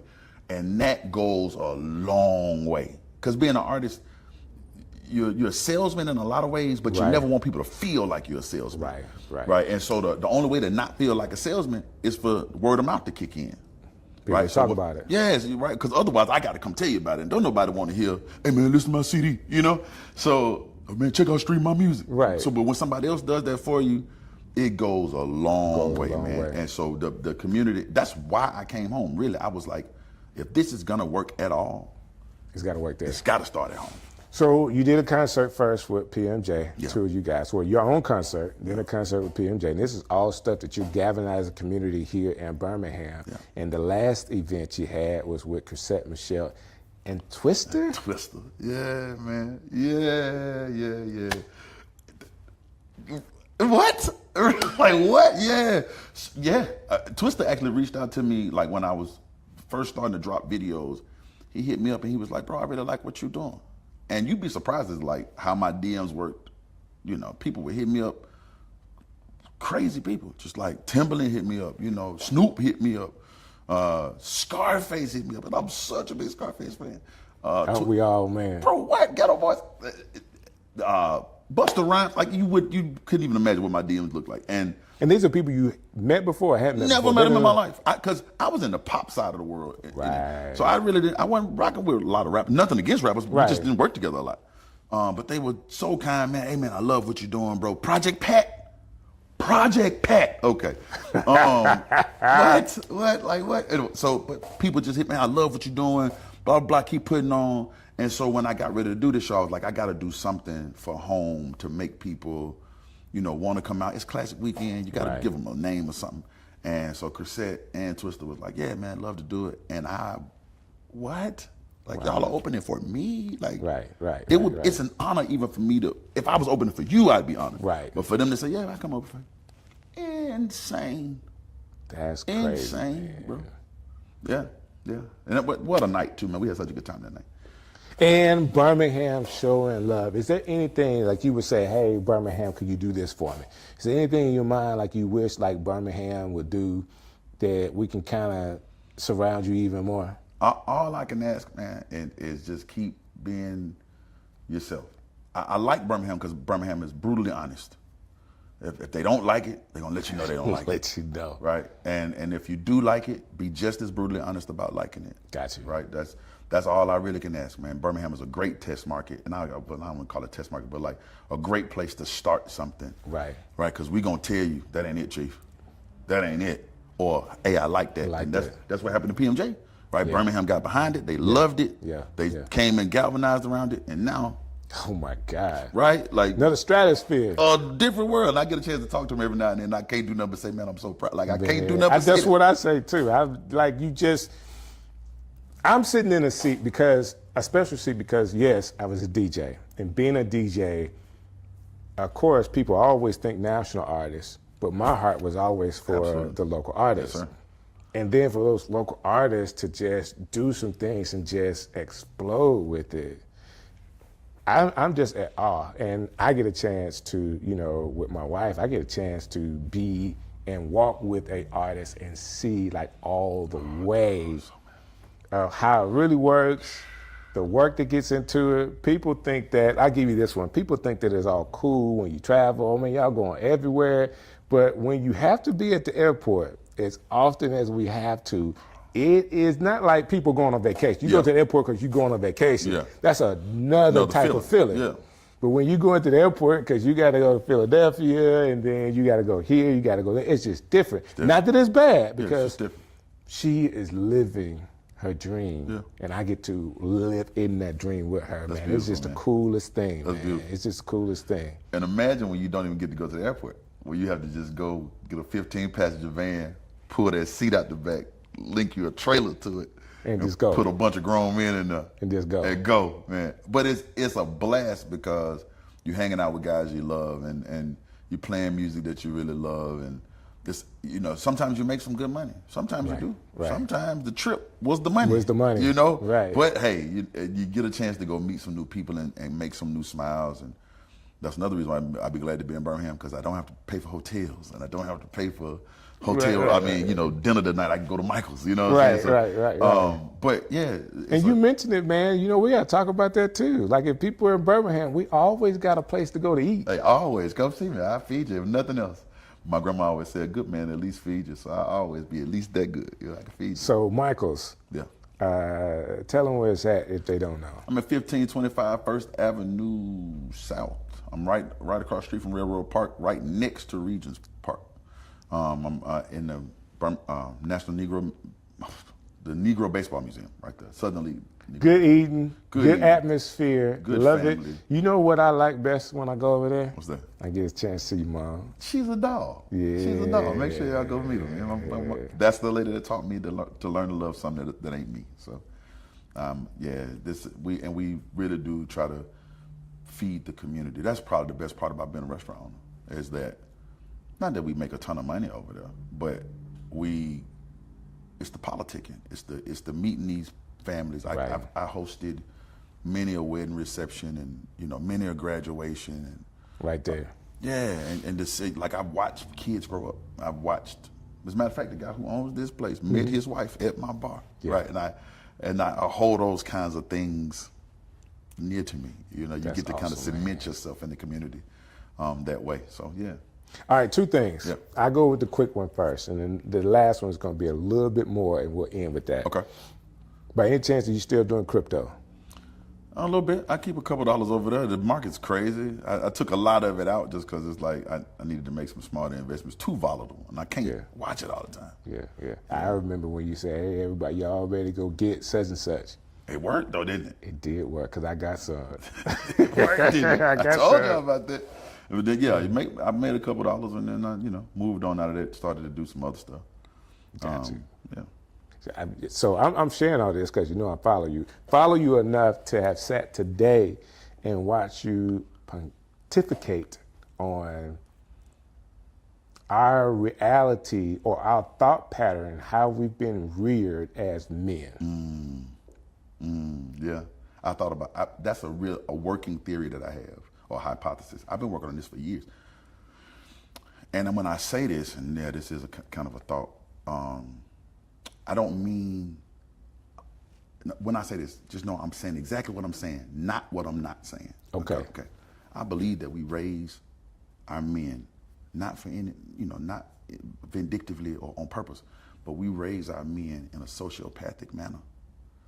And what I mean by that is we raise our young boys to not feel, but to obey. Right. And to obey without feeling is not good. It's just obedient. Okay. Right? Because good means I can respond to my surroundings. Obedience doesn't care about the surroundings. I'm just here to do a job. Right? And we raise our young men that way. We raise them to be obedient and not good. And you can see that in a lot of ways, and I ain't gonna get too crazy about this, but if you ever ask a young man, hey man, if you ever heard like the love languages, what's your love language? Right? Brother gonna say, physical touch. Right. That's not your love language, bro. That's not your love language. You just don't know how to be loved. You don't know how to be loved. You just know how to get something done. Right? You just know how to get something done. And I feel like because we haven't learned how to respond with our emotions, right? Our counterparts, our partners are, because now they can get it done. Right? So they don't need me to get it done. Right? Now they looking for somebody that can meet them in that emotional space. That we're not reared to be able to fit into. So I'm this whole Sugar Salt album, wait till y'all hear it. I ain't gonna, but it's a deep dive into like, hey, talk to your emotions. Like, get to know yourself. Open your heart. Think about what I'm saying when I say this, because that's where we got to be. And I love, this is what I like about you. And I said this earlier about you being outside of the matrix. Inside of the matrix conforms you to that, what you call sociopathic way. And be in the matrix. This is what men do. It's what men do. This is where we are. I don't know. This is what I'm going to do. This. What you want me as a man? I'm going to do such and such. It's either this or that. I don't know. But your way of thought gets us out of the matrix, out of that way of thinking, and say, hey, what about your emotions? What about your heart? What about your heart? What makes you happy? Now, I love that kind of thinking. Now, it leads to other things. Other conversation comes out of that. But how do you feel like when you're in a world where people are in the matrix and you're outside of the matrix? Like, how does that make you feel? Like when you're free of thought and you're able to like just go different places and do different things and everybody else is caged up? I think the beautiful part of it is actually what got me started in this whole thought was I used to hear people say, man, a man's supposed to be a leader. And I would always ask, where are you leading? Right? Where y'all going? And nobody could tell me. Right. And so then I realized that we weren't raising leaders, we were raising managers. Right. Right? Okay. Someone who knows how to be obedient and stick to the script. Right. But what is a leader? A leader is a person that can blaze a new trail. Right? I'm taking you somewhere that maybe they haven't gone. And I'm not saying I know the answer. I'm saying I know where I want to be. And I know that way didn't get me there, right? So it's been super freeing, right? Like it's really super freeing to say, okay, as a man, right? What do I want my love life to look like? What do I want my family to look like? What do I want my community to look like? I've seen y'all try it that way. Didn't like none of that. Right? These are the things I liked from that. Let me use that here. Let me try it this way. Right. And my God, Strick. Bro, I'm blessed that I ain't even get into it, man. Shout out to my girl. That's what's up. Man, you know what I'm saying? That's like, what's up. just the best, man. Like, just my life, it ain't even a movie. I can't explain it to you, bro. Well, however good yours is, I can tell you on my end. Talk about it. Yes, sir. I feel you, brother. Yes, sir, man. Yeah, that's what it's about. But it's about blazing that trail. Now, let me say this, because I just really want to home in on this thought, because a lot of people won't get it. I refuse to understand it, and sometimes may not get you. Like, how do you deal with when you have these thoughts and people just don't get it? I've learned to be really patient. Okay. Right.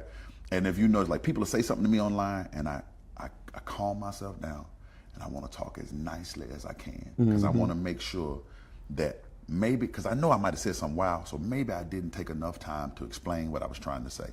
Let me calm down and make sure that I get it across to you. Right. Right. And then you can gauge to see if they're just trying to bait you into a fight, or if they really just missed what you said. Right. Right.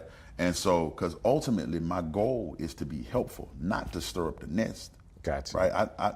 I'm not here to pander to anybody or to make anybody mad. I don't do this for clicks or engagement. That's just what I was thinking at the time. Right. If that goes viral, great.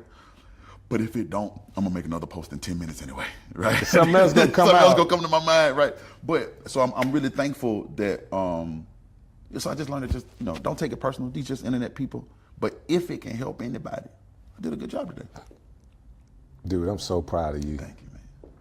Thank you. Like, to be able to, this is not something everybody's gonna get a chance to do. You're a very open person. Somebody walked up to you, you're gonna show them some love. Absolutely.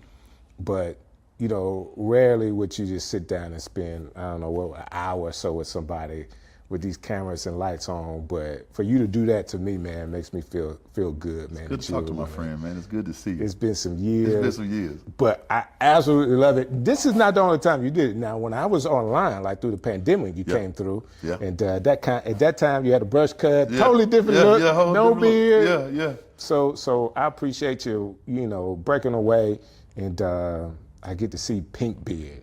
Man, it's good to see you, Strick. Man, I can't believe, we still doing this.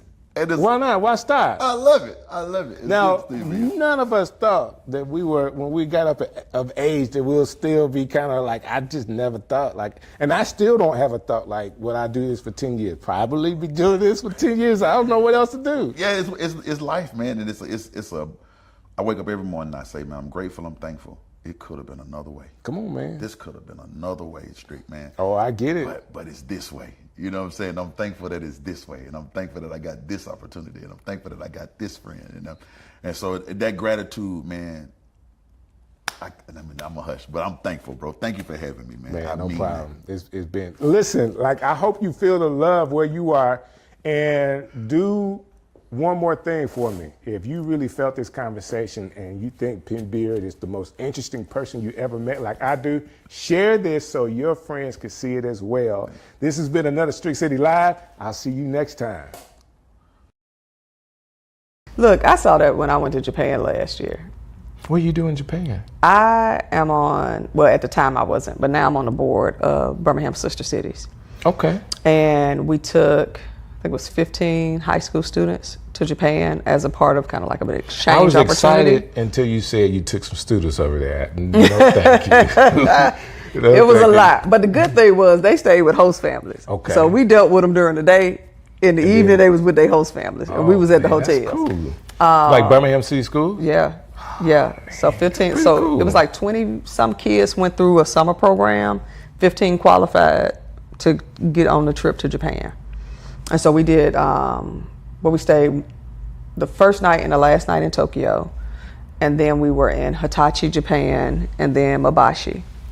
Or the other way around. Now you're Mabashi, saying all those Hitachi. cities, I don't care where they are, I don't know anything about Japan. That's it. So that was the rural part of Japan. So there are two sister cities, is Mabashi and Hitachi. So Hitachi has a very similar industrial history like we do. Still. Mm-hmm. And Mabashi, I don't know how they got layered on, but they was like, T, you work with kids.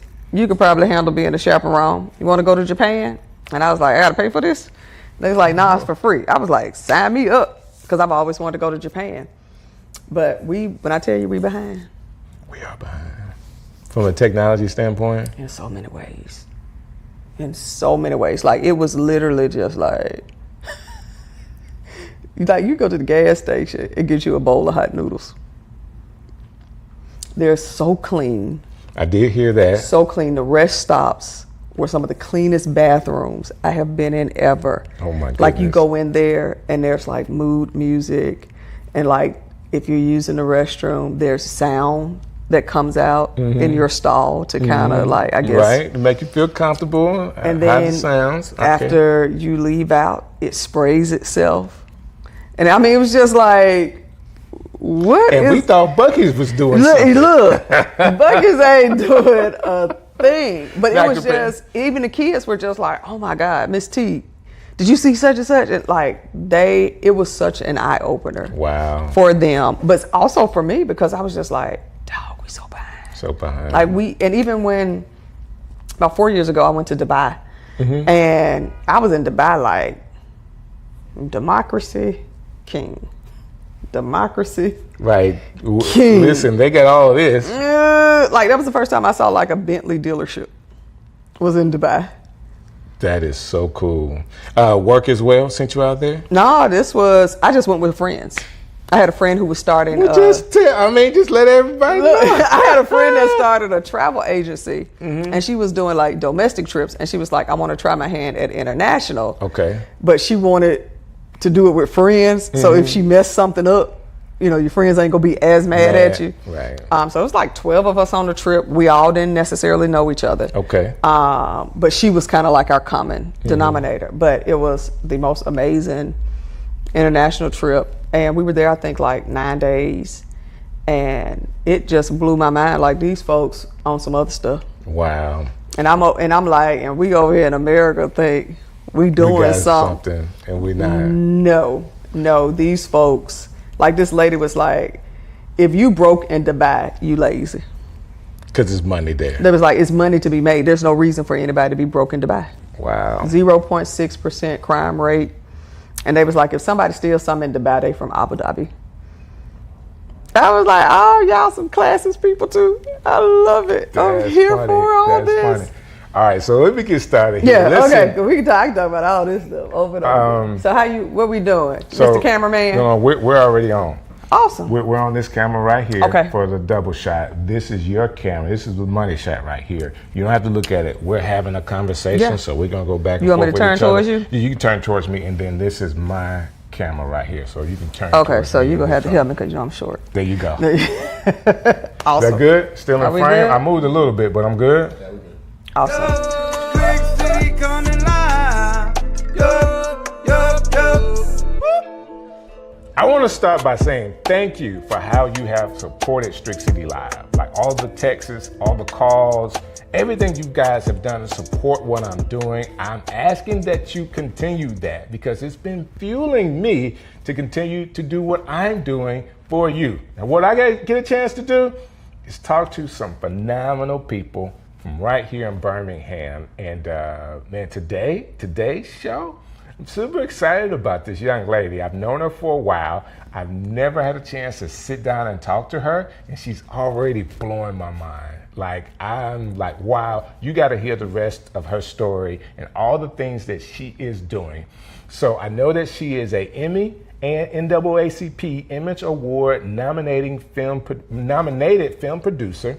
She works at Jones Valley Teaching Farms, director of youth and experiences, and I know she's going to correct me on how that title really goes out at Jones Valley, but she's an activist, she's an educator, and she is also a really good consultant. And we're going to get a chance to talk about the production that she does and everything that happens around T. Marie King. Welcome to the show. Thank you. I'm so excited to have you. I'm glad to be here. I can't believe we hadn't actually sat down We have and had a conversation. I am really going after some people in the city that I know. This gives me an opportunity to talk to you. Yeah. I can call you, hey, let's do lunch. He's like, well, why is Strick gonna do lunch with me? Because I really like talking to people. Yeah. I like hearing people's story. So why not do it with some cameras, right? Not a problem. I really like doing it around food. That's the evolution of the show. Okay, so you got to bring me back when you add food in. Yeah, yeah. Maybe I've been done some other things and we can talk again. It don't matter. Again. There's so much that you are doing. Yeah. It'll be tell me what happened this week. Like, sounds about right. Just tell me what's going on this week. We'll get a chance to talk Absolutely. about. Let's do it. Emmy and NAACP nominated film producer? Yeah. That is really cool. Thank you. How many films right now do you have under your belt? So right now, I would say we're at technically 2 in a digital series. Okay. Yeah. That's awesome. Yeah, God has been good. Are they films, documentaries, or what? Yeah, so the Emmy nomination was for Shuttlesworth, the documentary on Reverend Fred Shuttlesworth. So that was amazing. That was like the first big project out the gate. Okay.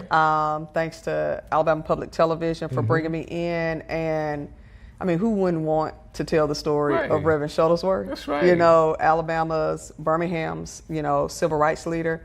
I also didn't want to mess it up. I understand that part, right? The pressure of having to do it correctly. But we did a great film. I thought it was awesome. Thank you so much. And we got nominated for an Emmy for it. I still say we should have won. I get it. But, it is what it is. But, I mean, to come out the gate and your first project gets nominated for an Emmy, I mean, no pressure. How did you get started in that? Well, I've always wanted to be a filmmaker. Ever since I was 8 years old, first time I saw the Muppets Take Manhattan, I was like... Who wasn't inspired by the Muppets, You know what I'm saying? Jim Henson, Muppet Babies, 80s kids, so grew up on all of that. Right. So it was like, I want to do this, whatever this is, these talking pictures, I wanted to do that. But then also I grew up on educational television, so, Reading Rainbow, Sesame Street, all those shows, Schoolhouse Rock, that taught you about the world or how to interact with people, Mr. Rogers, Neighborhood, all those things. And I was like, I want to do that. I want to learn about other people because I love talking and learning from other people as well. Okay. And as I got older, I realized it wasn't action films or things like that I wanted to make. I actually wanted to do documentaries. I get it. And so as I got older, I realized, okay, there's a term for these type of films. And it's like, that's what I want to do. And Birmingham in the 90s was not a place you do film. Right.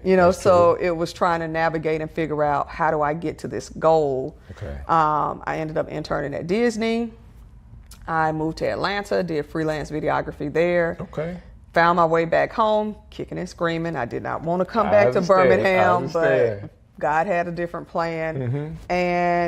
But I fell into community work is what I said. I got you. And it's been a blessing, but it's not what I would have chosen to do. I got you. But it's through that community work that I think grounded me in a way that I could tell Shuttlesworth's story. That's awesome. So is that how you got to Jones Valley, or that's further down the list? That's further down. No, that's further down. So when you say videography, are you behind the camera now, or are you doing more of the directing and writing part? So in Atlanta, I was more so behind the camera because for a moment I was thinking cinematographer. Right. And then I was like, but I want to be in control of the story. Right. So I was like, what is that? And I grew up on A Different World and Debbie Allen, and it was like, okay, that's what I want to do. I want to produce my own stuff. And Shuttlesworth just provided the opportunity to take somebody's life, and it's like, how do you convey this story in a short amount of time? Because an hour is not a long time. Right. But tell it right.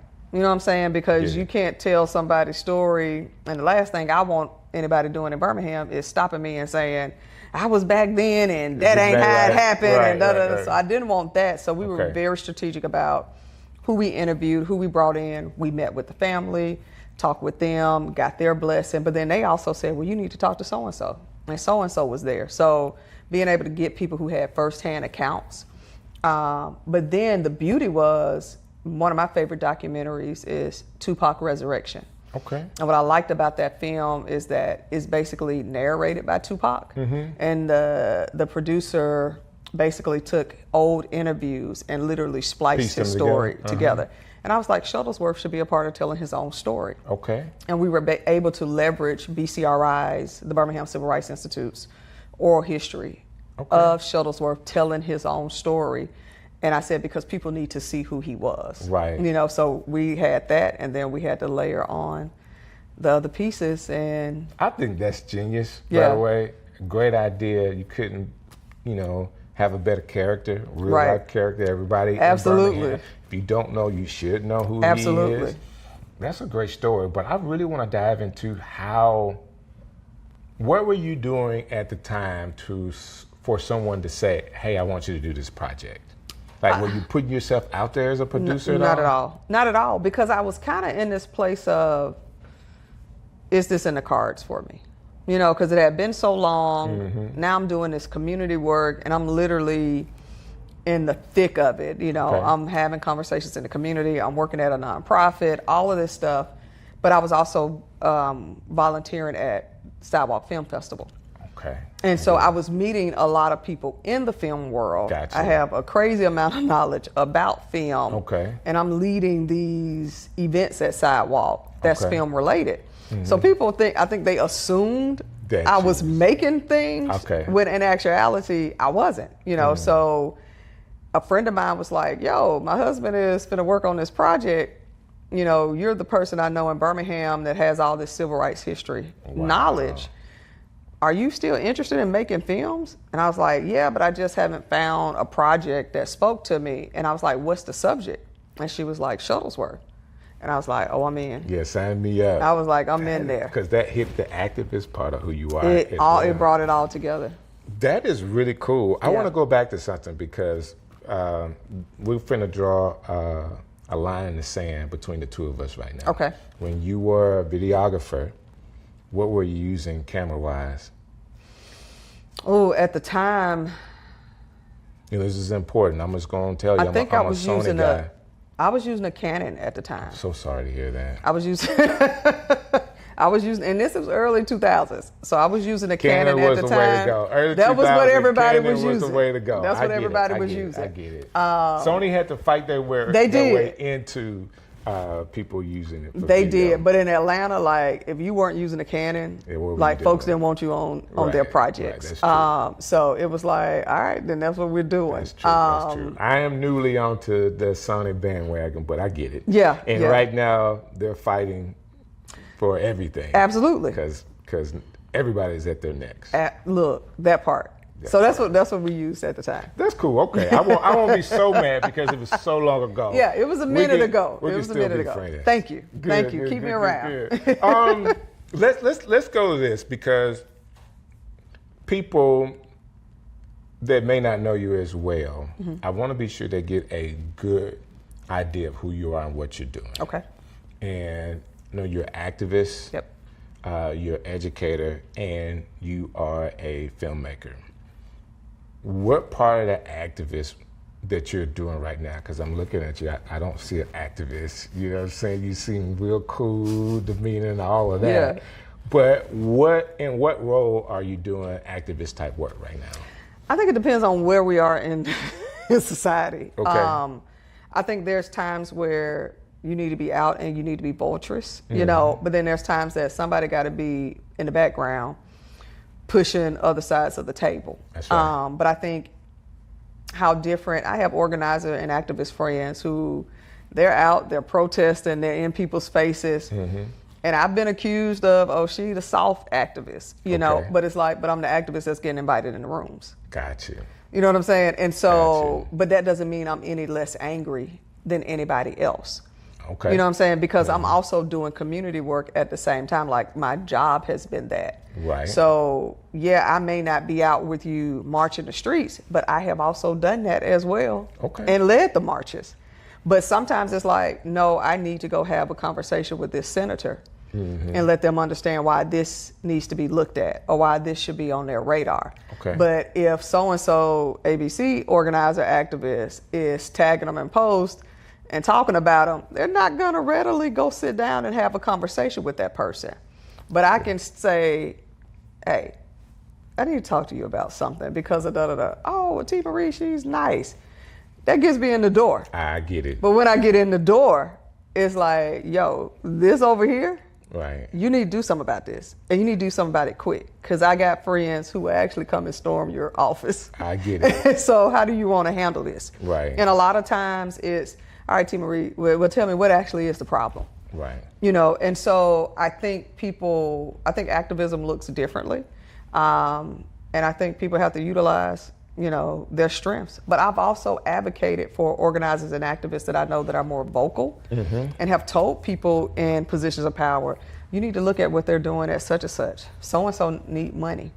So I'm a lot of times advocating for people behind the scenes, and they don't even know it's me that's advocating for them. Well, if you're advocating to send money around, just put my name. Put your name out there. I got you. I got you. What is he doing? I don't know what he's doing. He just said he needed some money. But then also I'm seeing other smaller organizations or nonprofits doing things that don't get pieces of the pie. Right. You know, so I can go in and say, y'all need to give some money to so-and-so. Right. They're actually Doing impacted people's lives. That's good. You know, and because I built trust over the years with people, they'll say, okay, T, send me some information on it. Or, okay, we'll go by there and check it out. Gotcha. You know, so I see it as my work is working with young people, being a voice for the voiceless or people whose voices aren't strong enough to speak up on their own behalf, but also drawing light to dark places that need light shown on them. And that's how I see my work. With that being said, I gotta ask you this question. We're in the same boat when I asked you this question. So this is not something to say we're on opposite sides, but why are black people still in Alabama? I think some of it is comfort, it's home. You know, why do people say, I'm gonna stay at Big Mama house? Because you don't want to go nowhere else, because it's comfortable. Because it's comfortable. But then Big Mama house is falling down and all of that. Yeah, but it's Big Mama house. But it's Big Mama house, so I'm gonna stay there. I'm staying here. But I also think some of it might be a lack of exposure because you haven't been anywhere else. Like I work with young people, I work with teenagers, and I've had parents that be like, well, where you taking them? And it's like, we're going to Six Flags. I promise you I'm bringing them back. Yeah. But I know people and families who haven't been out the city or the state. Wow. So for me to say I'm taking them across the line to Georgia to go have fun or to go visit a college, it's like, whoa, you're taking me too fast. And I think some of it is comfort. I think some of it is a lack of exposure. And then some of it could be fear. It could be fear of the unknown. I say that because I asked myself that question. Yeah. And I feel like it's a calling to be here. I have stayed outside of the state for a while, and I think there's some great places in America right now that's more conducive to African Americans. Like we could really have a state that is not like Alabama, but it's home. It is home for me, and I have grown up with pretty much the same type of ideas all around me, but I do believe that there's people here that I'm called to. Yeah. Like for me, that I'm called to be a leader of, and I just kind of hunker down in that. Do I want to be some other places? Yeah, probably. I do. Yeah. But this is home. I think that's what's important about understanding what your purpose is. There you go. You know what I'm saying? So like last year, my grandmother passed. Okay. And we were extremely close. And somebody a little time after she passed was like, what's keeping you in Birmingham? Right. And I said, absolutely nothing. Because the person that was keeping me in Birmingham is no longer here. Right. So there's nothing keeping me here, yet I don't feel a pull anywhere else. So for me, it's like, well, God, if you're not pulling me to go anywhere else, then clearly there's something I'm still supposed to be doing here. Wow. You know? And that's why I'm doing this show. Yeah. Because I do feel like not just Alabama, but Birmingham, it is a very unique city. Yeah. That has tons of stories to be told. Like people need to know who you are. Yeah. And the totality of who you are. And if I can have, 30, 40 minutes of someone's time to tell your story to the people, like I win because I feel better about it. Yeah. And eventually we'll be able to do it around some food. Yes. So we talked about the activist part. Now let's talk about who you are as a teacher. Yeah. And what you're doing to teach people. Like you said earlier, you wanted to do films, and you kind of just migrated into leading young people. Tell us about fell into. Tell us about that experience, and what do you actually get out of it? So when I moved back to Birmingham, I was kind of in this weird space. I was in Atlanta. I think I had been sleeping in my car for like maybe off and on for like maybe 3 or 4 weeks. Okay. And I called my grandmother and I was like, oh my God, it's not working out. I'm so frustrated. She was like, just come back home. And I was like, yeah, I don't want to come back to Birmingham. Right. And she was like, you can always leave again. Okay. And she was like, I'll see you in a couple of hours. And I was like, man, yeah, one grandmother's time. She just made it so easy. I know, right? And I was like, I knew she was going to be cooking. So that helped out too. That helped. I was like, okay, I'm going to get some collard greens, maybe some fried pork chops. Okay, I'll see you in 2 hours. That part. And so I come back home and I literally lived with my grandmother, slept in the bed with her for like 4 or 5 months. Wow. Just trying to figure it out. And got a little part-time job, started managing a movie theater because I was like, if I can't make them, at least I can be connected and around it. I get it. So I managed this movie theater and then found out about another community job. And I just was looking to make more money. Okay. I wasn't even looking to make a difference if Right. I could keep it completely 100. And I was like, this pays more than this. Let's go do this for a little while. Did that, and I did not like what I was seeing with how people were being treated. And it's almost like it found me in a way, because then I felt like, well, I can't watch this happen and not speak up on it. Right. But then also I'm seeing these young people and nobody's doing anything with them or activating them. Gotcha. Let me do something with them. Because as a former young person. Right. I was young a couple of weeks ago. You know what I'm saying? You know, Right. I was like, I know what it's like to feel unheard. So can I create a space where they can at least feel heard and valued? So I started doing that in Woodlawn. And these young people just won't leave me alone, you know, and somehow I end up finding my way back to working with young people in some shape or form, you know, and I always end up with teenagers. And I love the little people. I don't necessarily want to work with the little people. I get it. But the teenagers, you can really have a conversation with them.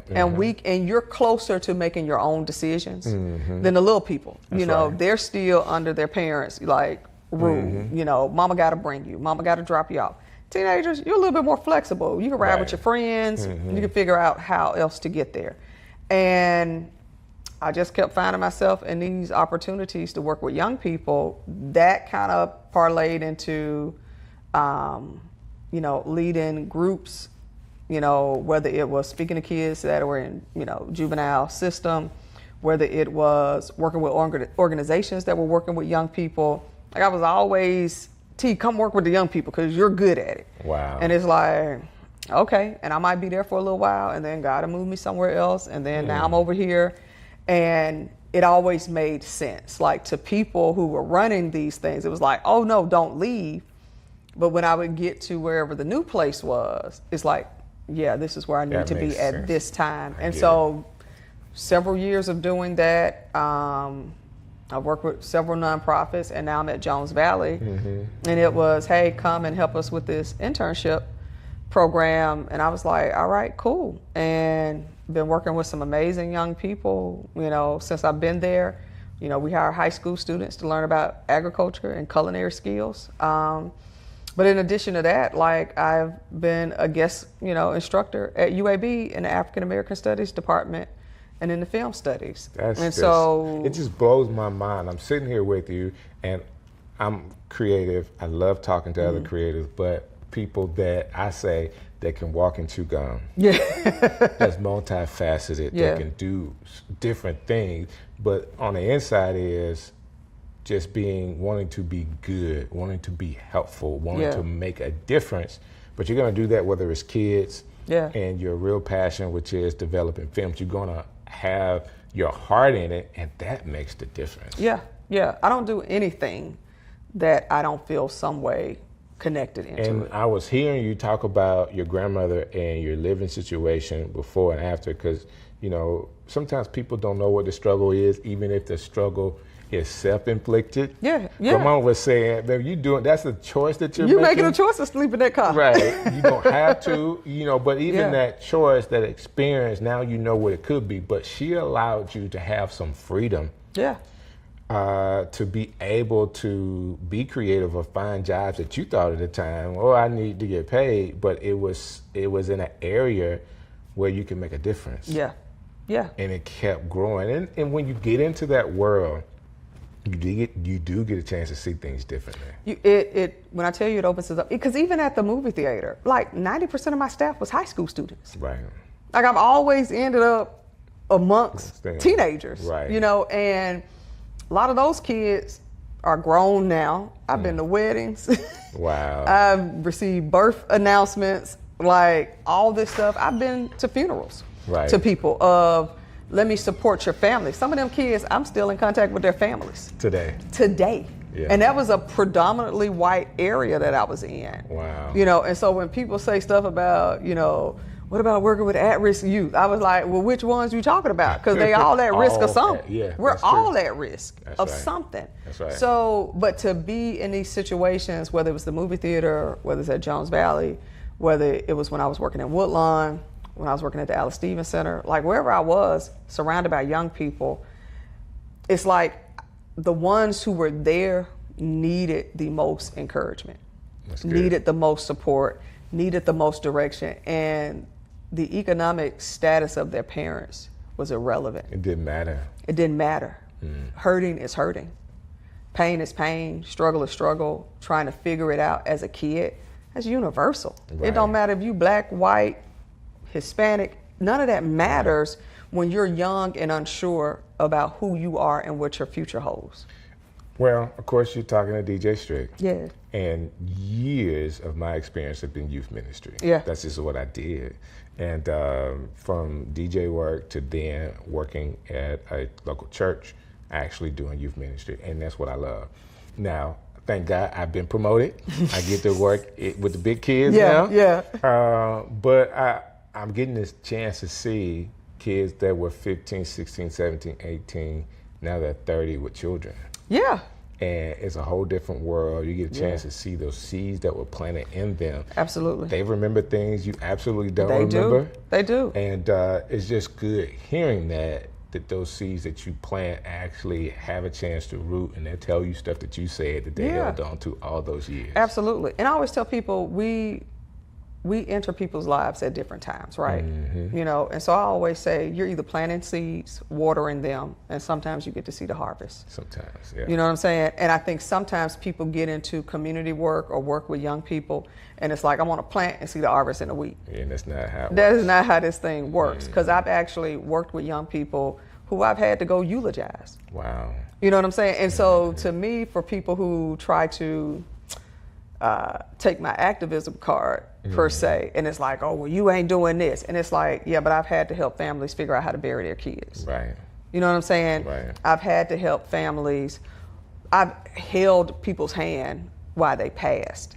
Wow. You know what I'm saying? And it's like things that I experienced that I'm not posting on social media because I'm there with these families. You know, and it's like, no, I'm walking through. I've sent Dominoes to kids because they didn't have anything to eat. Wow. You know what I'm saying? I've taken shoes off my feet and given it to a kid who had shoes that had holes in them. But I don't post about that. Right. I don't talk about those things. And I mean, I could, but I don't, because I'm not doing it for you. For them. You know what I'm saying? I'm here showing up for these kids, which is why, regardless of how you feel about me, people will say, she the same. I've seen people from high school, and they be like, "That's how she was at high school. She the same. She was always." What high school did you go to? I graduated from a county school before people started tripping. Okay. I know how y'all Birmingham City graduates you gotta go to the one of Birmingham schools. know, but I graduated from Hueytown. Okay. That's But I grew up in Birmingham. I grew up in Ensley. Okay. Yeah. But my thing is like, it's about people. It's about people. And if you're in the people business, which we're all technically in the people business, if you're truly in the people business, you shouldn't be the one that's centered. It should be who you're serving. So with the young people that I work with, they're centered. So it kind of leads me to this next part of who you are as a producer, because you said something that I teach a lot. From a content creator, I talk to people that make content for social media, and we tell them it's not human nature, but we tell them you're not the hero in the story. whoever you are talking to, they are the hero. Your job is to be the guide. And in telling stories, as you produce them, like, you have to be able to write that way. You know, there is a hero, there is a guide, there is some type of conflict, and there's a climax to the story. Like, what, from your experience with working with people and really caring about people, how does that transition to how you tell stories? I think because I'm always so curious about people and how you got there. You know, I grew up on, Lifestyles of the Rich and Famous. We all say you know what I'm saying? We love that. And it's like, how did they make all that money? Or how did they get into that? You know, and it's like hearing their story. What I liked about Shuttlesworth was that I never met him. Right. So it was an opportunity for me to discover him in my research. So between reading his book and then watching the oral history and interviewing other people, I'm like, oh, wow, he did that. Oh, man, he felt that way. He said that. That is crazy. So I'm discovering him along with everybody else. So I try to go in with a very unbiased lens and saying, what don't I know about this story that I could help, sift to the top.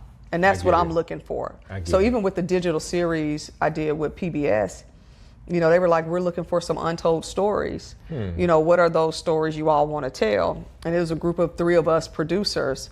And we all said, we'll do this. We'll work on one together. And then everybody picked their own story they want to do. And so we did a story together on Hobson City, which is between Anniston and Oxford. But I was like, I want to do a story on the Alabama Penny Savings Bank. Okay. And talk about the wealth gap and why is it like that. And I had to fight for the episode. Did you? I did. But I fought for it tooth and nail. We got the episode, and it ended up being our group's highest performing episode. But it was a thing, like, people don't know about the Alabama Penny Savings Bank and that the building is still there, still downtown Birmingham. Folks walk by it every day and have no clue the history that it holds. And so I was like, I want to tell that story and pull that out. So I think for me, it's like, what don't we know and why don't we know it? And so I'm always kind of that curious person. I was that kid that asked a whole bunch of questions, but it wasn't just, well, why? It was, well, who owned it? Right. Well, how did they lose it? Right. Who took it? I want that, and I want names, so I can tell me all the details. Give me all the details, and then as I kind of sit with it, and then it's like, well, what's the story? And then I find that link, and it's like, okay, let's dig deep into that. So one of the things I've kind of ventured into now is playwriting. Okay. I was going to ask you what's next. So playwriting has kind of surfaced. Stage play writing. Yeah. Okay. So I've written 2, and the first one is this play called Taps. Okay. And it's about an estranged father and daughter that reconnect the last week of his life. And it's loosely based off of, well, that's not true. It's very heavily based off me and my sister's relationship with our father. Okay. And so he got sick, and we had a very complicated, very layered relationship. We didn't really grow up with him. And checking in on him because we heard he went to the hospital. Ended up him being in and out in the hospital and in ICU for about 6 months. Wow. And it was the last 6 months of his life. And so 3 people who had this fractured relationship, now these 2 daughters were now having to take care of somebody who hadn't taken care of them. Ooh, that's a story to tell. So once we kind of got through it, he passed, we made it through all of that. I think maybe 6 months or so passed, and I told my sister, I said, I should probably talk to somebody. At this point, you need some help. I probably need to process all of this because everything was so in the moment, and I was still filming Shuttlesworth at the time. So I was in the middle of that, and all this is going on, and he's sick and having to run to the hospital and deal with his health stuff, and literally making life or death decisions for somebody who hadn't been there for you. That's tough. You know what I'm saying? And so to make it through that and to go through it with a disposition of forgiveness, because I understood, I didn't know he was gonna pass as soon as he did, but the writing was kind of on the wall. Right. And I was like, well, in order for me to be here for him, I can't have any issue with him. Right. You know what I'm saying? To really show up in a way that is needed. Needed. Did he deserve it? No. Right. He didn't do anything to earn it. But that has nothing to do with me and how I choose to show up. Listen, he was lucky to have girls because boys don't do that. Look, he lucked out. You, he lucked out. Boys do not do that. I'm hoping my sons, they have a girl so I can have some people. So have somebody to take care of you. And they would. They would. I already know. But it was crazy. And we were there holding his hand when he passed. Oh, man. And so you fast forward 6 months out and it's just like, I should probably talk to somebody. But I got my own issues with counselors. So I started writing. And this story just took shape. And the story ends up, it's a daughter that's a combination of kind of me and my sister's experiences. And then it's him, and wrote it and was just like, okay. Took a breath and actually let somebody read it. And they was like, you need to do something with this. This is powerful. So I'm planning that stage reading in February of next year. And then last year I started writing something that turned into a one-act play that I did, and it was a conversation that I crafted between Dr. Martin Luther King Jr. and Rabbi Milton Grafman. And Rabbi Milton Grafman was a rabbi in Birmingham who was one of the men who signed the letter that Dr. King wrote, the letter from a Birmingham jail in response to. Wow. And so my question, and this is how I get when I start thinking a little differently about things, was if these men would have actually sat down and had a conversation, what would that have been? So the whole play is them having a conversation. And according to history, they actually never met. Wow. So it leads me into a question I have about, you're just coming back a couple of weeks ago from Detroit. Yeah. With your latest film. Yeah. Can you tell me about that? Yeah, so the before is a short that is kind of my response to the frustration of what I saw coming. Okay. Having conversations about race with people, I was hearing what people were saying, and I knew way before campaigning started who was probably going to get elected. Okay. And if everybody else was paying attention, they should have known as too. well. I didn't understand why people were shocked. Gotcha. But my frustration was I don't see a lot of empathetic people, if that makes sense. Right now. And I'm like, let me show people what it means to be othered. And so the before is set present day. It's about school integration, because the thing that people will fight tooth and nail on is their kids. That's true. And so it's like, but the place where some of the most real things are said in a family is usually at the dinner table. It's always at the dinner table. So I said, well, let's have a dinner table scene where a family is wrestling with school integration with these other kids that are coming. And so the whole film kind of sets it up where it's, these protests are happening, you see this family, they're having this conversation, and this kid is confused about what's wrong with these other kids. And the family is dancing around it, and in the end, it's the couple that argues it out to resolve things in the way I think a lot of families have done, where it's just like you lean into the spouse that has the heaviest opinion. Right. And that's how we vote, regardless of whether you feel that way or not. Yeah. And so that's what I wanted to show. I wanted to kind of pick at that scab. This is what's happening in your homes. Right. The reason why you're voting that way. This is exactly why you're voting that way. And a lot of people, and well, I believe this and I support you on this, but you're going to vote the same way your spouse votes. Wow. And that's why we're still in these certain situations. Like talking to you, you have so many layers. Yeah. Okay? You have so many layers, and I just want to sit here and fill out all the layers to what you got going on. But I think you're phenomenal. Thank you. I think that you are a gift to Birmingham. I appreciate that. We need to do all we can to support you and what you are doing. Yeah. So with this latest film that you have, is there a way that people can watch it? Is there a way that people can support your efforts? more importantly, the stage play you're doing and even other endeavors you have going on? Yeah, so right now, the film is kind of on the festival circuit. We have screened in 10 festivals now. That's awesome. Have won Best Short in 3 festivals. That's awesome. So that was cool. Was actually nominated at the Detroit Black Film Festival. So I'm waiting to hear back from a few others that we entered. I'm thinking I might put it on my website at the beginning of the year so that people can actually click on and see it.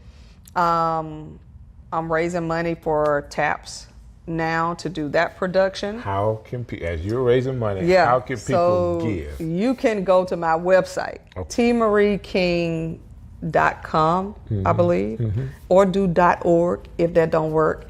But I think it's .com. I think it's .com, and if it has a link on there that has, you'll see the poster for TAPS, and then you'll see like Shuttlesworth and the margins, and you just click on the poster, and it'll take you to the page to give. So, accepting all donations, whatever you're willing to give, we will take it so humbly. But I just want to create good content that, whether it's play form, film form, that challenges people to think about how they show up in the world. That's awesome. Yeah. That's awesome. And I'm there with you. I love to create. This is an opportunity for me to create. My son and I, I said, hey, do you think we can do like something different, like documentary stuff? He said, yeah, it's something different. He's always cool like that. He's agreeable, but he's like, yeah, we can try something different. Yeah. And I like telling stories too, especially about people. Yeah. That's fascinating to me. Yeah. And you're one of those people. Well, thank that's you. Fascinating. We're just like, what we talked about today is just the tip of the iceberg about who you are. Yeah. I gotta have you back. Absolutely. So as we get closer to the stage play and all this other kind of stuff, you mind coming back and we can talk a little more? Would love to. Because, like I said, you're already a jewel of this city. I want to do all I can to support you, but I want to be sure people know more about your story. Hey, we could do it, because we didn't even talk about me being in the Black Hills of South Dakota. What are you talking about? What is the Black Hills of South Dakota? What is that? See, we can talk about that on the next episode. The next time. So if people are seeing you now, you told them to go to the website. Yeah. Do you have social media where they can see more stuff as well? I am on Instagram, tmking79, and on Facebook, T Marie King. I don't do all that other stuff, but you can find me on those 2 platforms. Those 2 platforms. Yeah. I get it. And find you at Jones Valley anytime they want to see you. Yes, don't come asking me about no plants. I work at the farm, not on the farm. So I can't tell you about why your plant's not growing. But if you want to talk about young people, if you want to talk about your child getting a job, we can have that conversation. But yeah, I can't help you grow stuff better. Oh, that's a short. You already know I'm cutting that out, right? I'm cutting that out. Hey guys, this has been an excellent episode of Strick City Live, and please do me a favor, go look her up. Follow her, go to the website, make a donation to her next project, and who knows, when it comes out, we'll let you know so you can support her as well. There's so many creative people in Birmingham. Guess what? I'm calling them and asking them to be right here on this show. So don't go nowhere. Keep it locked. We're going to make sure that we're dropping episodes of people that you should know in this city. God bless you. Strick City coming live. Yo, yo, yo.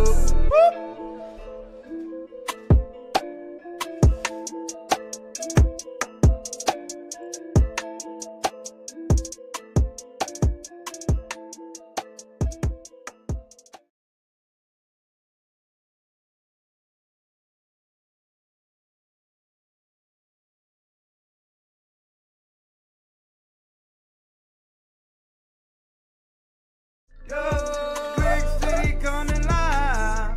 Yo, yo, yo. Listen, you guys have been awesome. The last time I put up a live stream, you guys watched it, commented, and shared it, and I am like so happy. Yes, I did bring Strick City Live back, but you guys are making it what it is. So thank you so very much for doing that. I have an opportunity to bring some of the people that I know for a very long time in the city of Birmingham to you to talk about some of the things they're doing so you are aware of what's going on right here in your city. And today, I have a longtime friend. I'm just at awe at all of the things that God has allowed his hands to touch over the years. I believe if we talk about it, he may have 5, 6 different lifetimes of different things that he has been able to do. And we have him here in the city, and we're going to talk about some of the things he's doing. And I get the preview of diving in some parts of his life he normally does not talk about. So if you hang along with us today, you get a chance to hear from none other than my friend, Dr. Henry Pangan. How are you doing, sir? Doing great, man. How you doing? Man, I appreciate you hanging out with me today. Thank you for having me on, man. Listen, now you have been known in the city for a long time with your work with UAB. Of course, people know about your relationship and the work that you do with Stevie Wonder. Everybody knows that you're, now I want to say music director or conductor of his orchestra. Yeah, I'm orchestra conductor and arranger. I love it. Now, you've been arranging since your times at Alabama A&M. That's right. That's right. That's where it started. So back in the dark ages. The dark ages, where you had to really write everything down on paper? Had to write everything down on paper using an eraser. But that was wonderful experiences. You know, back I graduated, I don't mind telling you, I graduated from A&M in '81. Wow. And left there and went to graduate school at the Ohio State University. Okay. And then came to UAB, and after the master's and a PhD in 88, 87, I guess it was. Mm-hmm. And been at UAB ever since. Thought I'd be here a year. So I don't know when it happened. It had to be early 2000s. You actually, at UAB, incorporated a school of music technology. Can you explain like the process and what that is for people when you're talking about music and technology? Sure. One of the things that was really, really important when I was at Ohio State, I was just there at a time when a lot of the technologies that we use in the industry were just being developed. Like computer technology. Computer technology, Pro Tools, scoring software. I was using Pro Tools when it was called Sound Tools. Okay. People don't know that. But fortunately, from when I was there, a lot of the companies from Apple, all these companies were just bringing a lot of their software for us to beta test. Okay. So when I came to UAB as a theorist, I was literally in my class one day, I'll never forget it, and one of my students in orchestration in the back of the class just raised their hand and they said, Dr. Pangan, this is great. You know, we're learning about how to write like Beethoven, and you're showing us examples of Bach and Haydn and everybody. But we heard that Stevie Wonder track you arranged on. Can you show us how to do that and how you produce that? And it just kind of hit me like a ton of bricks that I was doing one thing in the academy, but in the profession, I was doing and using different types of technologies. I get it. So we started a course, and then from that course became and grew the whole tech degree program that we have now. I think that's awesome. With that, of course, I'm actually sporting some of the Shadigs from Audio State, which is a business that you own, Audio State Studios, and I get the pleasure of working with you at Audio State and pulling off some of the major events. So not only are you professor, conductor, but you own a studio, but you also, I guess you don't say it this way, but you promote like your own shows and a series of shows around the country throughout the year. Would you call it promotion? We don't want to, when you put it all together, like you actually, you manage like these shows. People call you in to conduct different parts, and some of it is packages that you present. Well, typically, many people will remember one of the first big projects with orchestras in gospel was called Gospel Goes Classical. I remember that. And I've always kind of loved orchestral music, but I think some of the most significant and important music, especially when it comes to theory and arranging and orchestration and melody and harmony is gospel. Okay.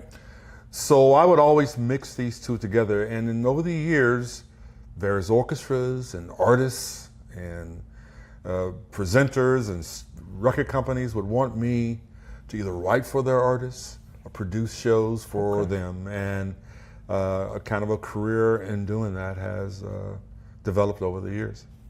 Kurt Carr, Juanita Bynum, our friend Big Ruben Studdard, just a year and a half ago, maybe I'm saying that long ago, we actually did the Kennedy Center with Marette Brown Clark, Dorinda Clark, and then the legendary Marvin Winans. That was a crazy show.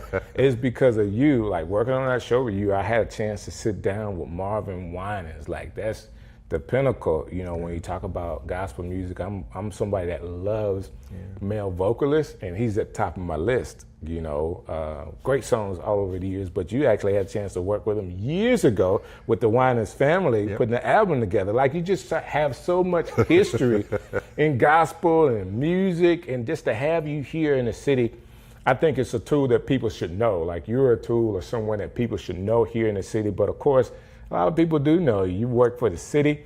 You worked at several churches here. I mean, people know Dr. Henry Payne for the work that you put in. Well, I know you, when you set out as a musician, I always joke about this, and there's a little joke in it. I used to say, you know, people would call me to do this and do that, and they'll tell me, oh, we'll give you a nice love offering. And then, you know, I'd just be so happy for them to hear my music or to hear me arrange or see me conduct or whatever the case may be. Right. And then I get that offering. There wasn't much love in that offering. That'll happen. You have to be ready for that. But, you know, but that, it was always about what I felt was an honor to be able to do that. And one of my dear friends just sent me a note the other day, and she just posted one little word and a couple of words, and she doesn't say much, but she's a very respected person. I'm not going to name drop. And she just said, Henry, your gift really has made room for you. And I really take that to heart, because you don't set out for the recognition. You really don't. You set out to do good work. Right. And if you look up one day and, you know, people are calling you, and you know, just to think, I've been working with Stevie for 32 years now. Wow. And it's like, you know, and people always, well, how do you work for Stevie Wonder? Well, I promise you, I didn't pick up the phone call and call him and say, hey, Steve, I'm really good. Right. Call me back. And people hear about your work. And so, you know, the Winans Project, that's just an amazing situation there, you know, where I wasn't going to do the project. Nothing was coming together like it should. Wow. And Marvin knew that I really wanted to do the project. He said, Pena, you really want to do this? I said, yeah. He said, well, let me tell you, if it bombs, we're going to tell the whole world it's your fault. It was such a big hit that Quincy Jones signed them. Wow. I get the call to work with him and to work with them on a record that wins a couple of Grammys. So you know, you give what you have to give, and that everything else just happens after And that was, you know, almost a lifetime ago with who you are as a person that I know, because now you're talking about winning Grammys. You have what's 14 Tellys now? That's 27 Telly Awards. So Telly Awards are awards given for, you actually submit for that for documentaries, right? Well, the Telly Awards for television broadcasts, they are in all categories from production to orchestration to arranging. Then they'll have significance as for its cultural impact. Wow. So we've been very, very fortunate with our PBS shows. 21 Tellys though? Yes, I think it's 27 Tellys. 27. So we're talking about award-winning in music, award-winning music in film, and in film now. Couple of Emmys. Couple of Emmys. Yeah, 2 Emmys. Hey, people need to know this. So, but you know, again, we are just still working hard at it. And and I'll tell you, it's just not a single person. You know, like you, how we're so fortunate at Audio State to have you partner with us, and I appreciate that, and the team of good people. And James and Tammy, I mean Connor, you know, all these people that help pull things together. And the beautiful thing about that whole family, we call Audio State a family, from all the singers, from Valerie to Valerie Smith and Valerie R. Harris, right, to basically the band with Cameron and everybody. The heart of people makes the difference. Yeah. And I always know that if I'm out of town, sometimes I don't go to Audio State in 2 and 3 months at a time. But I know that I can lay my head on the pillow at night, not even think about it. Right. It's because of the nature of the people that you have around you. God-fearing, honorable people. And you tell me something, Valerie tell me something, as you all have done, I just stop in my tracks and listen. Right. And I feel blessed to see how God has just provided. And I tell you, it is a God thing. And in every turn, you know, it's just amazing how God has revealed to me that sometimes he allowed me, I'm not gonna say he put me out on that ledge, but he's allowed me to be on a ledge to the point that if it needed him to succeed. Because if it failed, I said, God, if this fails, it's gonna be a reproach on you, whatever the case may be. But God have wanted me to see that I needed him.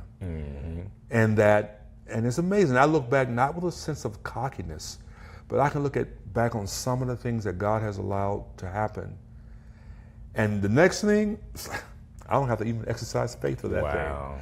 And that's the way I truly feel. And I don't want to be overly spiritual in talking about these things, but I do know the foundation under which my whole life has been girded. I'm glad you're saying that, because I started out telling people that I know a little more about you than most, and we're going to get a chance to talk about that a little bit, because I think people need to actually hear another side of you. Yes, they know about the music, know about your connection with UAB and the orchestra and all the things that you have done, and may not have known about the television and the documentaries, but they are awesome, award-winning documentaries. Have a few to work on. Like, I can't wait for the Donna Lawrence one to come out.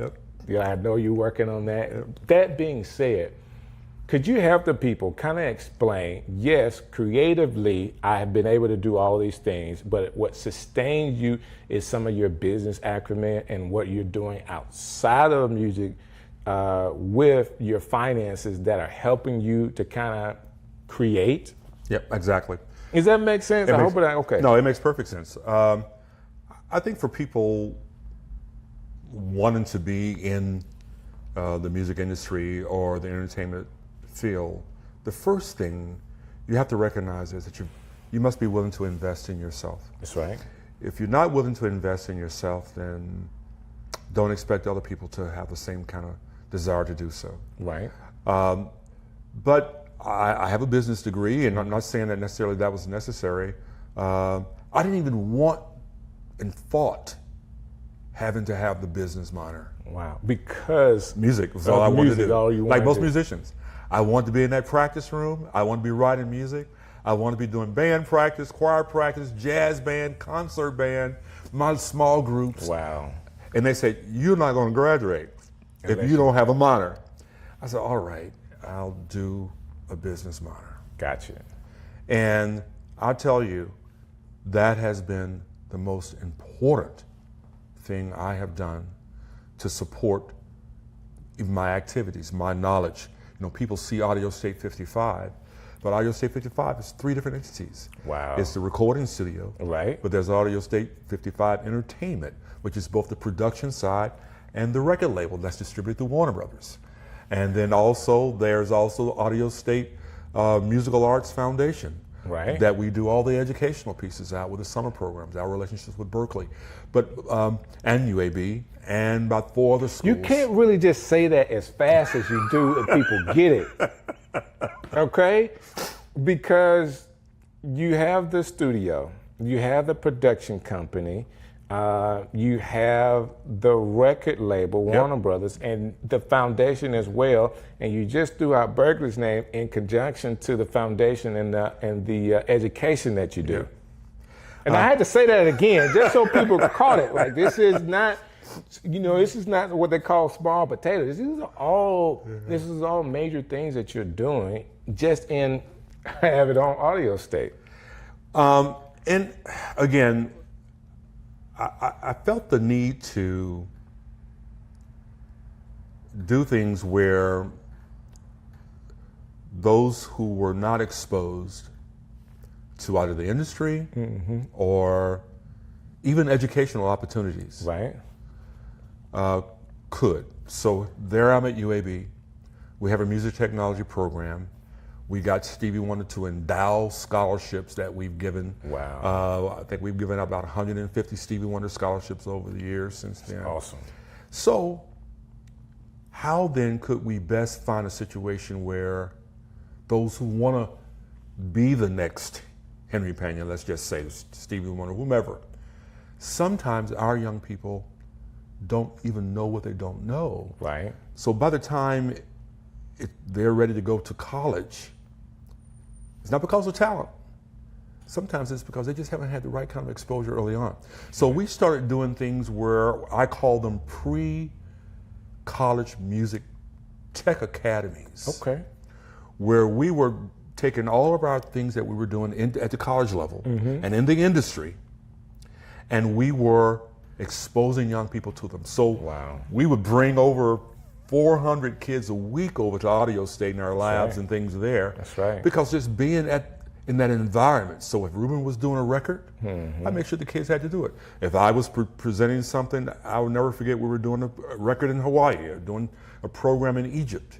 And I made sure that our kids could be a part of that. And one of the wonderful things. Hold on. I got to stop you again. I want to say this. I know he's saying these things really, really fast, and there's no way he's done all this. Trust me, all of this stuff has been done and documented. You can go and find the Hawaii record. I think Ruben was on that, wasn't he? We did several concerts with Ruben, but we had the Honolulu Symphony. Did he do the record? I think he's on it. I mean, I remember some of the things. When you're saying this, I know that people could really think, Pena, there's no way that Strick could have somebody in his studio that's talking like here, right here at the link in Roebuck. Me and you are sharing, because I've known you for such a long time. Some of these things are common knowledge to me, but people just don't know what we have right here. Well, I appreciate you saying that, and I think that in our own sphere, we have influence.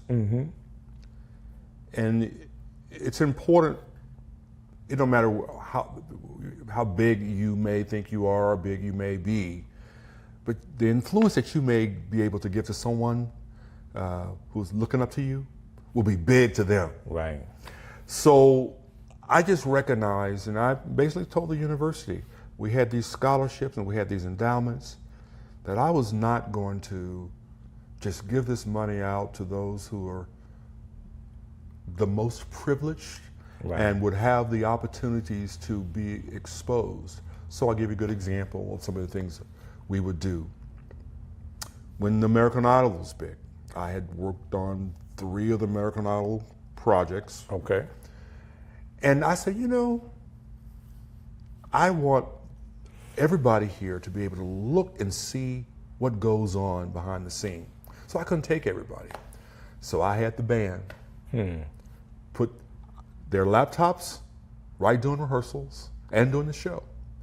And while the shows were going on, we were there at Audio State with the kids as if they were at those rehearsals. Yeah, at those rehearsals. So they could see it. They can see what's going on. It's about being able to just touch someone and they feel like they were there. When the movie Straight Outta Compton came out, my buddy who does a lot of producing for Dr. Dre, I said, listen, I got to have you talking about that. Right. So he came here. We had the movie here, talking to the kids, so that we could show that film, and they could see that he wrote 3 of the songs on that record, and how he did that. And that's the important thing, because we have the talent. Right. But many times we just don't know. And so for me, I think that basically I've just been, I'll use this word, foolish enough and trustworthy enough to step out, and if God said he would support an endeavor, I was foolish enough to try it. And sometimes that's just what you got to do. That being said, I want to be sure that as we talk about all the accolades that you have, that people understand how you have some of your businesses structured and how they need to rethink their mind on just their creativity. Like, do your creativity, but handle your business so you can create longer. Because I feel like that's what people that are creative miss it. You're somebody like, let's do Andre 3000. There's no way this young man could be walking around playing the flute if he didn't have money. Well, he could, but I get you.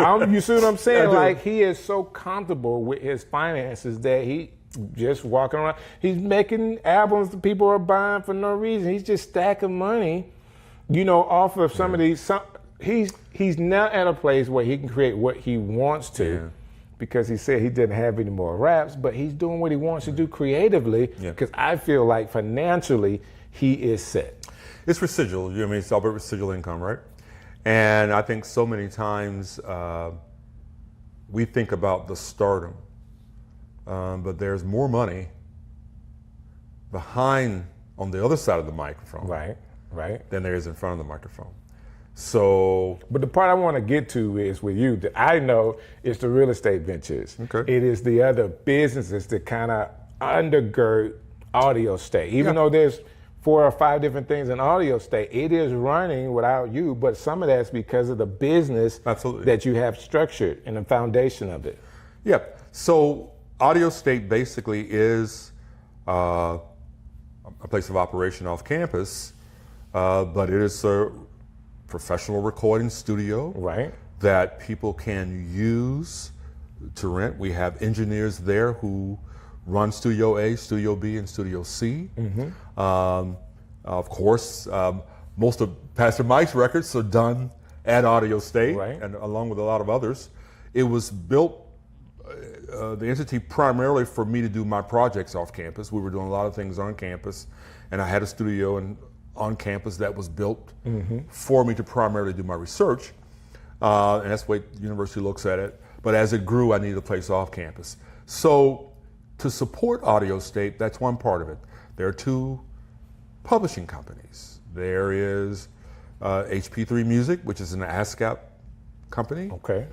And then there's Audio State 55 Publishing, which is a BMI company. No way. And so basically, no way. People, if you're in music, you understand what he just said. But basically, there's 2 major companies that does publishing, and he says he's got a company with one and a company with the other. I've never heard that before.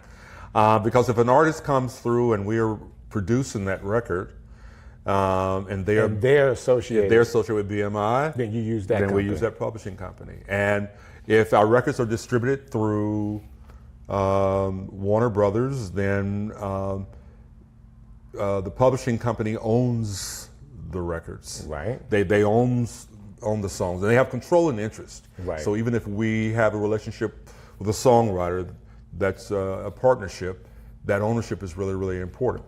And that's kind of residual income forever when you think about that. You also have to think about when you the synchronization licenses, things that go on just because a song is on a record. What happens when that song is on television or in film? Right. There's a whole different type of royalty structure that goes along with that. Gotcha. And so then there are all the PBS, Netflix, film distribution opportunities there. But to get to that stage, as it were,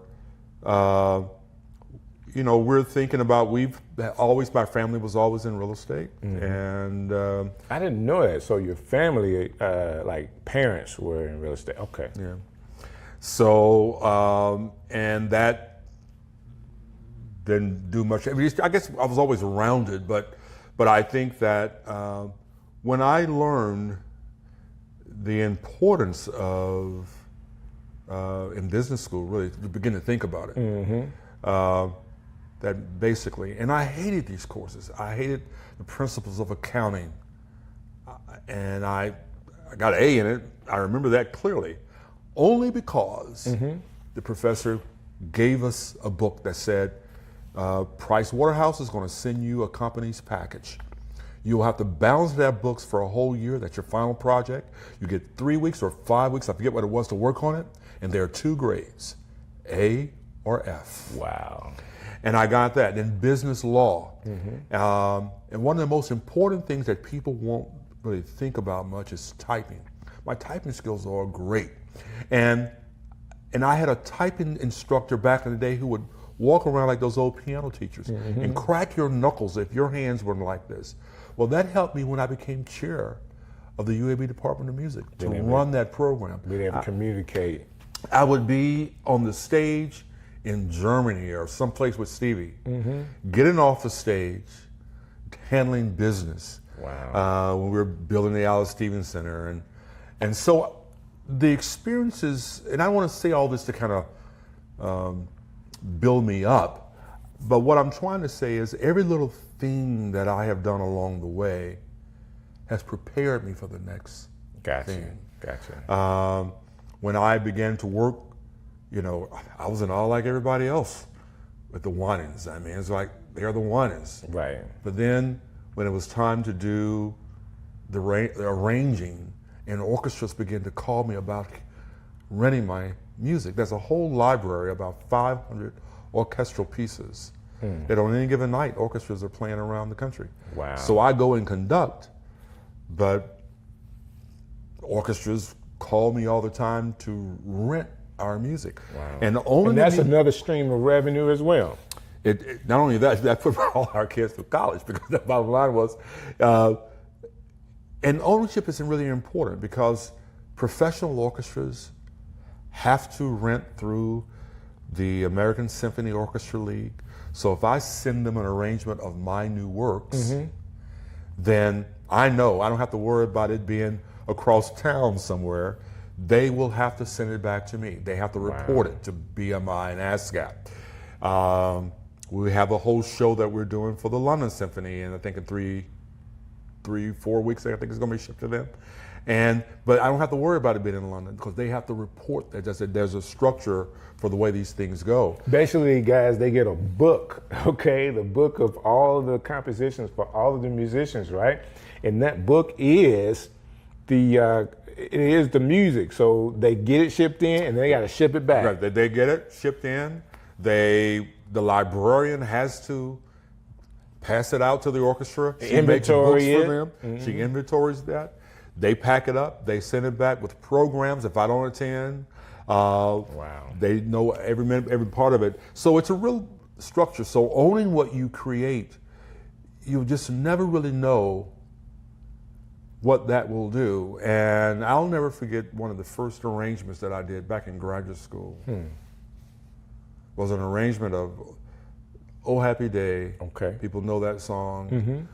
And because the symphony wanted to do it, some years that piece, even to this day, may have as many as 15, 20 different performances of my score. Something that you did while you were in college. Yeah, my youngest son is 30. My oldest son is 32, and he would have been 1.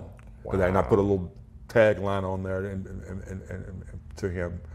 But my point is that I didn't know that really at the time. I mean, I didn't know how things would work out. But I've always been willing to do. And in all the great churches that allowed me to work with them, even in this town, Minister of Music at Faith Chapel and 6th Avenue and Sardis. And then the records we did with Israel Houghton and Darlene Check over at Church of the Highlands.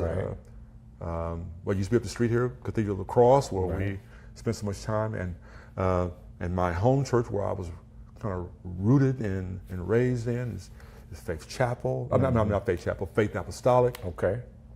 But even as a little boy going to Friendship Baptist Church in Brighton, all these experiences really are who I am, and it's just amazing as I look back on it.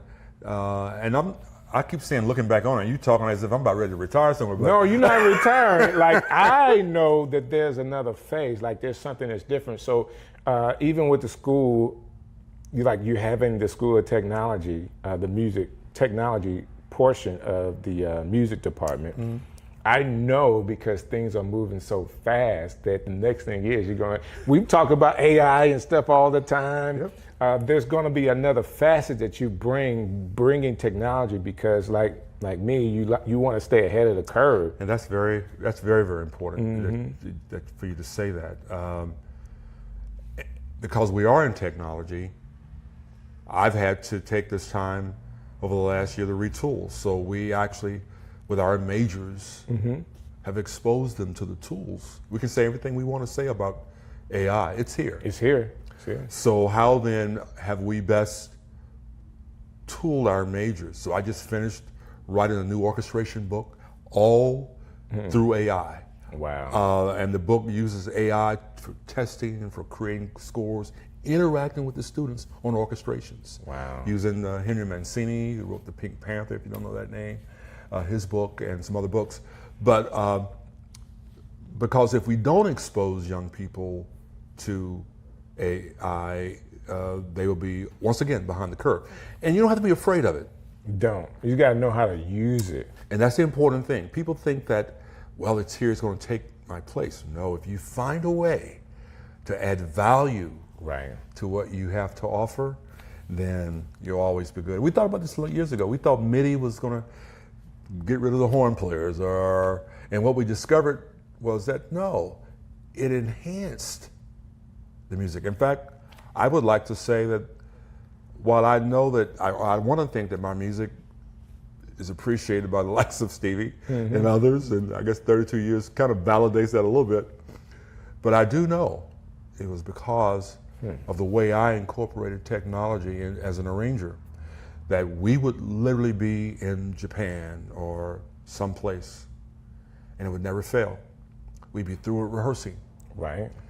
And Stevie would say something like, Henry, and I know we're through with the show and it's ready and we're touring, but I really would like to do this song.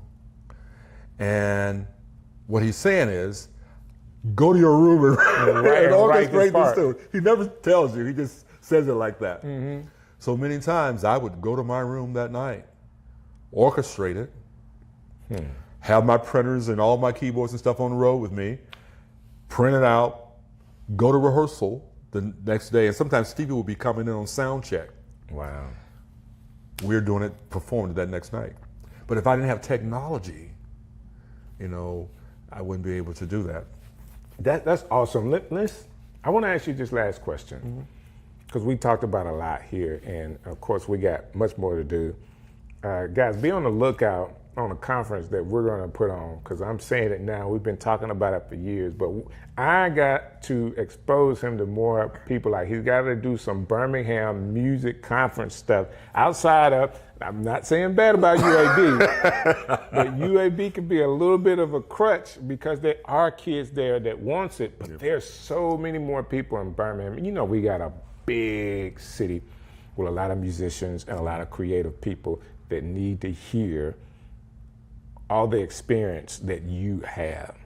They need to hear that. That being said, if there's a high school student, not college, because you deal with college students all the time, but they're very creative and they want to get into music, what would be some of the things you would tell them to focus on? Well, I think the most important thing is to really think about, number one, honing your craft.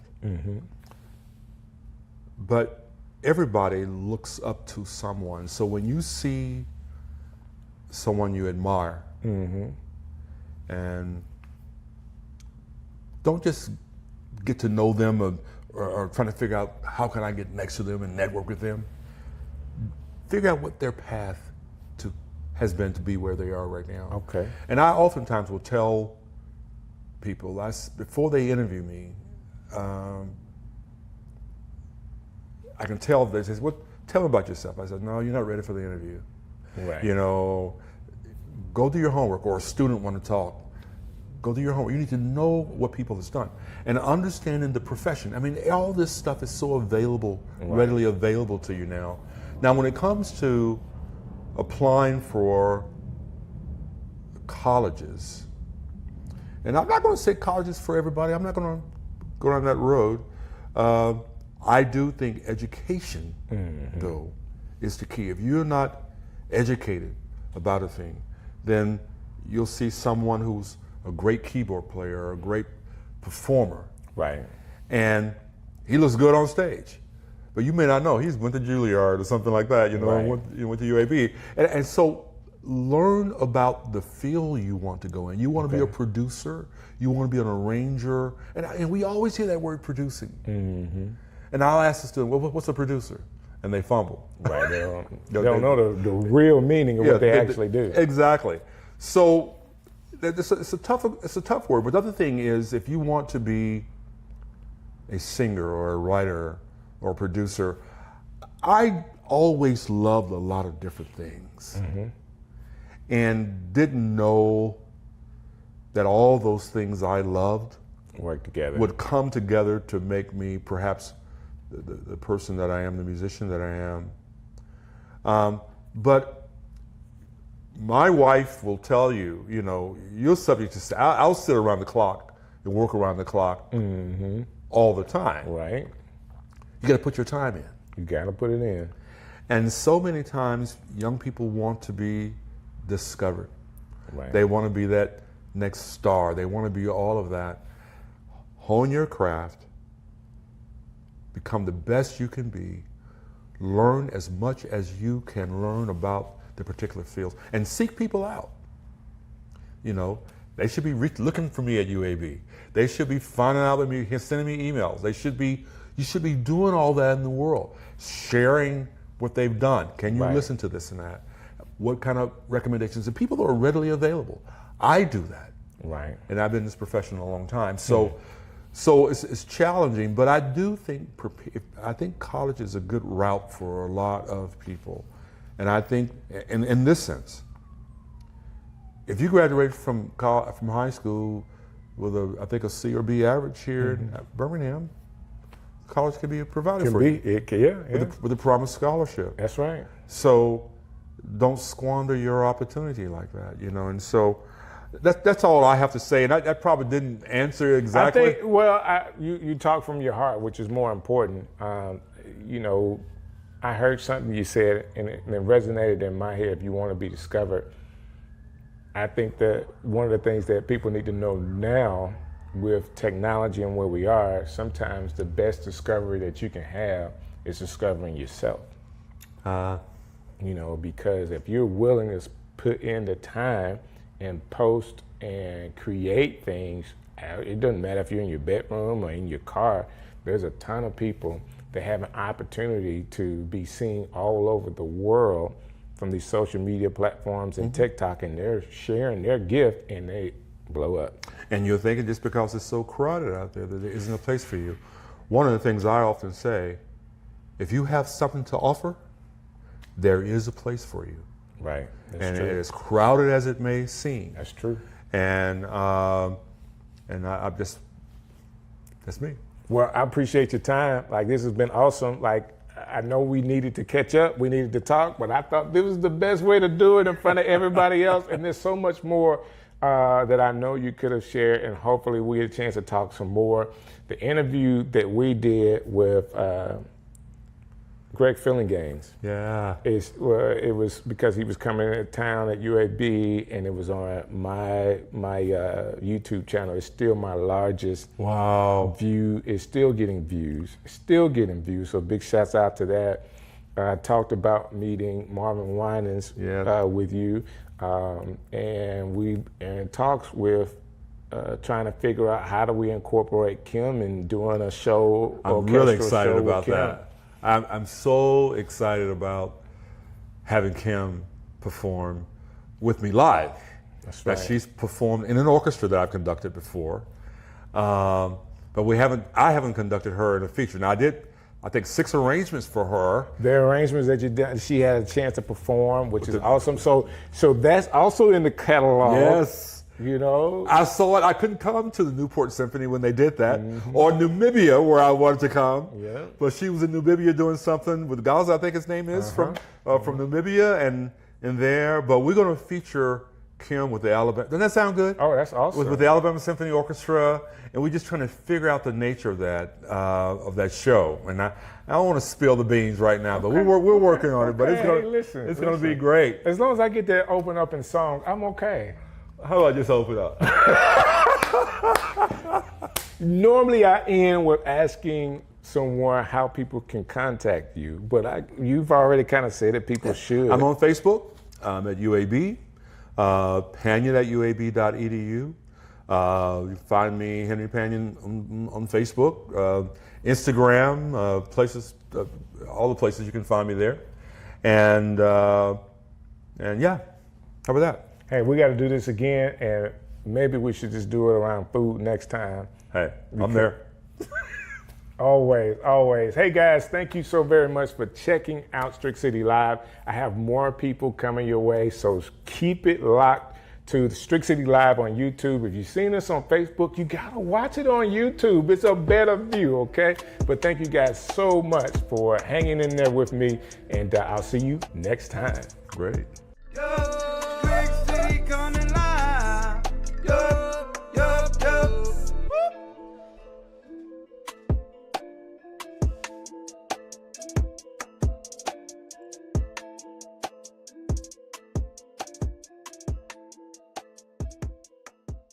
Hey man, I'm enjoying this. You say, what do you enjoy? I'm enjoying the fact that I get an opportunity to have some of my friends, some of the great people of Birmingham on Strick City Live. I just got through talking just to kind of reminisce about my guests, and 25 years, it's not longer. Like, we're at the age right now, both of us we're trying to give some years away. It's probably close to 26, 27. However, a man with a great heart, great family, loves people, and is pastoring right here in the city of Birmingham. None other than my guy, Mr. Minister Pastor Doug Taylor. Is it not apostle yet? No. Bishop? No. Doug Taylor's enough. Doug is enough. I stick with pastor. Man, I love it. Bro, I had no idea until you brought that up. It's probably 27, easy 27 years. We're talking about 1997. I just got to town in 96. Okay. And a friend of mine, Sir William McCain, came the year later. So that was 97 when he got here. Yep. He was working at UAB. We're working at UAB together, information technology. William O'Neill was working at UAB. Yep. And they introduced me to you. And it's been on since then. And it wasn't about no church stuff at the time. We were just good dudes. Let me say this: we were all Christians at the time. Exactly. You know so that was a comment, but we weren't trying to church. We was just being guys, building a relationship, which I think is important. And then you go from there, and you actually start a church. Yep. And I know you were in the Avondale area, over in Eastlake. We started in Eastlake. We're in Eastlake, April 1st, 2001. A little rat trap building. It was a storage unit that we used for a church. Then we moved over to Fifth Avenue, over in Avondale. We finally moved over here off Red Lane Road. We finally had a steeple. When we had a steeple, people was like, okay, they're a real church now. Do I remember Red Lane Road? Yep, right off of the down from the Walmart, where Pastor Harris is. That's right. Yep. We did a Strick City over there. You did a Strick City? That's right. We did a Strick City over there. So I learned traveling with gospel hip hop artists and all of the people we would travel with that sometimes we made an investment to get our own sound equipment. And just the way the acoustics worked in that church, it was the perfect set for the equipment that I had. Oh, that's cool. It was just perfect. So I remember this. Oh yeah. I remember rattling the windows in that church. I loved it. Right, oh man, we had the bass was hitting so hard. It was great. We had a great time there. Absolutely. We had a great time there, and that. Again, I almost forgot about that. But we did a whole Strick City tour, and we had to be there. Yep. At your church, and all the stuff that you guys were doing and have done over the years, and very close to a lot of your members of the church. I had another opportunity to come back and speak and do another Strick City. Sure did. At the movie theater. Yep. I say movie theater. It is his current church. And so great area. I think the way the church is set up is cool. Y'all have done a great job with even the gym part that you use. Yeah, we're excited about it. Be praying with me. I'm praying that we're out of that facility into the new one by the end of the year. My hope is, the Lord didn't say, but I'm hoping that by New Year's Eve I can have my New Year's Eve service in a new place. The new place is going to be crazy. That's nice, man. The new place is going to be crazy. I've been there, of course, and I've seen the sanctuary and the way it's set up. Like it's roads for days. So here's the crazy thing about that building. We didn't buy that building for Better Church. Okay. So I hit a pivot probably about 8 or 9 years back where I was just unfulfilled with pastoring. Okay. I still love preaching the gospel, but I was like, people gonna join, they're gonna get saved, and that's the crux of. But I'm like, there's something missing, and so I went on this journey of trying to figure out, God, what's next for me. And man, I stumbled across this statement that changed my life. Statement is, stop praying for a vision for your church and pray for a vision for your community. Bro, it pivoted everything. Okay, hold on. We can't go by that fast, man. Doc. You gotta rewind that. Don't pray for. Stop praying for a vision for your church and start praying for a vision for your community. And what that said is, I began to look at our church as the Garden of Eden, as it were. Okay. God tells Adam and Eve, replenish, subdue, dominate, which means here's a garden, keep expanding. And so what's in here should start impacting everything around. And so we became extremely outward focused. How many people can we feed? What are the issues that are facing this community? How can we be a partner? So, and here's the thing, not even about doing church, because this is crazy and we just rambling. I'm going, when Jesus at the feet of the 5,000, he didn't ask who was going to get saved. He didn't. It wasn't even about the ministry result at that point. It was a family's needed support. And he freely supported and impacted them. And then if you want to go further, eat my flesh, drink my blood. But right now, I'll need to meet those needs. And so we pivoted. It was like everything was outwardly focused. And so if they come to church, great. If they don't come to church, great. We're going to pray for them and, minister to them. But how can we serve the people around us? And so this new building, man, we're going to be doing workforce development out of there because we ran out of space to do all the other programs. Okay. The stuff we do with entrepreneurship coaching, the stuff we do with ex-offenders, helping with reentry programming, all of those things, sports leagues. That new building is going to be able to house all of that. It's community building, bro. Let me say this. As a church leader, I know if you just named 4 or 5 programs that your church is doing.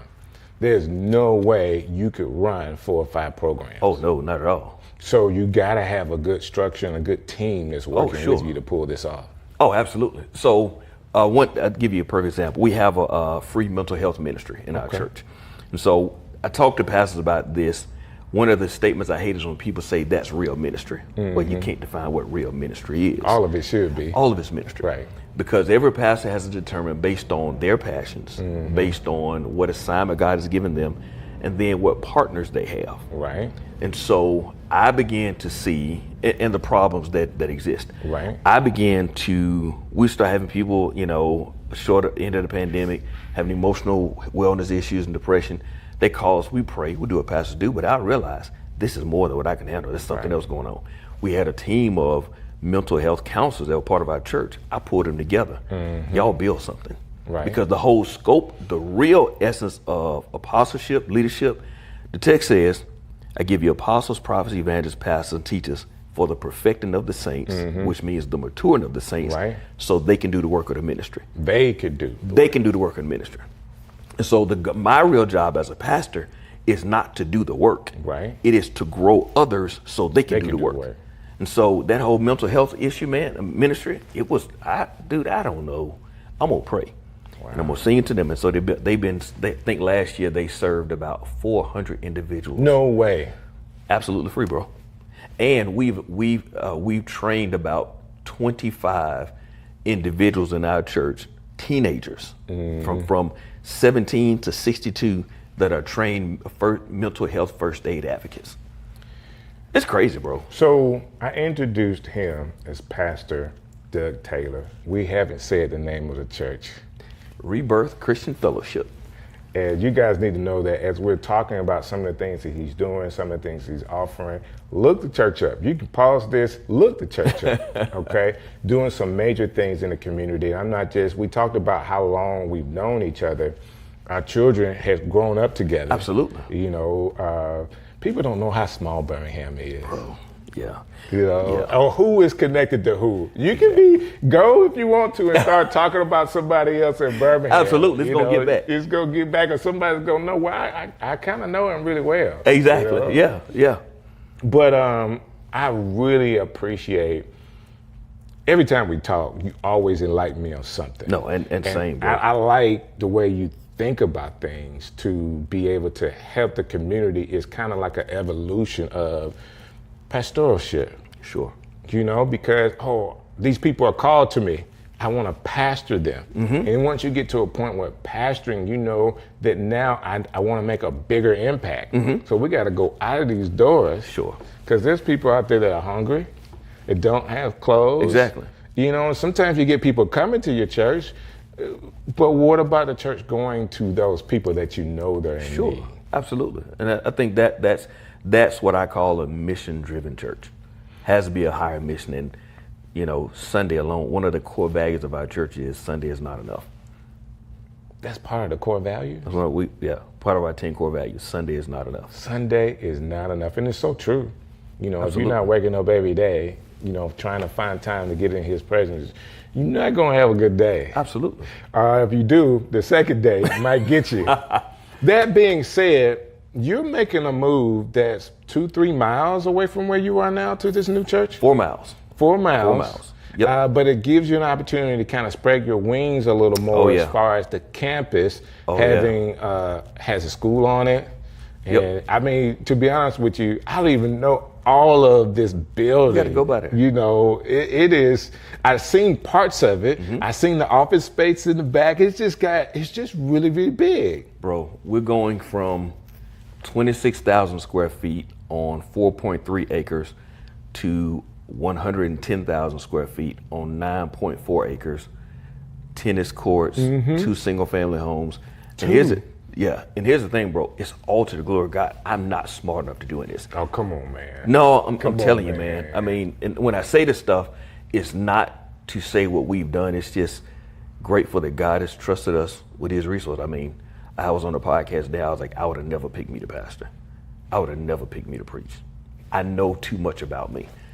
Wow. And for God to know more than what I know and give me the privilege of doing this, bro, I love it. I'll never take it for granted. So you hear why I like this guy, right? You can actually hear while we're talking. One of the things that I know about you, because I am long-time friends with a lot of your members, is that you've always had a heart for entrepreneurs and business people in your church. How are you building them currently, and how do they fit into this next move? Oh, bro, it's a big deal. So I believe that entrepreneurship is one of the hidden gems of the kingdom of God. The truth is, I've been an entrepreneur for decades. I started doing business at 9 years old. It's crazy. 9 years old, because it's just images make sense. Then when I saw in scripture, you think about it, of all the disciples Jesus picked, most of them were entrepreneurs. They were business people. I had the opportunity to spend 10 days in Israel in 2023, and it's changed my whole scope, bro. We went to a synagogue. Okay. In my mind, I always thought synagogue was a church. Church, right? It's not. A synagogue is roughly the size of where we are right now. It's a gate outside the city walls where the merchants meet to discuss scripture, to discuss concepts, and it is a marketplace. So when Jesus is going to the synagogues, he's not at church. He's in the middle of market. 2 Kings 4, the woman had, the widow woman said, they're going to come and take my sons, can't pay my bills. The Lord didn't give him a miracle. Elijah said, what do you have in your house? I got some oil. He puts her in business. To sell the oil. He puts her in, absolutely. And so she starts, God performed miracles through an entrepreneurial effort. It just makes sense to me. And so we do a lot of cool stuff for our entrepreneurs. We do stuff like pop-up Sundays throughout the summer. We let all of our entrepreneurs sign up and have a Sunday that they showcase their wares. We do entrepreneurship coaching through our nonprofit Rebirth Community Corporation. We do an 8-week program, Reboot, where we teach all these entrepreneurship skills, accounting, the legal component, marketing, but we also have mental health counselors that come in and teach them to not only study spreadsheets, but how do you stand under the stress of being a business owner? Because I was always taught just make money. I was always taught about be profitable. I was never taught how to manage the pressure. And so it's another component that we bring to the entrepreneurship journey that's changing people's lives. And bro, the stuff we're gonna do over here, it's gonna be crazy. And I believe that. I think, you know, sometimes having the programs as a start, you know how God works. Sure. You know, you gotta start, you gotta take a step. You gotta take a step. And then he adds to that. And if you already have these programs going, you've already taken your step. Now he's increasing the territory. Exactly. It's a stewardship thing. Faithful over a few things and make you rule over much. So not only that, because as I'm sitting here thinking, like, it's just so much stuff over the years we've done. Even going to, like, at one point, as a business person, you were doing business as a wholesaler for cars. Absolutely. Are you still doing that a little bit? No. You had to give it because of time? Yeah, I have to fight, because entrepreneurship is in you. I have to fight taking on other endeavors. But it was great at the time. I still keep the license, right? So I can have cheaper car insurance, and you know, I like cars, so I buy and sell them. Now I can help my family out. But as far as I actually still run the business, nah. But it was cool. It was cool. Did I buy a car from you? I don't know. I know we went. You should have. I bought a car from you. You sure did. You sure did. I bought that Jeep for my daughter. Well, 2 cars, because we got the in-laws got a car too. You sure did. Yep. So I actually went from wholesaling to actually becoming a retailer. I had over in Roebuck, I had my own office and lot, and I was, you know, it was cool. It was a good hobby. I liked it, of course. I've actually sold cars, but I like the whole wholesaling business. I just don't have time for it. No. I don't have time for it. That being said, how do you handle, first of all, there is a men's conference that's coming up, like at the end of this week. So I'm gonna be sure that people know about this conference. We're gonna talk about that. Yep. But before we talk about that, so y'all hang on, because we got, for all the fellas, you know, this guy's not just cool for no reason, like he's making an impact.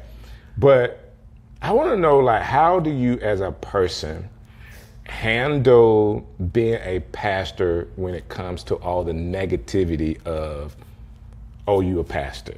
Well, I normally don't lead with being a pastor. Right. I got a couple guys in my church that I played basketball with them and a wife for years before they even knew I pastored church, and they would cuss and, you know, oh, you missed it, blank, blank, blank, layup. Like, hey, man, you know. Right. But when I told them that I was a pastor, it was like, okay, we can fool with you. Right. So I rarely lead with that unless I'm in, you know, in certain circles.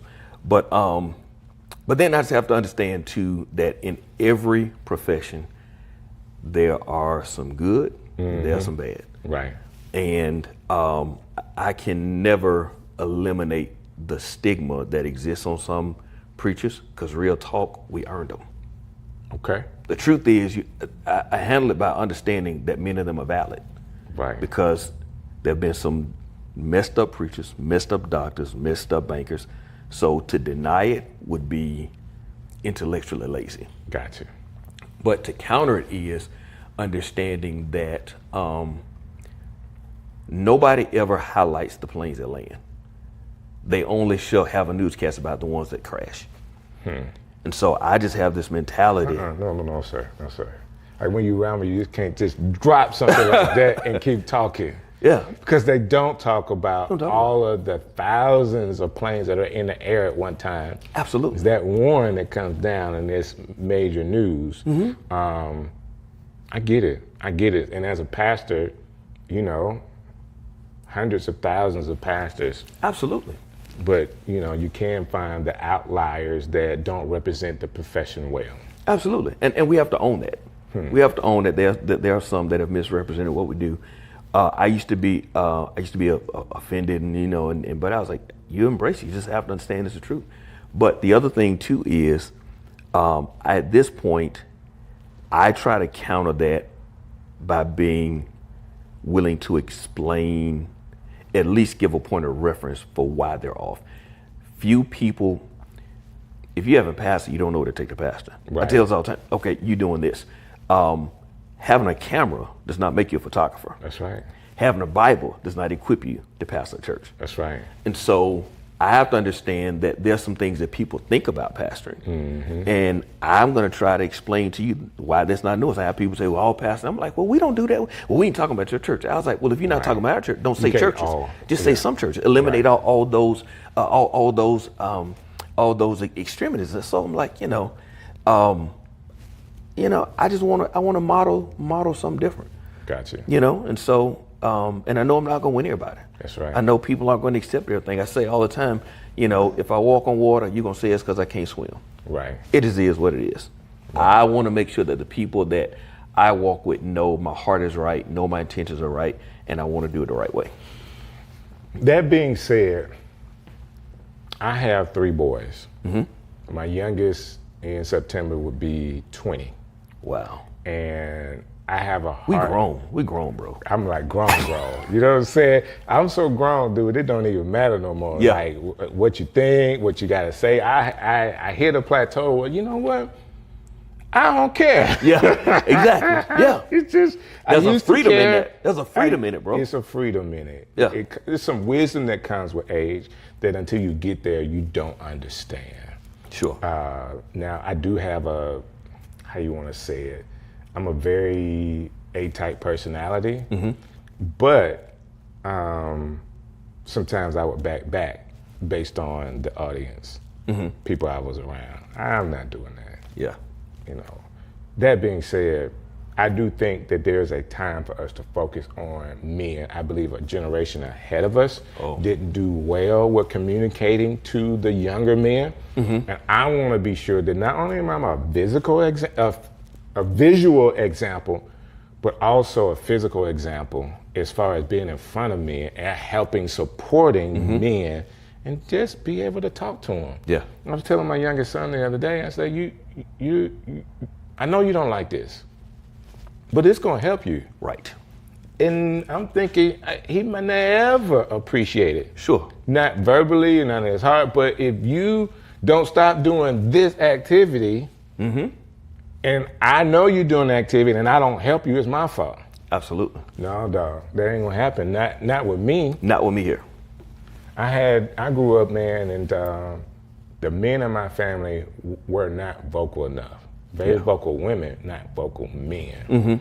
And I think I suffered a little bit. Now, it ain't their fault. Like, my decisions are my decisions, but I would have loved somebody, hey boy, what you doing? Absolutely. Do you know how far that goes? Hey boy, what you doing? Yeah. And somebody can actually think about what they're doing. And my statement is, why don't you ask me why I said that? Yeah. Just ask why. Yeah. Like, if you don't understand what I'm saying, well, why would you say that? I said that because of ABC. You see this? If you keep doing that, we can explain it. Right. But there's not enough men that are saying, hey boy. Yeah. And not in a put you down way, but to kind of shake you. Accountability and challenge and just cause us to even question what we're doing. Because here's the thing, bro. The Bible says every man's ways seem right in their own mind. In their own mind. All the dumb stuff we do, we think thought it's it was right. So the thing about it is, people are living at the level of their understanding, so I can't fault you for doing what you think makes sense. Right. Until you are exposed to better information, then you still do the dumb thing. Now something wrong with you. But until you know, people are living at the level of their understanding. You got to respect that. And so you change it by giving information, not criticism. So I have this statement for younger guys. You don't know what you don't know. All day. All day. You know, how can you make a decision? You don't know what you don't know. The question is why? Like, dude, just come and say, I'm thinking about this. What do you think I should do? Sure. And the answer is not always don't do that. You know, Correct. I can't tell you don't do that. Kids get to a certain age and you have to be like, hey, this is your option. You can do that if you want to. These are the consequences of making that decision. I think that's key, sharing the consequences. I know when I grew up, and you know, generations change. In our generation, you ask your parents a question and the answer was because. Right. So we had instruction, but no understanding. No understanding. It was just mindless obedience. Because I said so. Because I said so. And that's not a healthy answer. It's not. That does not equip generations to make wise decisions. Right. And so even we parent the same generation. We parented things a little bit different. We had open dialogue. Talk to them. And as you said, don't just tell you what not to do, but tell you why you shouldn't. You know, what are going to be the repercussions? So now, even if you do what you want to do, I've given you enough information to make an intelligent decision, because it's not a sustainable answer. Let me ask you this question. When you was growing up, young elementary age, did you have the little key around your neck, having to go home with the key? Oh, absolutely. Our kids would never understand what that's about. Not being picked up from school in a car. Oh yeah. One Like car line. you had to walk home. On no car and you line. had the little key, so you weren't missing the key around your neck to get in, and mama wasn't there. Dude, and when you get in, you call her, let her know you in. And God forbid you stop and play football in your school clothes. It's over with. It's over with. It's over, bro. Man, the generation that we parented, man, had it so easy. Now, you know, I'm not taking anything away from their intellect, because my kids are way smarter than me. Oh, all day. And my boys have way more integrity than I grew up with. They're great guys, but they had it easy, man. Yeah. They had it easy. Yeah. As far as how we allowed them to grow up, you know, we lived in the same area. Our kids going to the same school. Come on, man. What high school did you go to? Oh, do we know them? Come on, Jones man. Valley, we know. Here's the thing with that, though. I think we, as parents, we have to take some of the responsibility for it, because, as I just said earlier, there are two types of people in life. You have builders and buyers. Okay. A builder walks in the room and sees a hammer and nails, and they see a wall. A buyer walks in the room and see a hammer and nail, they see a hammer and nail. Right. And so I think it's important to understand how to function as a builder, because God doesn't give you life pre-built. Right. He gives you pieces, and you have to build the life that God has for you. We grew up as builders. We didn't have acrylic backboards. No, we didn't. We had a piece of plywood and a bicycle rim. If we had that. It was a pine tree with a rim. Bro. No nets. Exactly. No nets, no nothing. And so what happened is we built with nothing. Right. But then what happened is we blessed our family with what we built. Right. And it's not their fault they don't know what to do with a bicycle rim and plywood, because we taught them that acrylic and nets is what's right. That's what's right. Right. And I think sometimes we do a disservice of punishing a generation that we created. We created them because we would never put a bicycle rim up. Oh, bro. Now you know what? Now I was rebelling when we moved over into Trussville. I had my basketball goal put up. Dude, I put chain link nets up. Dude, I'm bringing Winona to Trussville. Oh, I'm like, no, man. I'm not gonna conform. But no, I think it's important just to see how we can merge the two generations, because they're not wrong. They're different. They're different. You know, and I think every generation has weaknesses and strengths. Like we grew up desensitized to pain. Right. The problem with that is we were desensitized to pain, and so we're bleeding, and we should have stopped. Right. But this generation is now more attuned to their emotions. Right. And I think sometimes they stop too early. So we didn't stop enough. Right. They stopped too soon, and so I think it's a balance of helping each generation. We become a little more sensitive to our weaknesses. They become a little more attuned to their strengths, and we both find this middle ground. That's part of why I think the men's conference is going to be cool. Friday night, we're going to have. Thank you for bringing it back to that, because obviously we going to just talk about random stuff. No, that's cool. But that's what we do. Whenever we get on the phone, bro, we'll go from thing to thing. But what's going to be cool about Friday night is we're having a special session for young men, 12 to 18. And this is August the 8th? August 8th and 9th. So Friday night will be the kickoff. While the young men are having a breakout session, I'm going to have a panel for multiple generations. And so I'll have 3 generations of men talking through certain topics before the crowd to see how this issue is managed in different generations. Like, perfect example, I had to tell my son, so he went off to take a job in Orlando, and I told him, you're grown. I don't think the job is going to be good for you. He said, why? I said, because you're different than me. When I started working, I was looking for the 1st and the 15th. Right. You're looking for fulfillment. You're not going to find fulfillment in that job. Oh, man. I was looking for a payday. You looking for purpose. Right. And so he's way more in tune with life and things that matter. I didn't start thinking about a life that matters. I'm in my 30s, bro. I'm trying to pay bills. Right. And so what happens is, in that, I even think that's where sometimes we discount and even throw bricks at this next generation for not having what we call the same level of loyalty. Well, I'm not fulfilled. They're not fulfilled because they're going to the next thing. Going to the next job. And granted, you should develop a healthy work record. Right. But I don't want to make a lot of money and hate my life. I want to find fulfillment. I like that. It's just, it's finding the balance, bro. I'm going to do this thing. And I know I'm talking a lot. Hold on, before you do that. Men's conference. Want more details on men's conference. How can they get that? rebirthchristian.org/kingmaker. Friday is going to be great with the panel. Saturday is going to be crazy. My friend Ricky Smiley is going to come talk about being a king in crisis, how he navigated through the death of his son. That's cool, man. Larry Thornton is going to come talk about being a king, overcoming Jim Crow, overcoming challenges. He was just a pillar for our community. He partnered with Magic Johnson in the 90s and opened the McDonald's and developed the Heritage Center on the west side. Navigated from Jim Crow poverty, has emerged and become a leader in corporate America. Brandon Cleveland is going to come. He's going to talk about a king in culture, how we can thrive in this secular world and maintain our spiritual convictions. And what's dope is I got to talk about entrepreneurship. I got a young man in my church, Anthony Gaucher. He's going to talk about, he's 14 years old. 14. And he's going to be one of my speakers and talk about up and coming kings, how he's navigated through running a successful business. At 14. At 14. His father passed unexpectedly, and just his journey of dealing through that and some personal challenges and finding himself. And he's an athlete, strong leader, Christian leader.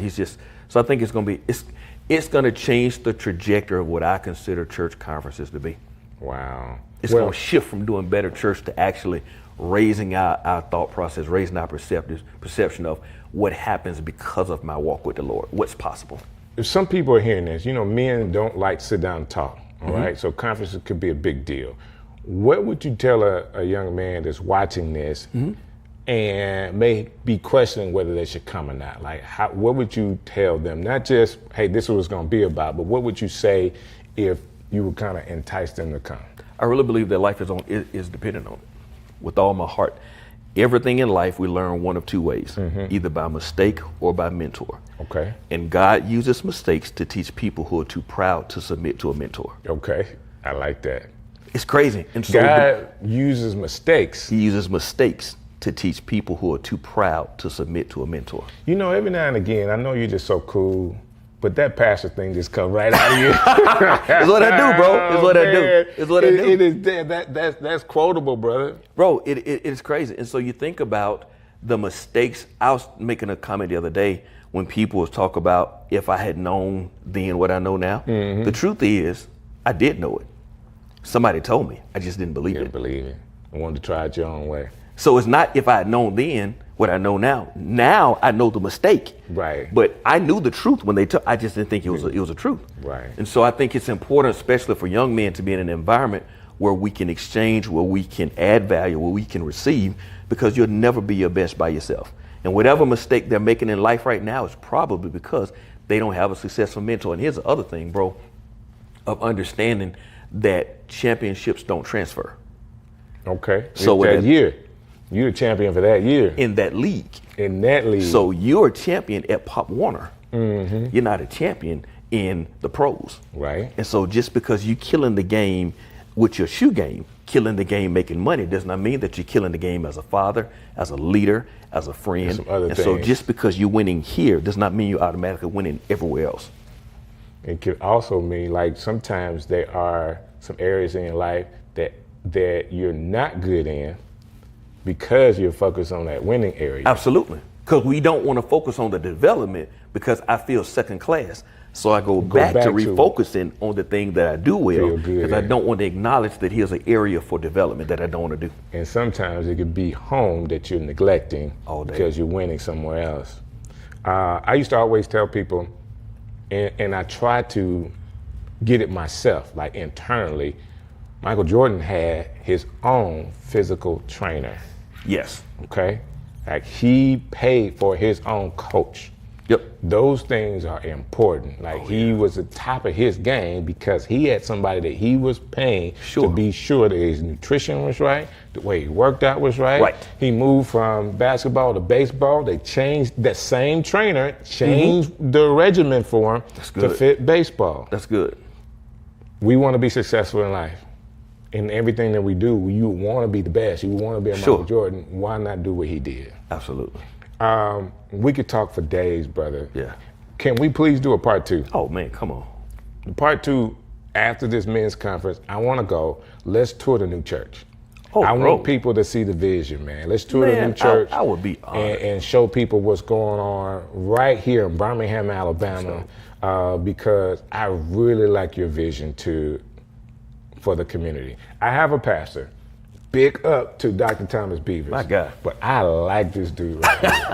I like this dude. I like you too. No, you're my guy. You in the community, man, we need people like you.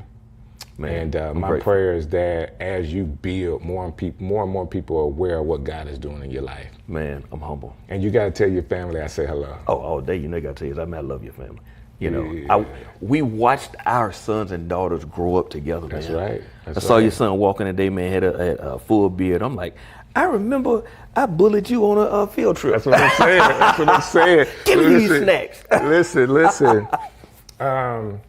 Pastor Doug Taylor was there when one of my sons, which I'm so proud of, got to be in the spelling bee. Yeah. All right, and your daughter was in the spelling bee as well. And, you know, it's just special times. I remember being there at the school and him being in the spelling bee, your daughter being in the spelling bee, and us being there together. And I'm not even talking about going up to Jasper to the camp. Oh, bro. Hey, man, we got so many Bro. things. We can talk. I got to end the show. We're going to do a part 2. We're going to get a chance to see what God is doing in his life with his new location in just a few weeks. All the men, I need y'all to go to this website. rebirthchristian.org/kingmaker. All right, go there. I want to see you guys at this conference. You guys be blessed. I appreciate you. Another episode of Strick City Live. I love it. When the last time you played basketball? Oh, it's been years, bro. What's up? You just not gonna play no more? What? I'm done. I mean, last time you probably played, I probably played against you. Maybe I did like 30 points or something. Hey, I'm living through my kids now. Oh, you my might God. hit 30 on me. You won't hit 30 on Zay. I'm not even playing Zay. I told him I was gonna dunk on him. He just shook his head. Hey, I won't even play him now. Will you not? Absolutely not. I should have been recording when he was a I kid. heard myself playing him. Like, When he was younger, he would play. And he'll get to crying when he didn't win. Oh my God, Yeah. I ain't forgot that. yeah. That ain't but a couple years ago. Thing I love about him, man, is that he got the mentality, I'm supposed to win now. When I was a kid, it was like, man, when I get older, I'm gonna beat you. Mm-hmm. That ain't his mentality. Man, he was 8 years old. He could play KD. He think he's supposed to beat KD at 8. Now KD would kill him. Right. But he would cry and be mad because he ain't He ain't win. win. Because he think he's supposed to win right now. Oh my God. Yeah. Well, you gotta have that. He got it, You bro. gotta have He that. different. I don't even like A lot of people play and are not upset when they lose. Yeah. And how do you transition that kind of stuff in life when you're not upset when you don't win?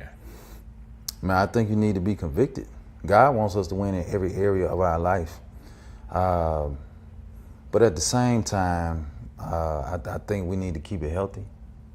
I think it's a healthy balance, but there's a lot of people that it's okay with being mediocre. Yeah, that's not good. I don't think so. Mediocre people hate great people. Great people hate mediocre people. They don't mix. It's like oil and water. That's a Nick Saban saying. Yeah, that's a Nick Saban, but it's true. It's definitely true. I can't stand to be around nobody mediocre. It is. I definitely have a personality that I don't like as much. It's people that are passive. Yeah. Like that'll say okay to everything you say. I absolutely don't like that. Yeah. Now I may have said something great, but I also may have said something that's not so great. I need you to find like a way to kind of help me, because I want to help, because I do have a slight bully mentality. Yeah. I don't want to do that. Well, it's part of life. It is. You got your personality. God made you a certain way. It's only one DJ Strick now. Well, we know that is the absolute bona fide It's only truth. one. It's only one. Yo, Strick City coming live. Yo, yo, yo. And what a great way to start the show. Please listen to what I'm saying. There's only one Strick, and he is still the legend. And I thank you so very much for hanging out with me right here on Strick City Live. You guys keep showing up. Thank you so very much for every like, every comment, every share, every call, every text. It means a lot to me that you would take the time to watch what we're doing here and then to comment on it. That being said, y'all already know who my guest is. You already seen the thumbnail. I got him in the studio. We're right here at the link in Roebuck, and we're about to do some real conversation. I'm talking about some real stuff from my friend, my brother, the doctor. Yes, he is a real doctor, Thomas Beavers. Man, what's happening, man? Thank you for having me. Man, I appreciate you being here. Man, I'm glad to be here, man. You got a dope show, and this is a dope thank you. spot. It Shout out is to all really the people cool, in Birmingham that's doing it, and it's worldwide. That being said, man, what do you think about the climate in the city of Birmingham? Ooh, man, you trying to be messy? No, it's just the truth. It's it could be a sunny day's climate. Like it Yeah. is what it is from your perspective. I don't know when people are gonna see this, but we're just coming off of the mayoral election. Right. And I think the climate in Birmingham right now is kind of cooling down and calming down. Before a minute, man, it was heated. Yeah. For a minute, man, there were people saying, I live 536 miles away and I've never been this entertained. Like I tuned in every single day. It definitely was entertaining. It was entertaining, man. It was. Let me say it this way. Personally, I know you, right? I know you very well. I think you do a very good job being neutral when you need to be. Yeah. All right. It was a long time, a very long time at the church that you ever even said that you were an Alabama fan. I didn't know for a long time. Wow. Because I came walking through the door talking about War Eagle, you know what I'm saying? And I think you do a good job because you're a leader. It can be polarizing for people sometimes, especially with things like politics. Yeah. That being said, it's tough Yeah. to not have a voice when things are not, what do you want to say, professional. Yeah. Yeah. I fought so hard to be quiet, and I was quiet on purpose. I really did more praying than talking, and I honestly did pray. A lot of times as pastors and preachers, we say, hey, we got to pray for people, but we don't actually pray for the people. But I spent time praying for each candidate. I didn't pray for somebody to win. I didn't pray for somebody to lose, but I prayed for people to be able to maintain their sanity in and throughout the process. Win, lose, or draw, for people to be able to come out healthy, for the city to come out unified. I spent a lot of time in prayer. Now, I did laugh. Mm-hmm. It's very entertaining. I would be lying if I said I did not laugh, because it was funny. Right. A lot of it was funny. But aside from laughing, I spent a whole lot of time in prayer, and I've learned, you got to try not to laugh too hard, because it could be you tomorrow. Right. There's a song, it goes like this: I'm gonna try not to be all high and mighty, because tomorrow I can fall down on my face. Yeah. Lord, I thank you for sunshine. I thank you for rain. I thank you for joy. And it's the African song of the kid. People know the thank you for sunshine and rain, but the first part of that is being humble. Which is not easy to do, but understanding that, you know, God can be blessing you today and something could happen that humbles you. And I can say this, I personally went through a humbling experience in my life. And it was you befriending me during that time towards the end of God humbling me, kind of bringing me back to give me opportunities to be who I am right now. Like a humble, more mature Strick. You know? I get it. I don't always have to say I'm the legend. Because I know I am. You just know it. So, but it took me a while to get there. We've all been through those humbling situations, me included. There's a scripture when you start talking about that comes to my mind. 1 Peter chapter 5, verse 7 says, humble yourself under the mighty hand of God, and God will exalt you in due time. That's good. And so when we humble ourselves, God does not have to humble us. But when we don't humble ourselves, then God humbles us through humiliation. Right. The root word of humiliation is humble. And we never have to face humiliation if we would lower ourselves. Man, that's good. That's really good, because so many people miss that. And not that God wants to humiliate anybody. He wants to grow you. You know, he wants you to get to that man, that woman of God that he's calling you to. Sometimes, like me, and I can be the best example of this, our heads are just too hard to get the message. So he might have to come in a little strong. And God is not in the business of humiliating people. But if we don't listen to God, sooner than later, God will just be quiet. And when he's quiet, he allows you to make your own decisions. And then you see what you want is not actually what you need, and you end up humiliating yourself. Right. And there's levels to that. Like public humiliation is definitely different, because I thank God that I hadn't gone through any type of public humiliation. But for me, I was humiliated because of the actions that I had that I know about. You know? Because everybody is different. Like I can be honest about me. I understand. That being said, when I talk about the climate of Birmingham, it's just one facet of what we have to deal with. Because there's also a climate in the Christian community right now that it seems that it may have died down a little bit for as bad as 2024 was, but we still have some things in the Christian community that, as one of my friends used to say, we have some opportunities.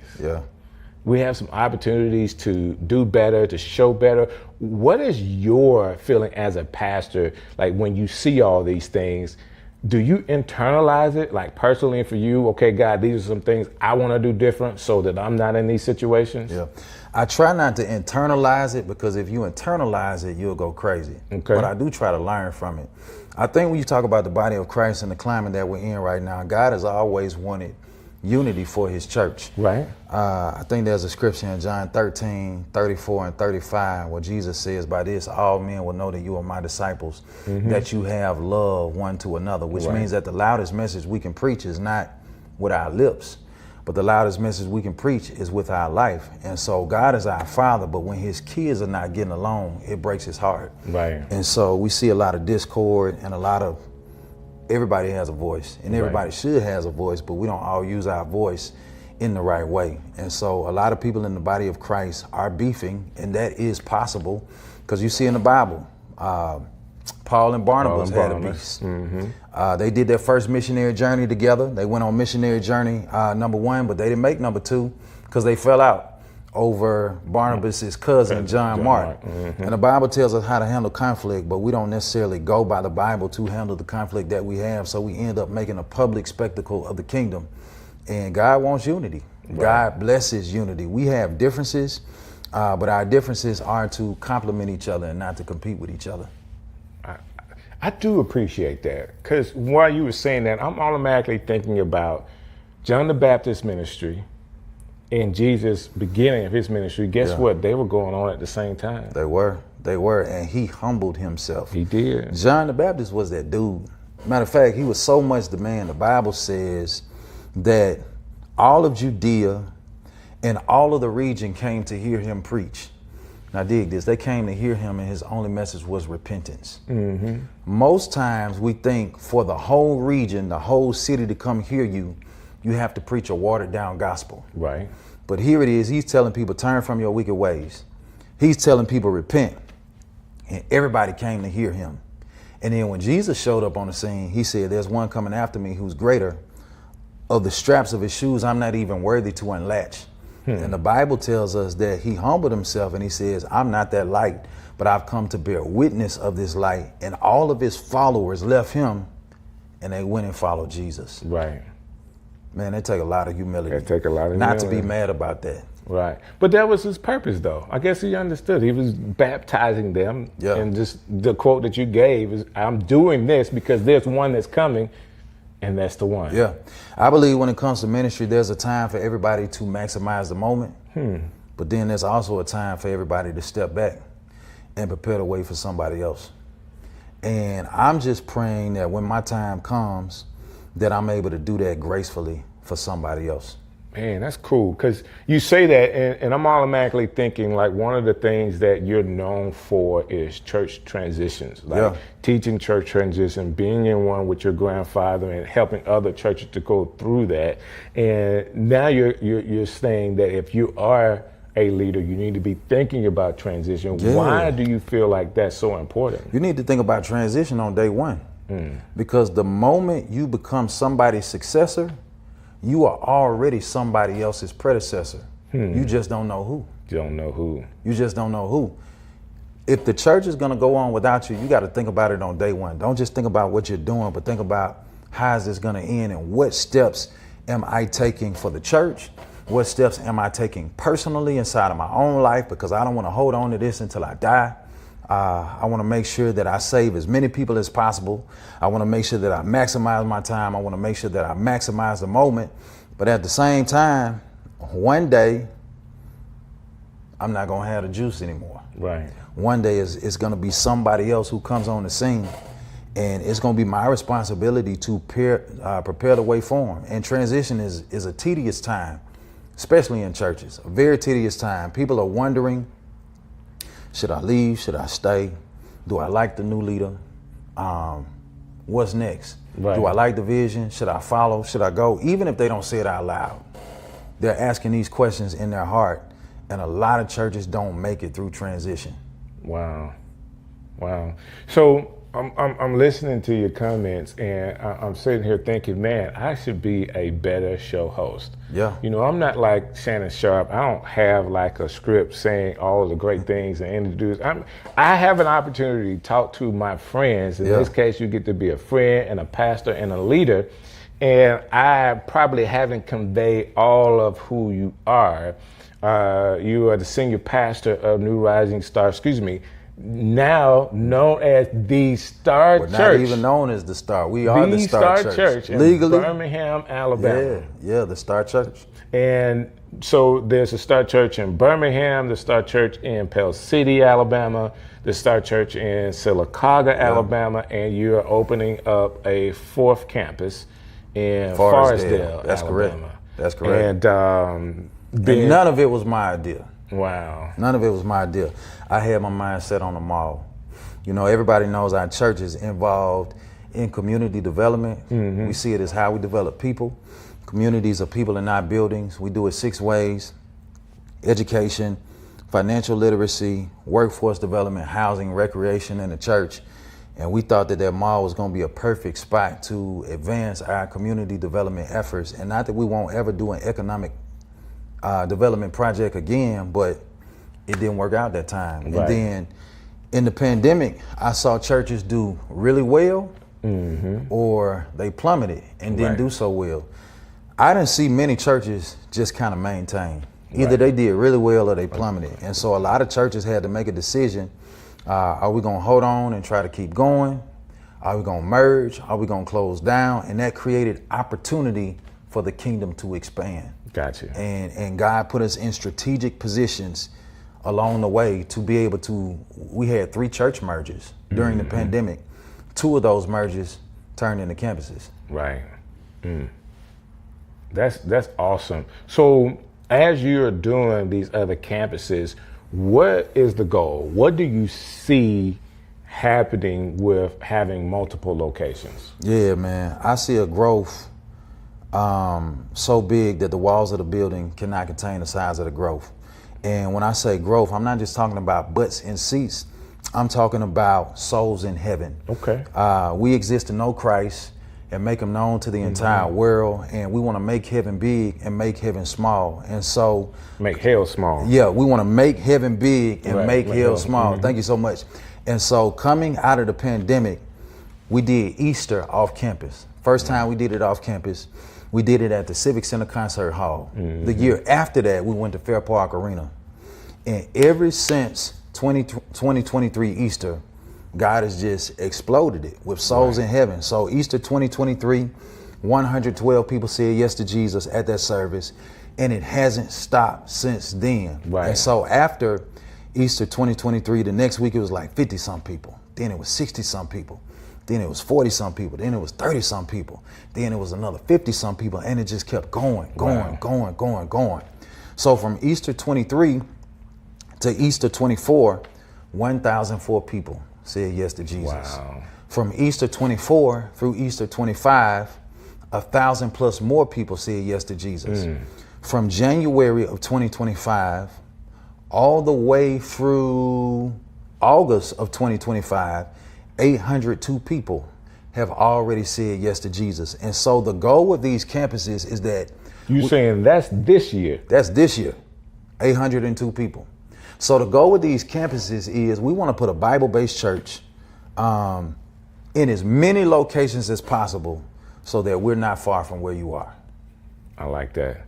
I like that. Some people say if you ain't saving souls, don't say nothing to me. Yeah, man. It's important, man. It is very important. It's very important. We want to get lost people saved, and we want to get saved people pastored and delivered and discipled. So let me say it this way. Those are some extreme numbers for your church. Because there's other people that say, well, hey, man, we just did that last week. You know, it just is what it is. There's people that are doing more and people that are doing less. What do you say about what it takes ministry-wise, volunteer-wise, church effort to be able to do those things? Man, it takes a team. No matter how great your vision, you can only go as far as your team. It takes people who are capable. It takes people who are competent. And so I look for those two things in a team. People who are capable. Those are people who have the ability, but it also takes people who are competent. People who know, who have the knowledge. So you need the ability, you need knowledge, and then last but not least, you need character. So I look for people who are capable, people who are competent, and people who have character. And I can honestly say across the board, we have some amazing, incredible people who have bought into the vision. And I believe that God is blessing the unity that is in our church. A lot of pastors have vision, but if that unity is not there, division kills vision. That's true. Division kills the blessing of God that is on what it is that you're trying to do.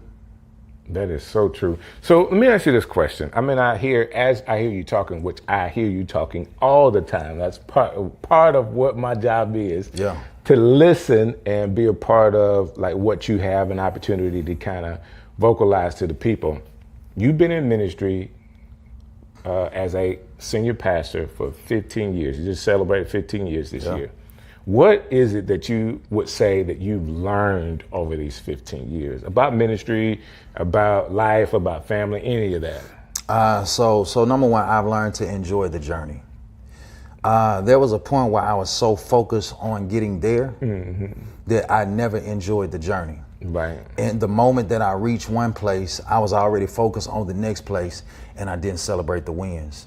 When you read the creation story in Genesis, God made the world in 6 days, rested on the seventh day, but he didn't wait until the seventh day to throw a party. Every time he took a small step, he threw a party. He did. In the beginning, God created the heaven and the earth. He said, let there be light. There was light. He stepped back, he said, and it's all good. He threw a party. Day number 2, he did what he did. He stepped back, he said, it's all good. Day number 3, it's all good. So he celebrated the small steps. He didn't wait until he had one big win. I got it done. I'm gonna sit down, I'm gonna rest, then I'm gonna throw a party. He celebrated the small steps along the way. which means that God enjoyed his own journey That's right. of creating the world. And I have learned to celebrate the small steps. If you don't, it's not going to be enjoyable, no matter how much you accomplish. And so I've learned that personally in my family, I've learned that family is first. That's right. Ministry should be an overflow of your family. And anytime you are so driven in ministry that your family goes neglected, your family and you suffer really, really bad. And it's hard to do ministry burden free when home ain't right. So we hear this a lot, and I guess I'm a church boy, so I grew up in church. I've heard this a lot. Do you think there's other professions to where people struggle with so much of the dedication to whatever their profession is that they may neglect family? I do. I think anybody who's passionate about what they do, no matter what the profession is, runs that thin line between being passionate about what they do and their family. Gotcha. I think anybody who's passionate about it runs that thin line. I think about Jesus when Jesus was on the cross. When he was on the cross, he had 7 last sayings. Father, forgive them, for they know not what they do. After that, there was a man, a thief on the cross, who was right by him, and he said, today you'll be with me in paradise. But after that, he looks at his mom, and he looks at John. He says, woman, behold thy son. Son, behold thy mother. Jesus is on the cross fulfilling his purpose. He did many miracles, but his miracles is not his purpose. He healed the sick, raised the dead, gave sight to the blind, but his purpose, according to Matthew 1:21, was to die to save his people from their sins. So as he's on the cross dying, he's fulfilling his purpose. But he stops his purpose to make sure that he doesn't lose sight of his priority, which is his mama, which is his family. Right. And I believe that as we fulfill purpose in life, we got to make sure that we take care of priority, which is family. I like that. Anytime we don't balance that, it's not good. I just want y'all to marinate on that for just 1 second, because sometimes we could say stuff, and I always stop my guests, Pastor, it's just the way it is, because we can go by that and miss an opportunity for the message and the lesson out of having the right priorities, even with the passion that you have. Yeah. And you're right, it could be other professions. My wife is extremely passionate about playing the flute. Yeah. I said, okay, babe, we gotta slow that down. Yeah. You know, yes, you're gonna have everything that you want, but we can't take every day. Yeah, David said he makes me lie down. Come on. In green pastures. He's the king of Israel. He has power, position, prestige. He has wisdom. He has wealth. He's passionate about being the king. But guess what? Sometimes you can be so passionate that God will put you in a position to make you lie down. I'd rather just go and lie down so you ain't got to make me. It's so much and easier. I've learned that over the years, because most times when I rested in the past, it's been because I've been made to rest. Gotcha. Not because you decided I wanted to rest. Yeah, but not no more. It's 52 Sundays in a year. Yeah. How many are you preaching? Then and now, or just period? Just now, yeah. 40 out of 52 That's Sundays. 12. I got you. I'm a stand in our pulpit. So the 12 that I have left, maybe 4 of those, I may be in somebody else's pulpit. 8 of them, I'm with my family. Got you. Yeah. Got you. That's important. Yeah. What does it feel like being off on a Sunday for you? It's weird. I'm getting used to it. You know, I tell this story, man. My mama drugged me to church. Right. So, man, that's all I knew.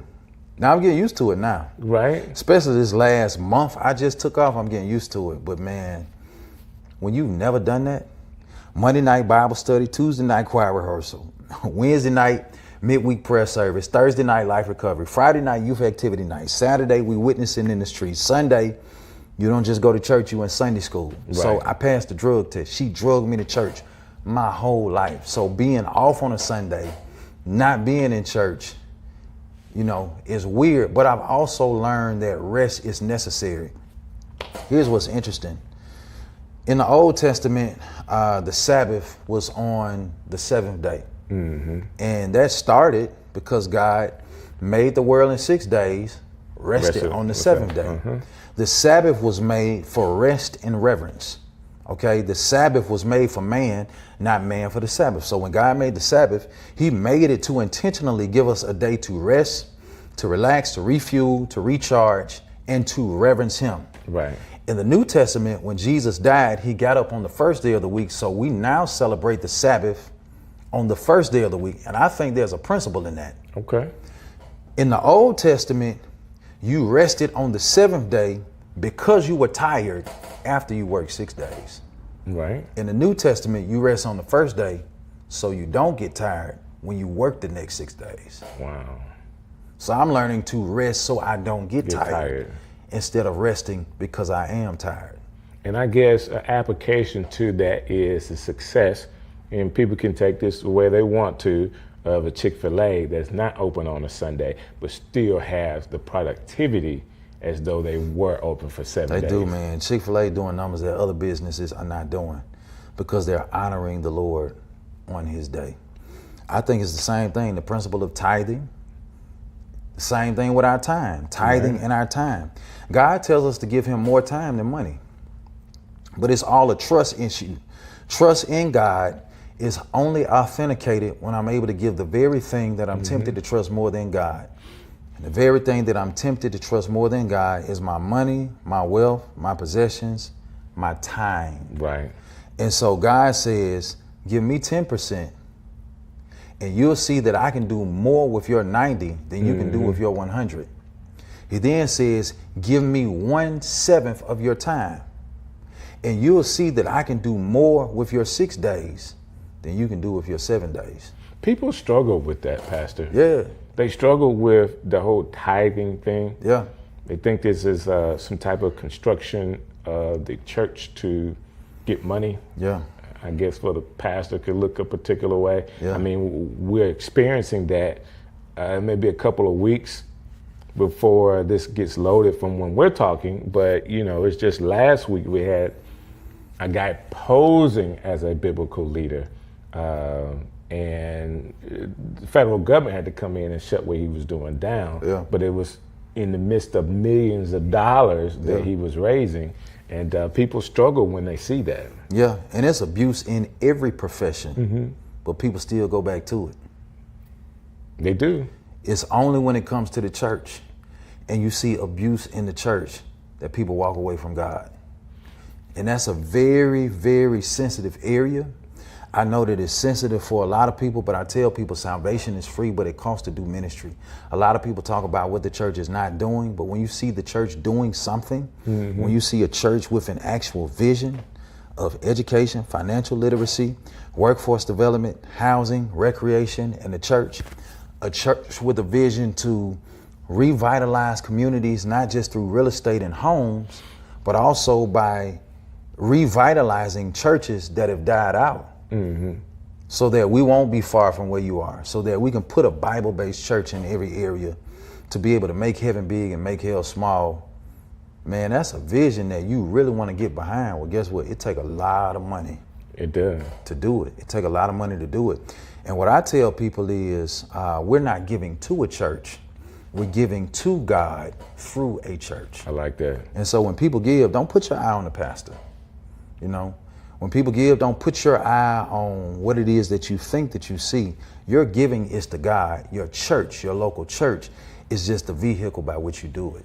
So what if a person is in a local church and their pastor has come under some scrutiny for whatever it may be, questionable activities, integrity issues, character issues? What would you tell somebody that is really struggling from seeing him as a pastor, but also knowing that there's some real integrity stuff that is hindering the word? I would tell them to keep your eyes on God. And if you can't trust where you are, don't allow that to be a reason for you to stop giving to God, because you were never given to that person. You were never given to that place. You were giving to God through that place. Gotcha. And so if you don't trust that place because of the person in charge, go somewhere where you trust. Gotcha. That's what I would tell them. There's a man somewhere. There's somewhere, a man or a woman somewhere, yes. And you brought it up, a woman somewhere. So yeah, I did. There's a man or a woman somewhere. Go somewhere, but don't allow that to be the excuse why you just fall out altogether. Because when you stop giving, your giving can benefit the people or the organization or the church you give to, but never benefit you. Wow. If your attitude is not right. Paul said, though I speak with the tongues of men and of angels and have not love, I'm a tinkling brass or a sounding cymbal. He then says, though I give all that I have to feed the poor, if I don't have love, he says, it profits me nothing. Right. It profits me nothing. So what Paul is saying is, I can give, but if I don't do it from a heart of love for God, other people are benefiting, but I'm not profiting from what I give. Wow. Not only should other people benefit from what I give, I should benefit from what I give. And it's a whole lot of people who don't give with the right attitude, and the church benefits, but they don't. I like that. So let me ask you this other question. I mean, that's a good response. We're seeing certain churches grow over the last 10 years, let's say 10 years. And they've grown in such a way that there's a lot of people. They're becoming mega churches and big time pastors. And this is not just in Birmingham, but all over the country. There are certain pockets of places where churches have really just exploded. But as they were growing, people were loving what they were doing. But then when the explosion happens, it kind of like slows down when people don't automatically like what they're doing, and you hear more negativity than them being positive and people promoting them. What do you think about that ideology of people and I guess social media to bring somebody or build them up and then to tear them down? I think that we shouldn't be tearing people down, but anytime you grow, you always have problems because it affects people, and people don't like change. And so growth comes with problems. Anytime you grow, you can't get the good without getting the bad. Right. And so a lot of people say they want to grow, but they don't think about how it's going to affect them. But what I would say to the people, instead of you being so self-centered and thinking about how it's going to affect you, God not only cares about the people that you see, he cares about every empty seat that represents a person who's not there that should be there. Wow. Because that represents somebody who's not in heaven that he wants to be there. It's undeniably true when you read the parable of the lost in Luke chapter number 15 that God cares about lost people. And so because we're Christian, and to be Christian means to be Christ-like, if he cares about lost people, we should care about lost people. So if he cares about finding his lost child, we ought to help God find his lost children. And when you have that mentality, I don't mind being uncomfortable. I don't mind it being too packed. You know, they say the only people who like packed churches are pastors. To everybody else, it's an inconvenience. It's an inconvenience for me to get in. Ain't nowhere to park. Inconvenience for me to get out. Then when I get in, I got to go to the overflow. Right. And for a pastor, it's like, yeah, it's packed. But that's an inconvenience for people.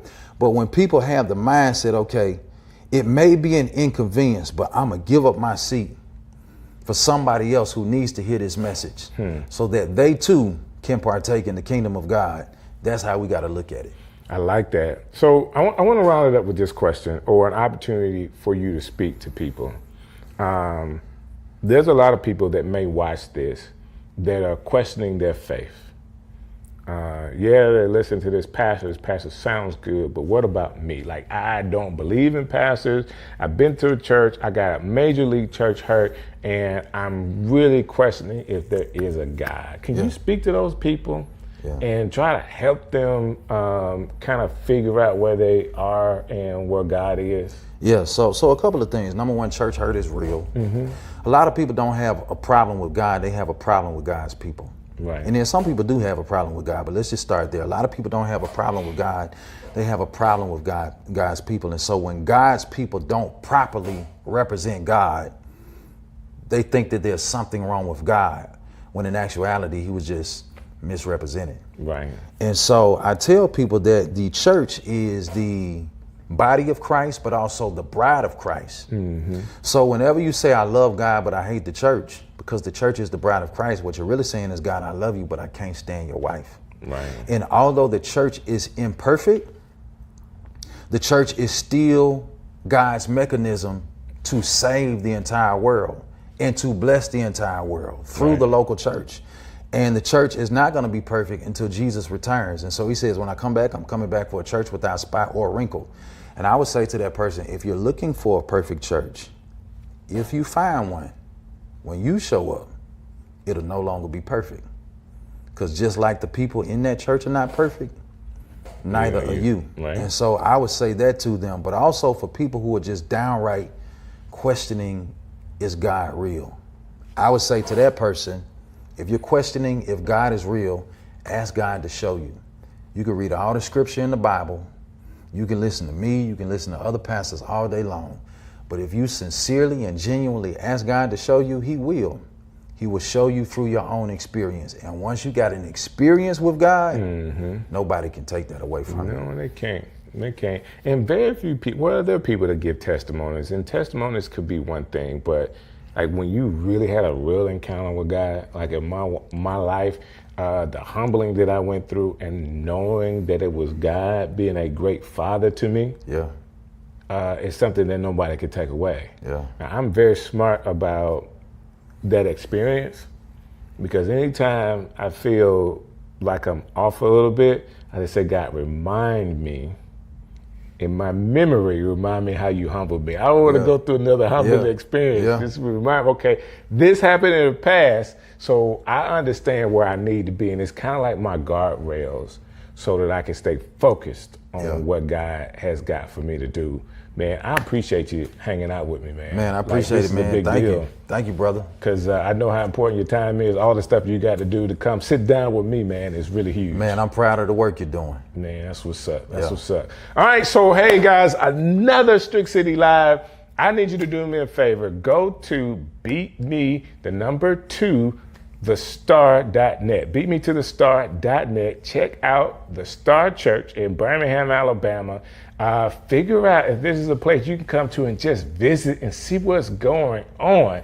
There's tons of places in the city you could go. There's tons of places all over the world that you can go. But if you're in the Birmingham area, we would love to have you at the Star. All right, I'll see you guys next time right here on Strick City Live. Yo, Strick City coming live. Yo, yo, yo.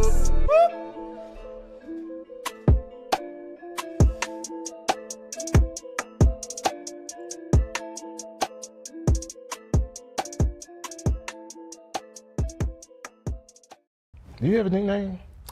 I don't. I've just always been. Where'd you grow up? My mom was in the military, so kind of travel a little bit. But Birmingham is home. Birmingham is home. Traveled a little bit. So in your like formative years, like when you were young, elementary age, where were you at?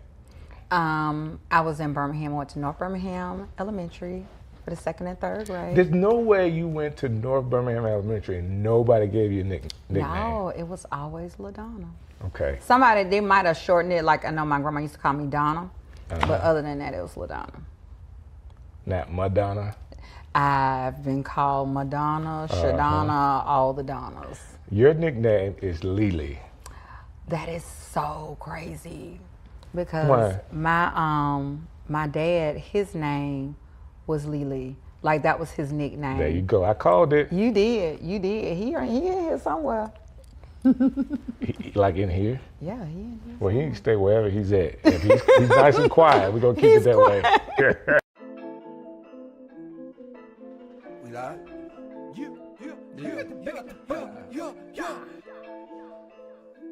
Strick City. Woo! Strick City. All over the world. Strick City, man, we live. Yo, Strick City on the ride. Yo, look like surprise. Yo, taking your city like we live. Yo, man, we live. Yo, taking your city like surprise. Yo, on the ride. Yo, Strick City coming live. Yo. Hey man, I am DJ Strick, and first of all, I have to say thank you so very much for how you guys have supported the show. You are an awesome audience, and shouts out to Birmingham, just showing up every time. I've told you that I will be bringing some of my friends here, and I got my friends here. Well, she's kind of a friend. Like if there was a friend metric, she would kind of be like 2.5, maybe 5-ish out of 10. Okay. Hey everybody, this young lady has been called to do events all over this city. She is definitely one of the who's who when it comes to event planning. I am telling you, she took my little $5 budget that we gave her and worked it out for my birthday this past year. But I've known her for a very long time and what she's been doing.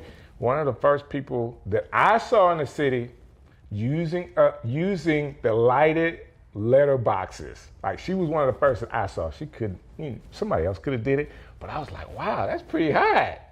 I like that. Anyways, without any further ado, I want to introduce to you guys LaDonna Lily Ford. Hi. Thank you so much for having me. Well, I appreciate you coming, sharing your time with me. I'm sure you could be off somewhere managing another event. Do you do a lot of events during the week? I do a lot of corporate events during the week. Corporate events. I never thought about that. Yeah, Monday through Friday, 8 to 5. I have like corporate partnerships that I work with. I recently did something for Books A Million Corporate. You know what? I saw that. Yeah. Cool. Good for you. Thank you. Now, why have I never got a call as a vocalist to be a part of any of your events? Well, because I know that you're busy. That's true. And your noise. No. Vocals, like my singing. I know, but your noise is not joyful. Okay. It says make a joyful noise. Okay. Yeah. You know what? But if I need a host, I haven't got a call for that either. I haven't needed one. Okay, because everybody kind of chooses their own host and all that kind of stuff. That being said, you have done events all over the city. Now you're telling me you do corporate events. I've known you from doing personal events, and I don't know. It's kind of like all over the gamut when people call and say, "Hey, I just see you everywhere." Like it's almost every weekend. It is. My business has been very blessed. I really don't think about it. I just kind of go. So a lot of times I'll do 2 and 3 in a weekend. Sometimes I'll have more than one in a day. Like this past Saturday, I think I had 2. I had 2 events. And in May, when I was celebrating my birthday that you had an opportunity to do, you were actually doing another event from a friend of mine. Around the corner, and you knew nothing about it. I didn't until you did. Now, I knew he was doing it. I couldn't go to his party because I was having one. We planned it on the same day, and we invited each other, but of course we can't go to each other's parties. We're doing it. But that was like one of my childhood friends. So shouts out to Tyree Melton. Shouts out to you, sir. Really, really cool guy. And he was celebrating his 50th along with me. I was celebrating my 30th. Okay. Right. Yeah. So we talked about you being busy. Can you really break down for everybody what it is that you do as an event planner? So as an event planner, I am talking to clients, getting their vision. If they don't really have a vision, I kind of help them along with developing what that is and how they want to celebrate.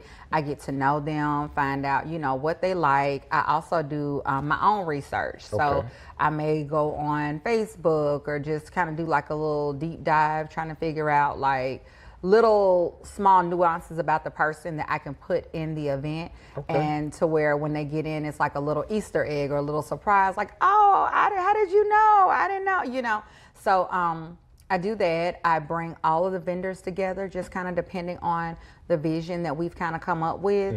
And I work with the same people over and over again. Makes it easy, right? It makes it easy, and I know that these people have my best interests at heart. And they're going to deliver. And they're going to deliver. They're going to have a great price and a great product for my clients. They're not going to let me down, so therefore I won't let my clients down.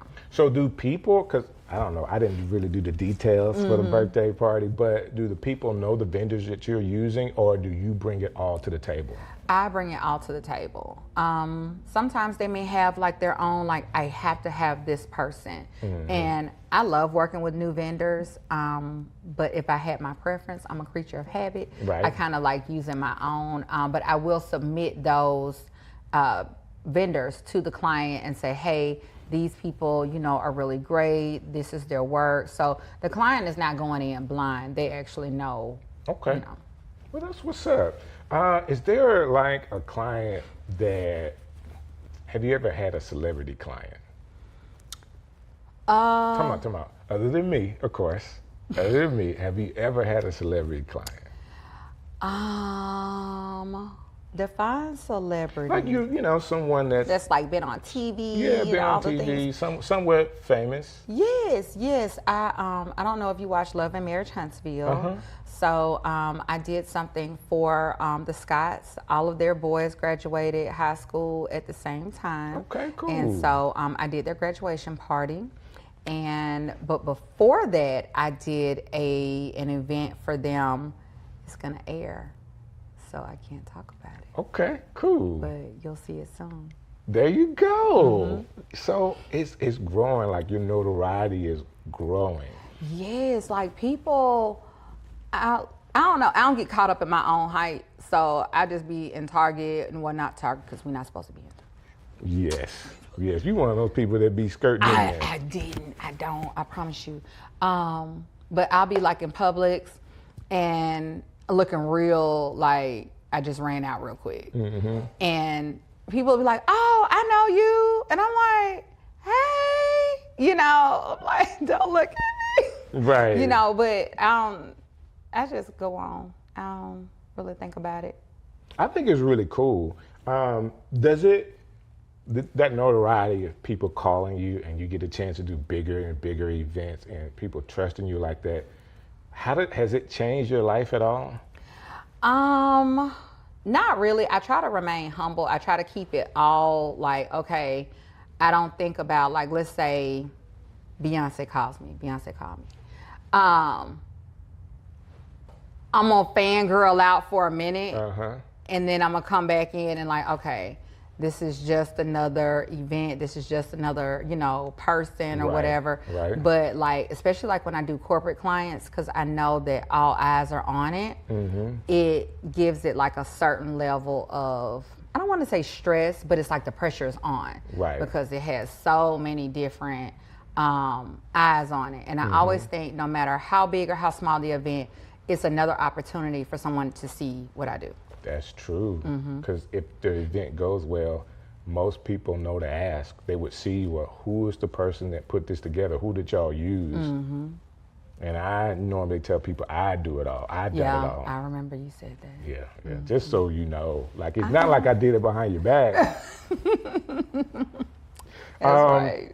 And you talked earlier about the nuances that you have. I remember one of the things you brought to the table with us, because we even brought furniture in the whole night, and you did a pillow with our family logo on it. I thought that was cool. Thank I you. still have that pillow, by the way. Awesome. I did not leave that pillow. And I still have, what is that, 8 foot tall banners that you made? It was. Like, I'm supposed to be 8 foot tall, Who so it was doesn't perfect. want an 8 foot tall picture of themselves in their house? I have one. I have one in my office.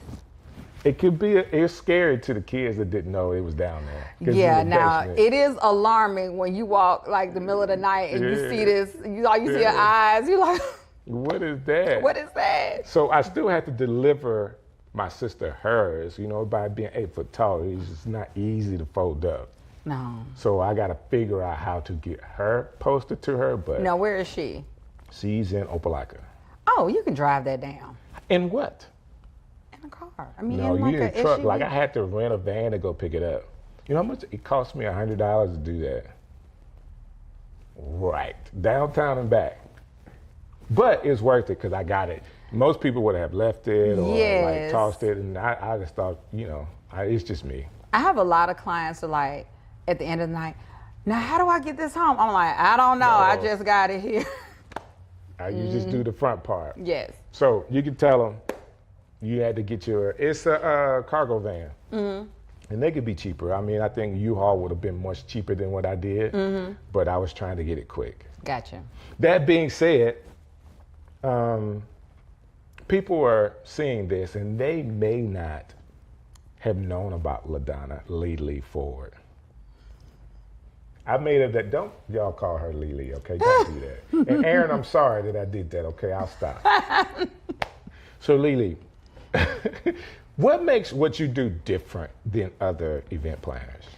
I don't really know what other event planners do. I just know that I really try to take the time to get to know my clients. Okay. I want them to be comfortable with me. I want to be comfortable with them. I want to foster an open door policy to where when they come in, they can give me their ideas. Whenever a bride and groom come to me, I say, okay, what have you always envisioned that day to look like? What do you want your guests to experience? What are some things that are important to you? And so during those initial consultations, I'm taking notes. I'm kind of quiet, I'm listening, and I really kind of want to find out who they are as a person. Gotcha. My bachelor's is in psychology. My master's is in counseling and psychology. Okay. So even though I'm not working in that field, I still kind of get to use some of those skills a little bit. And is that also the skill you use, like when it's the heat of the battle or the heat of the night, and it's kind of like going crazy, and you're able to keep calm? Yes, it's like, you ever seen a shark attack? Okay, so when a shark attacks, their eyes go to the back. Okay. It's like to protect their eyes from whatever the prey is. And they just attack it. And so that's kind of how I liken my personality. Straight like, ahead. Straight ahead. And like I was working, one of my assistants, we were like, she said, I want a chicken finger, I'm hungry. I said, we'll do that later. And she was like, oh.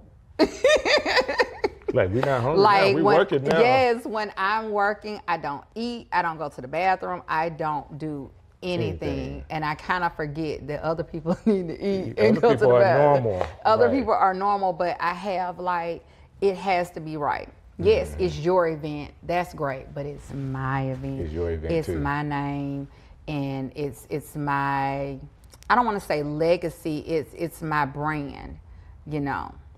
So that being said, it being your brand, I teach this all the time. I'm a content creator. Out of all the stuff that I am, at the end of the day, I'm creating content so it's visible. You have a business. And if you were an event planner that never did social media content, people would never know that that's what you do. That is true.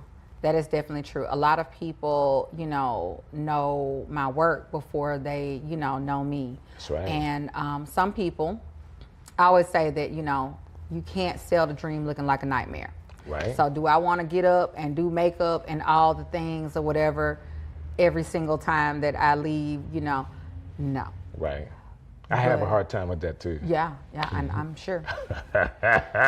But in doing so, it like people have come to expect it. Right. So like I dress for every single one of my events. I don't care if it's a child's birthday party, which I You know love. what I'm talking about? Now children's that you birthday said that, I did have a slight problem with that. Okay. With you outdressing. You tried to outdress me for my party, but it wasn't possible. You're right. It wasn't. But was I not. do appreciate the effort. It does go a long way because It everybody does. has to come a certain way. You came, but it just didn't. It didn't measure up. Not- it was like not to what I had almost. on. Yeah. It's okay. And Kim had a hard time. Now she beat me, but she had a hard time. now competing. both the ladies, they look good. They So did look good. y'all was all They running did. neck and neck. Y'all But think Kim- however, I give it to the ladies. They look better than I did, but Yes, but I try to dress for every single event.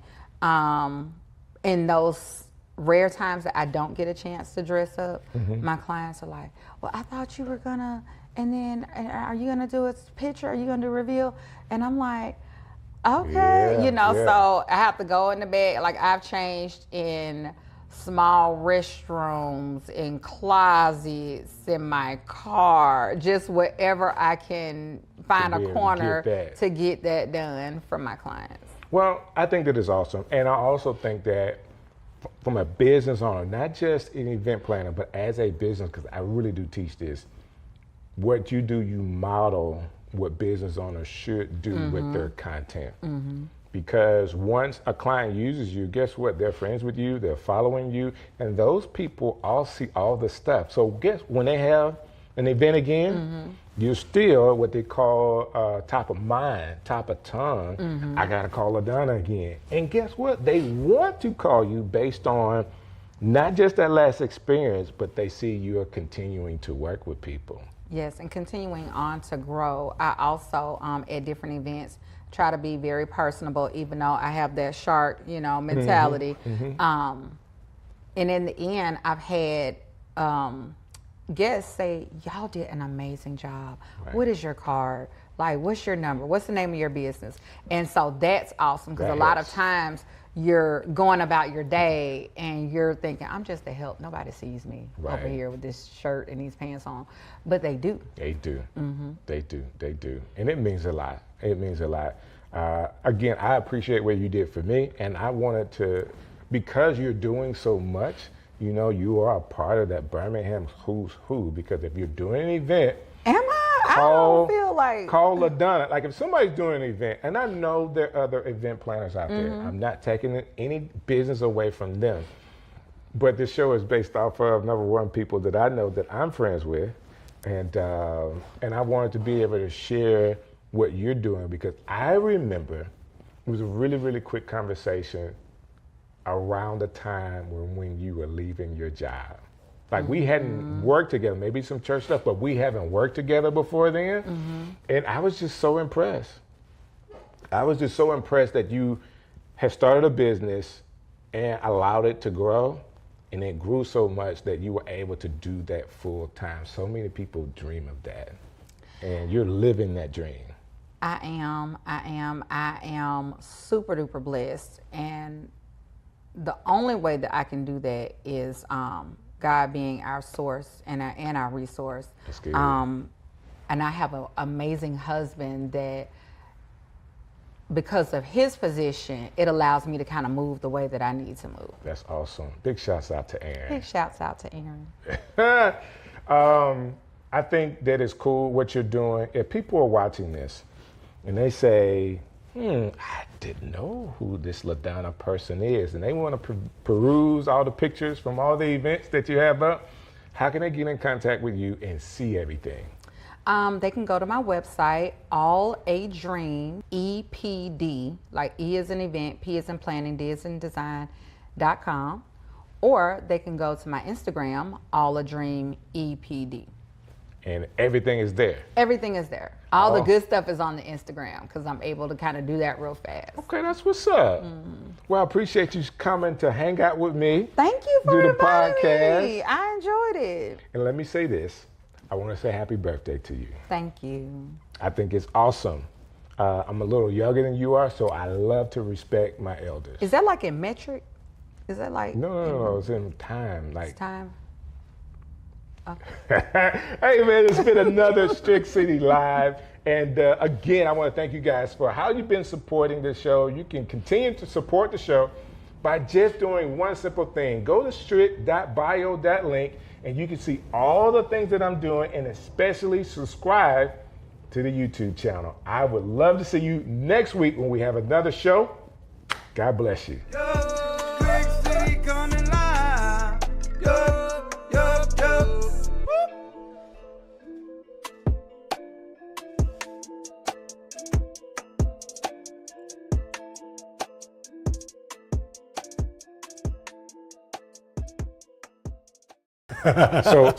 So by any chance, do you still have a yo-yo? I do. In fact, I bought a rather expensive one while I was on vacation last year, and I haven't opened it yet. There is in downtown Disney, there is a yo-yo store. And you go in. Uh-huh. So if you were on campus of Auburn University in 1993 to 95, you were seeing just one guy with a yo-yo walking around the Haley Center or somewhere. Yeah, that was me. And he was a cool kid from Birmingham, Alabama. Man, that's a long time ago. This guy right here. That's a long time ago. Yo, Strick City coming live. Yo, yo, yo. Yeah. All right, so check this out. I am DJ Strick, and we got an incredible show for you today. one of my friends, I've been bringing a whole lot of people that I know, right? Just people that I know. So I got a friend of mine that I've known for, 30 plus years. 30 plus years, met him on the plains of Auburn University, but he just so happens to have grown up in Birmingham, Alabama. So we can get all the details of who he is. He's back in the city doing some major things and wants to help. He's a pastor that wants to help other pastors. So we're gonna run down some of the things that he's done in the past, who he is, and what he's doing currently to help pastors like you. Or if you know a pastor, it could be somebody that you know, right? None other than Pastor DJ Emmanuel. I have him right here. What's up, man? Good to see you, man. Dude, first of all, I really like this shirt. Thank you very much. I like it too. So I went to Hawaii not too long ago, and I was looking for shirts just like that, but short sleeve. Of course, you got to have them warm, but real light, real light, colorful shirts. That's right down my alley, man. Yes, sir. In fact, I was wearing a short sleeve one earlier today. So I say that, and I'm in my traditional black. I don't know why I just wear black a lot. So it works. It does work. It does work. It slims me down. Oh my goodness! I need to work. Hey, I need to work on that then. You know. Hey man, we hadn't had a chance to talk in a while. I did have an opportunity to come to your installation that you had at your church, Lily Baptist Church, right over in Tarrant. How is that going? Wow, it has been a whirlwind. Okay. And thank you so much for being there. So many people were surprised when they came to the installation and they saw so many other pastors and church leaders there, because the church really didn't know anything about me. Okay. So to have you and have others there, one of the deacons walked away and said, you know what, I've never seen that many ministers in this church before at one time. Wow. And so it gave a lot of credibility to what the changes I wanted to make. And so the church is growing, it's thriving. We're getting a good foundation in how we do things.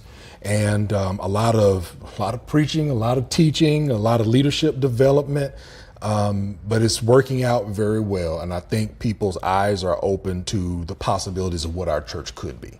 I like that. That sounds really cool, man. I'm excited about the opportunity that you have, especially being a Birmingham boy. You know what I'm saying? Yes. Like, that's a big deal. So we're finna draw a line in the sand right now. Some people may or may not like this. But what high school did you go to? I went to Ramsey. No way. I did. I graduated from Ramsey. I should have known. There was a bunch of people at Auburn during that time at Ramsey. Yeah, a lot of them. Listen, I was, of course I'm from Opelika, so I didn't know how smart you guys was. Oh my goodness, we're still trying to figure out how smart we are. No, man, I'm telling you, there were so many kids from Ramsey that, of course, I didn't have an idea of what high schools were, but I've been here long enough to know that if you were at Ramsey at that time, like, that was a really big deal. Yeah, it really was. It laid a great foundation and really prepared us for college, because even 35 years ago, you could do dual enrollment while you were at Ramsey. Are you for real? Yeah, there were other folks in the school who took classes at UAB during the afternoon. So advanced placement classes, things like that. So it was all about getting you prepared for college. Man, that's really cool. Like I said, I did not know how smart everybody was. I knew that Auburn was too much for me, but you guys were knocking it out the park. I didn't knock it out of the park. It took me a while to get my legs under me, but I'm glad I was able to finish, business school and also religious studies. Yeah. So it helped prepare me for what I'm doing now in ministry. Man, that's awesome. Like, we all really do try to stay together. Ministries in Actions, trying our best, that first initial group, to kind of do some things. There's a couple of chats that go on, text chat that go on, and happy birthdays and stuff like that. But, I always try to, get the group together again. Yeah. We just got to do it, man. We just got to get together. Everybody is well into their 50s. Woo. So we need to do that.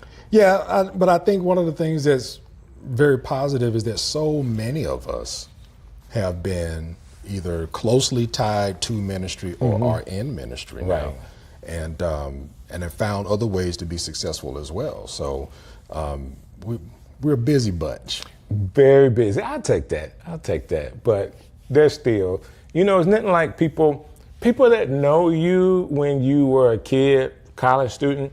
Those people know and like you for who you are at your core. Yes. Not who you are professionally. True. Very true. But so when people, like earlier today when you called me Steve, guess what? People that know me from that time call me that. Everybody else is like Strick, Listen, and you called me Demekia. Yeah. And most folks don't know that. They don't right? know it. They don't know it. So it's something to me that I think is extremely special when you have that history with somebody and you know them authentically. Yes. And then you're able to have, listen, some of my best friends in the world today, I've known from college. Same for me. Just close to them. And you can't help but be your authentic self when you're a broke college student and we're all trying to figure out new ramen noodle recipes, So yeah, that's true. I never ate Roman noodles. Oh man, I never had to go. You missed it. I did miss it. I was going to Dairy Queen's for the $1 Blitz burger. Yes, sir. Yes, sir. I had so many of them $1 Blitz burgers, man. It didn't make good sense. It really didn't. It really didn't. But that being said, it's cool to reminisce about those times, and we got so many people that we could probably shout out and talk about you and your family and all of that. But now you are in Birmingham at a church, but before you got there, around the pandemic time, you were telling me you actually started some curriculum for pastors. Yes. So when we were dealing during the time of the pandemic, I had already been pastoring in Tuskegee. Right. So I was at Greater Friendship Missionary Baptist Church in Tuskegee, and I had been at the church 25 years before I left. But I was the pastor. 25 years? Well, I was pastor for 16. Okay. But I was there 25 years. I did the youth ministry and then assistant pastor, then pastor. But during that time, I was getting involved in other church organizations. I was getting involved with the Ministers' Council for the county. I was getting involved in different district associations, and I was teaching workshops. Okay. Sometimes those workshops would be on evangelism, or the workshops would be on leadership, just talking about how do you lead like Jesus. Right. I did some workshops on, trying to get back on focus with your mission in the church, and just trying to help small churches become a little more stable. Okay. With the pandemic, so many of our churches got exposed. And when they did, they found out how far off the mark they were. I got it. We as pastors made the mistake of thinking that when people showed up on Sunday, we were pastoring. Right. We were really just preaching.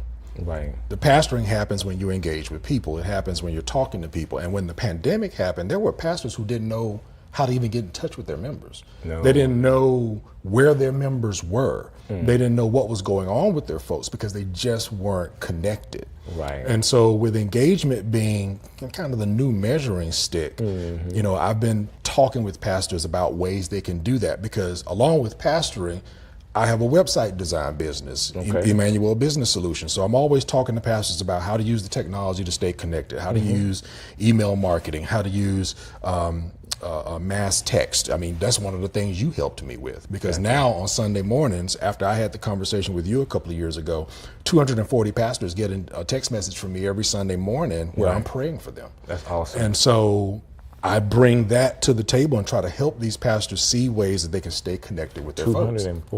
240 get the email, and another 240 get the text message, another 170 get the email. Wow. So there are different pastors from different places. They're all different denominations, but that text message goes out every Sunday morning at 6 a.m. Man, that's awesome. Yeah. But again, doing these workshops, going in, helping churches, basically moving into church consulting.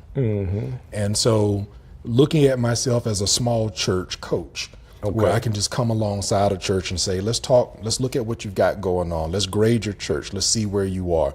Let's talk about your generosity. Let's talk about goal setting. Let's bring some of that business stuff that I learned in college and say, let's do a SWOT analysis. Look at your strengths, weaknesses, opportunities, and threats.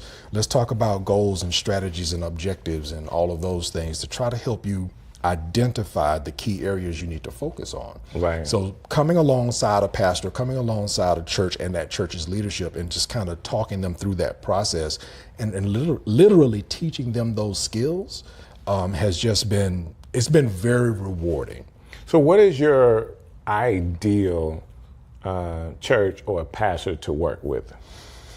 I'm looking at pastors of churches that are maybe 250 members or less. Sometimes they may be in rural settings, or they may be small churches in an urban setting.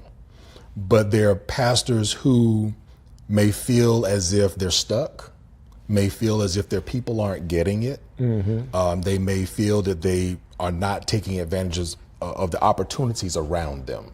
And so coming in and saying, well, Pastor, let me help you with your preaching a little bit, because I've written some books on preaching. So let's talk about your preaching and talk about some methods and techniques to help you communicate better. Gotcha. Okay, well, let me also take a look at, let's talk about what you're doing financially. Let's talk about accountability. Let's talk about whether or not you need to bring in an accountant who can help you get things in order so that you can be more efficient with what you have. How do you create a culture of generosity? Okay, you don't know how to really communicate with this prevailing generation.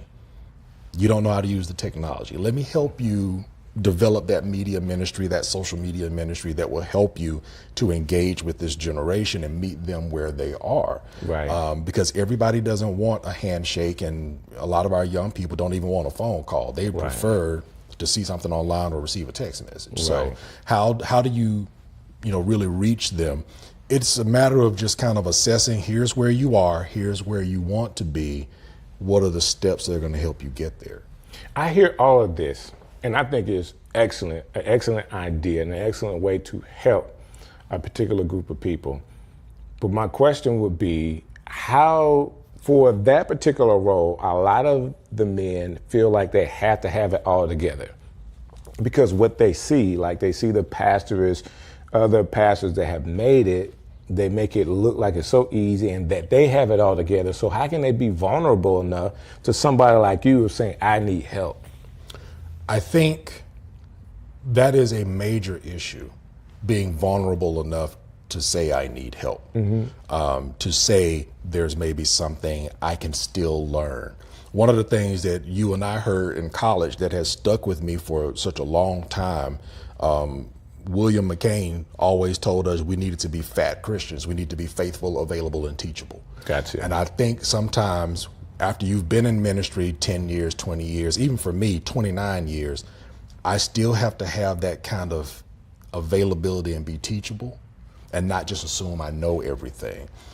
The only way to really break through those barriers is to continue to build relationships with those pastors, to build relationships and talk with them, be an encourager for them, invite them to opportunities, never stop inviting them, even if they don't come.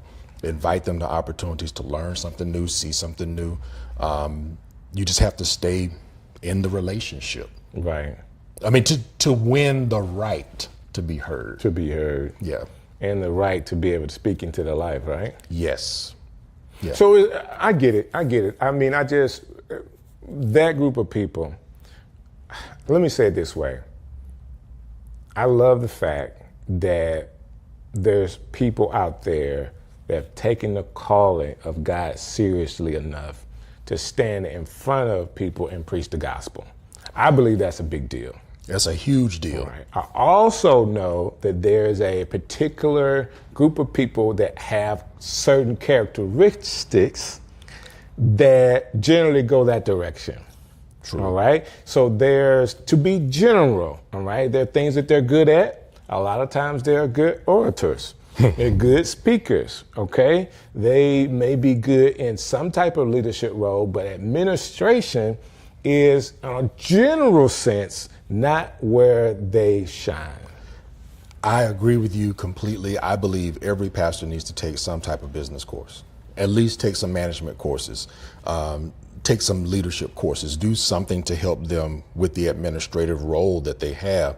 But I think part of the problem with these particular pastors who have a particular spin on what they're doing as a pastor, unfortunately, it's learned behavior. Right. It is what they have seen other pastors do. You know, it's the mimicry.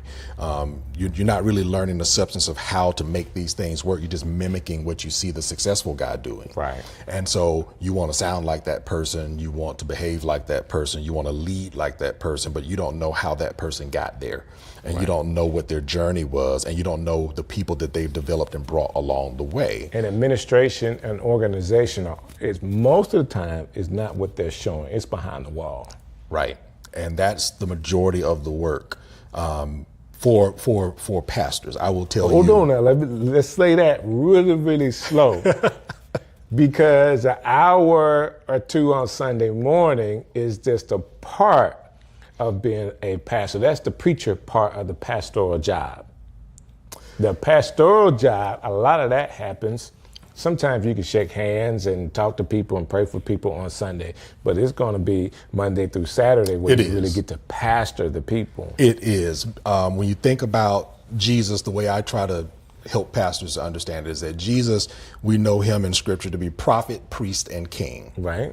Well, the prophet part, the preaching part, I mean, you get 30 minutes with people for that. Right. In today's world, 30 minutes. In today's world, right. So you get 30 minutes, and unfortunately, if they don't come to church every Sunday, I mean, even if you spend an hour every Sunday, you're only spending 52 hours with people on Sunday morning at the end of the year. And we're not asking people to do 52 hours. Because if you think about it, that's a lot for one man to take on. So I always tell people that preachers need not to do 52 weeks on a Sunday. In a year. Needs to get a break, or two, or three. Right. Yes. But just looking at church time, that's only 52 hours. Mm-hmm. If you really want to see the church functioning well, you have to take on those other two roles. So you got the prophet part, right? Mm-hmm. You're getting up, you're preaching, you're dynamic, and people are responding, but there's the priestly part. Right. People get sick. People are in the hospital. Mm-hmm. People need counseling. People need help with, how do I handle, raising my children, or what resources are available in the community? So how can you help the elderly in your church? You have to couples in your church. Couples in your church. You have to minister to the people. That's the priestly part, and that takes hours of work. Then prophet, priest, and king. The administrative part. Right. And that's what keeps the church going. Mm-hmm. And if you don't do it well, you'll just be in survival mode. And I find a lot of small churches are in survival mode. They're just keeping the lights on, or they are managing their church like they would manage a personal checkbook, instead of looking at the bigger picture of what they should be doing as an organization financially, how to invest in ministry. Mm-hmm. So most of the work, even since I've gotten to Lilly, and it's been less than a year. I mean, you were there at the installation in January. It's been less than a year. Most of my work has been behind the scenes. Wow. Most of it. I would say a good 80% of my work has been behind the scenes. So do you know one of the ways that I can get you off track with what you're trying to do is to frustrate you to where you're distracted with frustration and not doing the work. And what happens is Satan tries to distract us from an administrative part and get you frustrated because you can't cross all of the T's and dot all of the I's, and the decimals just don't look like they're in the right place. Right. And you can get frustrated, and that takes you off of ministry. It does. When sometimes you got to do all that you can and then allow God to give a blessing to the administration so that you're not frustrated. Because what happens is, and people do it at every level. It can happen when people get new buildings. Guess what? We got to preach tithing, we got to preach giving, and they can go overboard with that. But the same thing can happen with a small church just trying to keep the lights on. It can. In business, they use a tool called the balanced scorecard. And if you get any one of those areas of the balanced scorecard out of whack, your business is going to suffer. Right. So if you're just focusing on finances, you're probably going to end up failing anyway. Right. If you're just focusing on my business processes, but you don't get the finances part right, you're going to fail anyway. Right. Because your competitors are going to have a better process. If you're just focusing on innovation, but you're not doing those other two, you're going to fail. Right. So you have to make sure that things are in balance, but the frustrations that pastors a lot of times are dealing with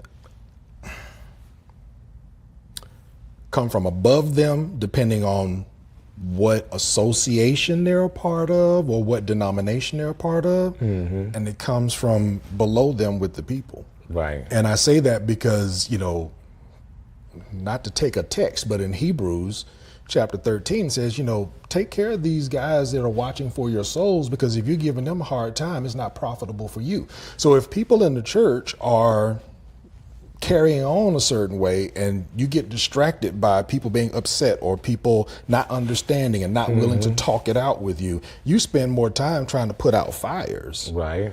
And instead of putting out fires, you should be slaying the dragon. Right. But Your keep attention running. is now somewhere else. Yeah, it's split.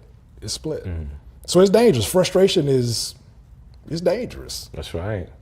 That's where burnout comes. That's where God, did you really call me to this comes. You know, I could go sell some cars come, you know, anything but being a preacher. Hey, another church. I'm going to go to another church because obviously these people don't want to go forward. So now I'm looking for somewhere else to serve. Right. Because I'm trying to find a place that's comfortable for me. That it comes from that too. Man, that's something. It comes from that. And I heard the stories during the pandemic of pastors that had to leave their churches and start, you know, truck driving. Wow. Pastors that just decided, I'm just going to uproot my family and move someplace else and do something different. Wow. So that's something, man. It has happened a lot. And to have made that your calling and then have to step back, you know, you want to be more thoughtful. Now, again, you know, just because somebody says, and I don't want to say this in a very derogatory way, but sometimes people don't hear from God. And the frustrations of, there's something T.D. Jakes said, if I really didn't like you and I wanted to kill you, I would give you my church. Who could sit in his seat with all the stuff that he's got going on? Like, you got to be called All of for that responsibility. Yeah, that's a ton of responsibility, and it's a ton of persecution that if you're not ready for, it will kill you. But the same thing is true in a small church. The same thing is true. And I say that because in a small church, you have the same level of responsibility. You still have to answer to God for the souls that you're in charge of. That's true. And so if you're not the kind of person who takes it seriously, you can easily just decide, I want to move from place to place. I'm looking for my best opportunity and not realize the gravity of the souls that you're dealing with. When the pandemic happened, my mother passed. And when she passed away, I remember that. We moved back here to be closer to family. Well, I contracted COVID. When I got COVID, went through my 2 weeks like everybody else, but I have some long COVID symptoms, the fatigue and all these other things. And it made it difficult for me to go back and forth to Tuskegee. Okay. I spent months, almost a year, just praying, God, what do you want me to do? Right. You know, what am I allowed to do? Is it okay for me to be somewhere else? I don't want to leave. I've been at this church half my life. I've been there 25 years. I built relationships. They're like family. I was like Gideon, Lord, let me just put this fleece out here. And if it's dry in the morning and the ground is wet, okay, Lord, let me put it back out here again. Right. You know, if it's wet and the ground is dry. Right. But I was constantly praying and seeking God. And it was one of the hardest decisions I've ever had to make in my life, to say to our church, I'm gonna have to step down, because what was happening, I would have to do nothing at all on Saturday so that I could go down there and do ministry, come back home, and I was no good Monday and half of Tuesday. Wow. Because of the fatigue, the mental and the physical fatigue. It was beginning to be too much for me to bear. Wow. But I didn't want to stop because I hadn't heard from God to say it was okay for me to leave. That's my assignment, you know? Once I knew, it was, like I said, it was the hardest decision to say to them, hey, give me 6 months. And then to say, if the 6 months comes and I still haven't found a place to serve, I'm still stepping down. Wow. And so when the 6 months was up, it was Easter Sunday a year ago. And I stepped down. That was my last Sunday at Greater Friendship. And I had no new church to go to. Wow. You know, I was just, God, show me where you want me to be. I don't, to circle back, I don't think, like you said, everybody goes through that process. I think, no, they didn't get sent to where they're going. They just saw an opportunity. Gotcha. And then they sprinkle a little God on, oh, the Lord did this for me. I understand. But you can't really say that to people to their face. Can't say it to their face. We can say it to each other, though. I do have a pet peeve, man. I have a real pet peeve, man. I say this all the time, and I know I'm going to make people mad. But when somebody tell me God said, I'm like, you lying. That's me personally. I'm not talking about anybody personally, but, you know, a lot of times people use that card to be able to do what they want to do, and they are then responsible for the outcome. Well, that's because some people have Jesus as a savior, but not as a Lord. Right. You know? Right, that's true. So he's not in charge. He's just there to save you, to bail you out, but he's not the one that's in charge. That being said, at the same time, I appreciate your willingness to help some of your peers and to be a mouthpiece for God, to be able to show some processes, some procedures that's actually going to be able to help. I know that you have some booklets that talk about preaching and stuff. I want to share this one fact. It is not new technology, and my glasses are talking to me. It's not new technology or a new idea to have a book of sermons. True. One of the first sermon books was actually written for the style, I want to say it was the 50s. And it was written in a style that the words would rhyme. Yes. And it does not get credit for that writing in that style, to me, that it should, because that was a form of rapping that actually went into, so rapping has been around longer than 50 years. It has. But it doesn't get the credit for it because, just like a lot of things, the music that came out of the church went into R&B and all of that. Yep. Well, that style of rhyming, written poetry to rhyme, actually came out of these sermon books and how people, that style of preaching. Well, and I would say it wasn't always literally rhyming words. Sometimes it was rhyming concepts or rhyming thoughts. And so typically when you're crafting a sermon and you're crafting your sermon points, we're typically talking about make it memorable, something that people can easily remember. Gotcha. You know, so I might say, you know, if I'm preaching about prayer, let's talk about the purpose of prayer. Okay, that's good. The second point is going to have some alliteration with it. Let's talk about the presence of prayer. Let's talk about the posture of prayer. Let's talk about the power of prayer. And those may be my sermon points. Right. And that way, it's things that people are more likely to remember. Right. Which is important because if all the people are doing is listening to you, they're only going to remember 10% of what you said. So in a 30-minute sermon, people aren't going to remember 3 minutes. Right. That's painful. After you've labored 10 hours to make a sermon and people are only going to remember 3 minutes out of a 30-minute sermon. You got to make it memorable. You got to make it sticky. You got to make it memorable. So a lot of that alliteration and using those words and rhyming words, I try to see if I can do that with a lot of sermons. Sometimes I can, sometimes I can't. That's what's up. But it's definitely a necessary tool. I love it. I love it, man. So you done a couple of books. So I called you pastor. I should have said pastor, author, pastor. You know, let's talk about some of these books that you have. Okay, so the first book, being in Tuskegee and dealing with a lot of rural pastors, I recognized that many of them bivocational.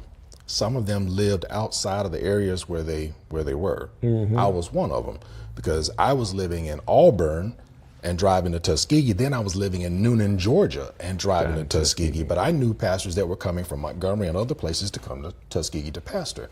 So your time is limited. And I noticed that a lot of them were doing one-off sermons. I just got a good idea this week. I preach, and then when Monday comes, the clock is ticking. I got to figure out, I got to come up with something else. So I had started preaching sermon series, and I developed a method for how I would be able to break down a passage into a series. And so I wrote it. I wrote it in a book. And hold on, let's see. Cause Strick let me bring my book. Yeah, man. So this is Sermon Series Preaching, a guide to developing sermons that connect. And in this book, I literally talk about how to develop specific types of series. Okay. So if there's a strategic series, it's around a strategic time of year. Let's develop a series to help you capture people's hearts and minds during that time of year. Maybe it's a story series. It's a great story in the Bible, and you don't just get to the punchline, the good part. Let's tell the whole story, but walk put it through in it. episodes. Yeah. Or maybe it's a character series. Let's look at a person's life in the Bible and see how that person progressed. For example, if I was doing a character series on Joshua, I would start at the beginning. Right. The first time you see Joshua is when Moses is up on the side of a hill and Aaron and Hur are holding his arms up. Moses just made Joshua general. So this man who's a fourth generation slave is now a general fighting in a battle by himself with all of his army. Never done this before. Right. And whether he wins or loses, whether or not somebody holds Moses' arms up, you know? And at the end of that story, God tells Moses, write this down and rehearse it in the ears of Joshua. Wow. So Joshua goes from there to being, the next episode, he's now Moses' servant. He goes up on the mountain with Moses and he's watching Moses, the 10 Commandments and all of that. He comes back down, he's still the general of the army, but eventually he's the one, he grows as a leader, that he's the one who leads the children of Israel into the promised land and helps settle the promised land. Right. So his progression as a leader became the sermon series. Oh, that's awesome. And so a series of sermons just about Joshua and looking at those episodes in his life. Or if I'm going to do the book of Ruth, why just talk about the good part at the end? There are lessons in all 5 chapters. So that's a 5-week series, one sermon from each chapter, and it gives me the chance to tell the story. I get it. So that way, when you're working on a sermon, you're not always just working on that sermon. You're actually working on the entire series, because things will come up and it's like, oh, that's a great, or you see something on the news, oh, that's great, but that doesn't fit this week, that fits week 3. Right. But you're constantly compiling information so that when you're getting ready to finally put that sermon together on Wednesday or Thursday or whenever, you're more compiling one than writing one. I get it. And it saves the pastors time, which they don't have. Right. You know, if you're a pastor, husband, father, community leader, you know, help coach the local football team, whatever you're doing, you've got a lot going on. Got a lot going on, yeah. You got to be able to do something to help you with your sermons. I like that. And this was actually the first book that you wrote, right? Yes, this is the first book, sermon series preaching. And I've had pastors who've read this and come back to me and said, because I read this book, preaching is a joy now. Oh, man. Because, you know, one guy was so excited, he was like, I know what I'm preaching 2 weeks from now. Oh, that's a review. That's a great review. So, you know, being able to plan, and I talk in here about planning your preaching calendar. So that's one of 3? This is one of 3. So this was the first book, Sermon Series Preaching. The second, the members of our church at Greater Friendship said, you wrote a book for pastors, you didn't write one for us. No way. That's what they said. So I wrote this book, Grow, 7 Spiritual Practices to Grow Your Faith. And it's the basics of what it means to be a believer. So it's literally 7 practices. How do you study the Word of God? And that's the book that I have. Yes, you have this one. You have this one now as well. Okay, well, that's what's up. I come bearing gifts. Okay, that's what's up. So with Grow, how do you study the Word of God? How do you actually do it? How do you pray? How do you worship? How do you fast? How do you serve in a church? How do you share your faith? How do you fellowship? These 7 spiritual practices, if you're growing in these, you'll always continue to increase, you know, and grow in your faith. I like that. So that's what this book is about. Okay. And we made this book, let's see, the pandemic, everything in the country shut down on a Friday.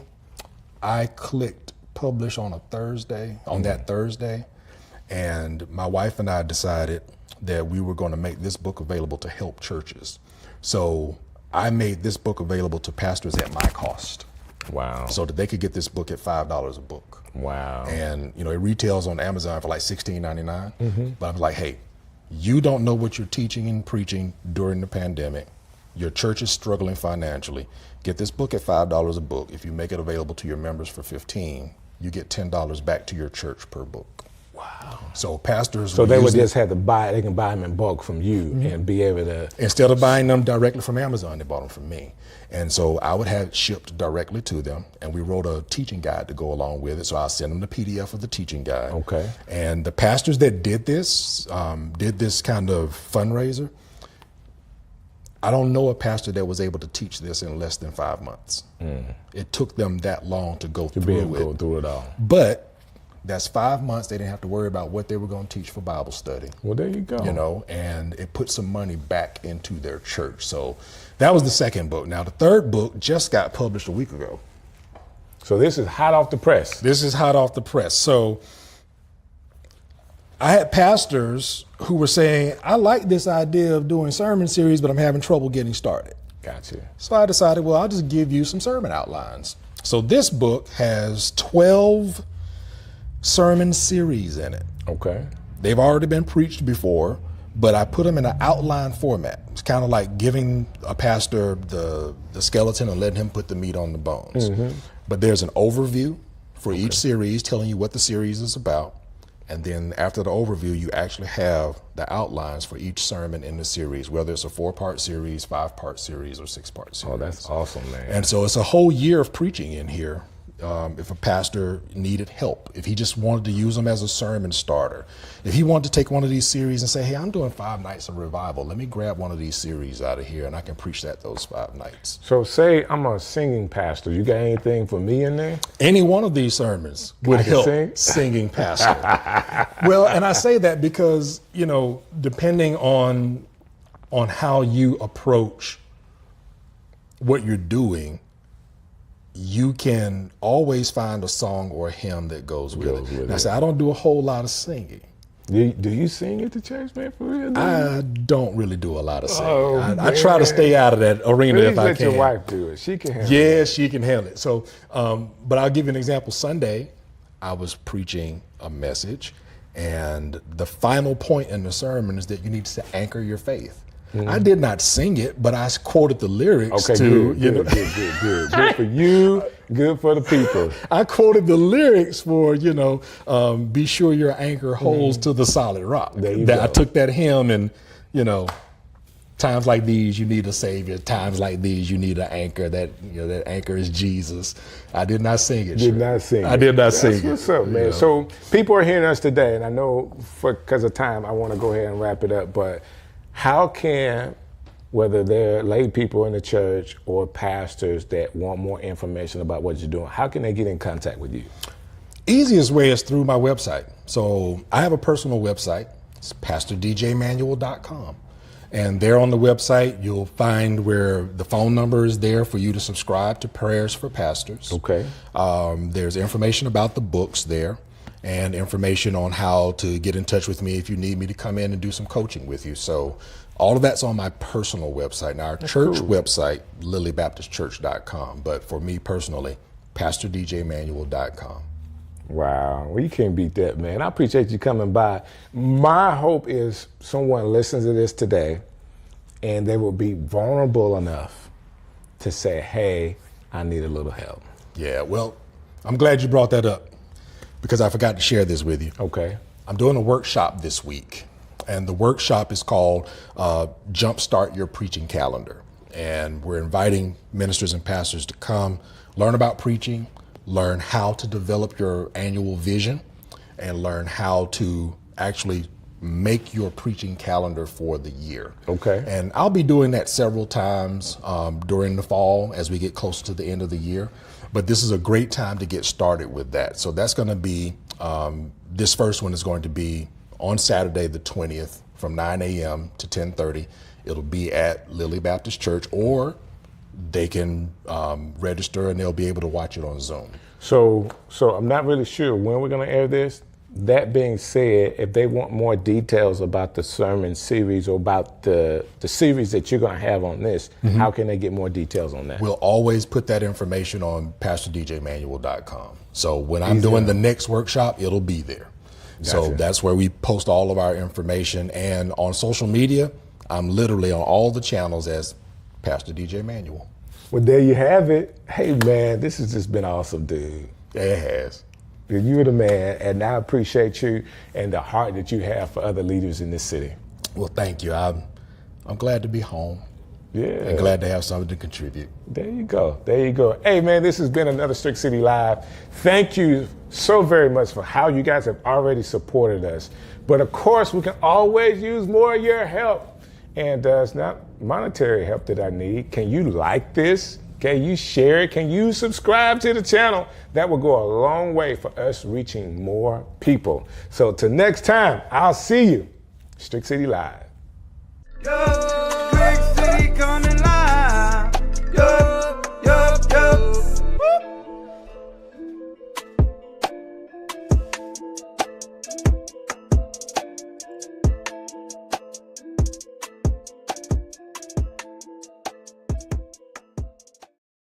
Yo, Strick City coming live. Yo, yo, yo. Hey, listen, my name is DJ Strick, and I thank you so very much for being a part of Strick City Live. Like, I don't have a rhythm to this yet, but I appreciate you watching anyway. I get an opportunity to talk to some of my great friends about what they're doing, their business, and all things that they are. If that makes sense to you, you're in the right place. I have a friend of mine who happens to also be one of my clients. I get a chance to help her create content, and she is good at what she does. From real estate to content creations to being a home guru. Like, we're gonna figure out what this guru thing is about these homes. Maybe she can give us more information so we can contact her for her to do guru stuff for all of us, right? Yeah. None other than the person everybody in Birmingham knows, Miss Portia Smiley. Hi. What's going on? Hello, how are you? So the last name fits because most of the times when I see you, you're smiling all the time.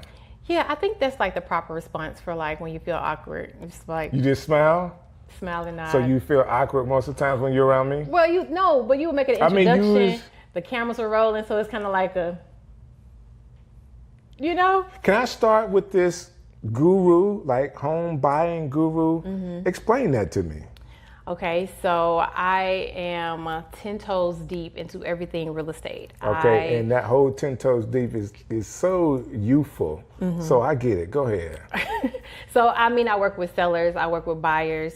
I work with people that want to invest. But I recently got into luxury leasing, which for a lot of people could be like the oxymoron for real estate agents. It's like, why would you help somebody find a rental or get into leasing when you're supposed to be helping people become homeowners? Well, the market is crazy and everything is adjusting. So I just want to be in a position to help people with housing, period. So whether you're looking to rent because you're not ready to buy or looking to buy, sell, or invest, hey, I'm Portia Smiley and I can possibly help you. So can you help me if I need to get into like a Section 8? That's a great question. The answer to that question is probably no. I don't think so. It's okay to say no. It's all right. That being said, you can help people if they're looking to rent a property, if they're looking to buy a home or sell a home. They need to call the guru. The housing guru. Which is Portia Smiley. The Portia Smiley. I didn't say the, but I apologize. I'll add that next time. The Portia Smiley can be called for all of that. Portia, how did you even get into real estate? Oh, so I think when the recession happened, everybody just went through like a midlife crisis of like change. Okay. And so that change for me was leaving corporate America. And after being in corporate America for 10 years, I worked in supply chain.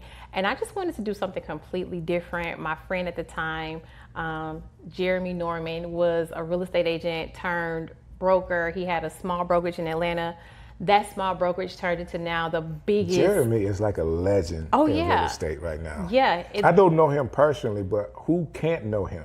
Yeah. So what once was a small brokerage during the pandemic has now turned into the largest minority brokerage in the, I want to say, Alabama, Georgia, South region. He's got real estate in Houston, right? Yeah, he's doing his thing. So big shouts out to you, Jeremy. We talk.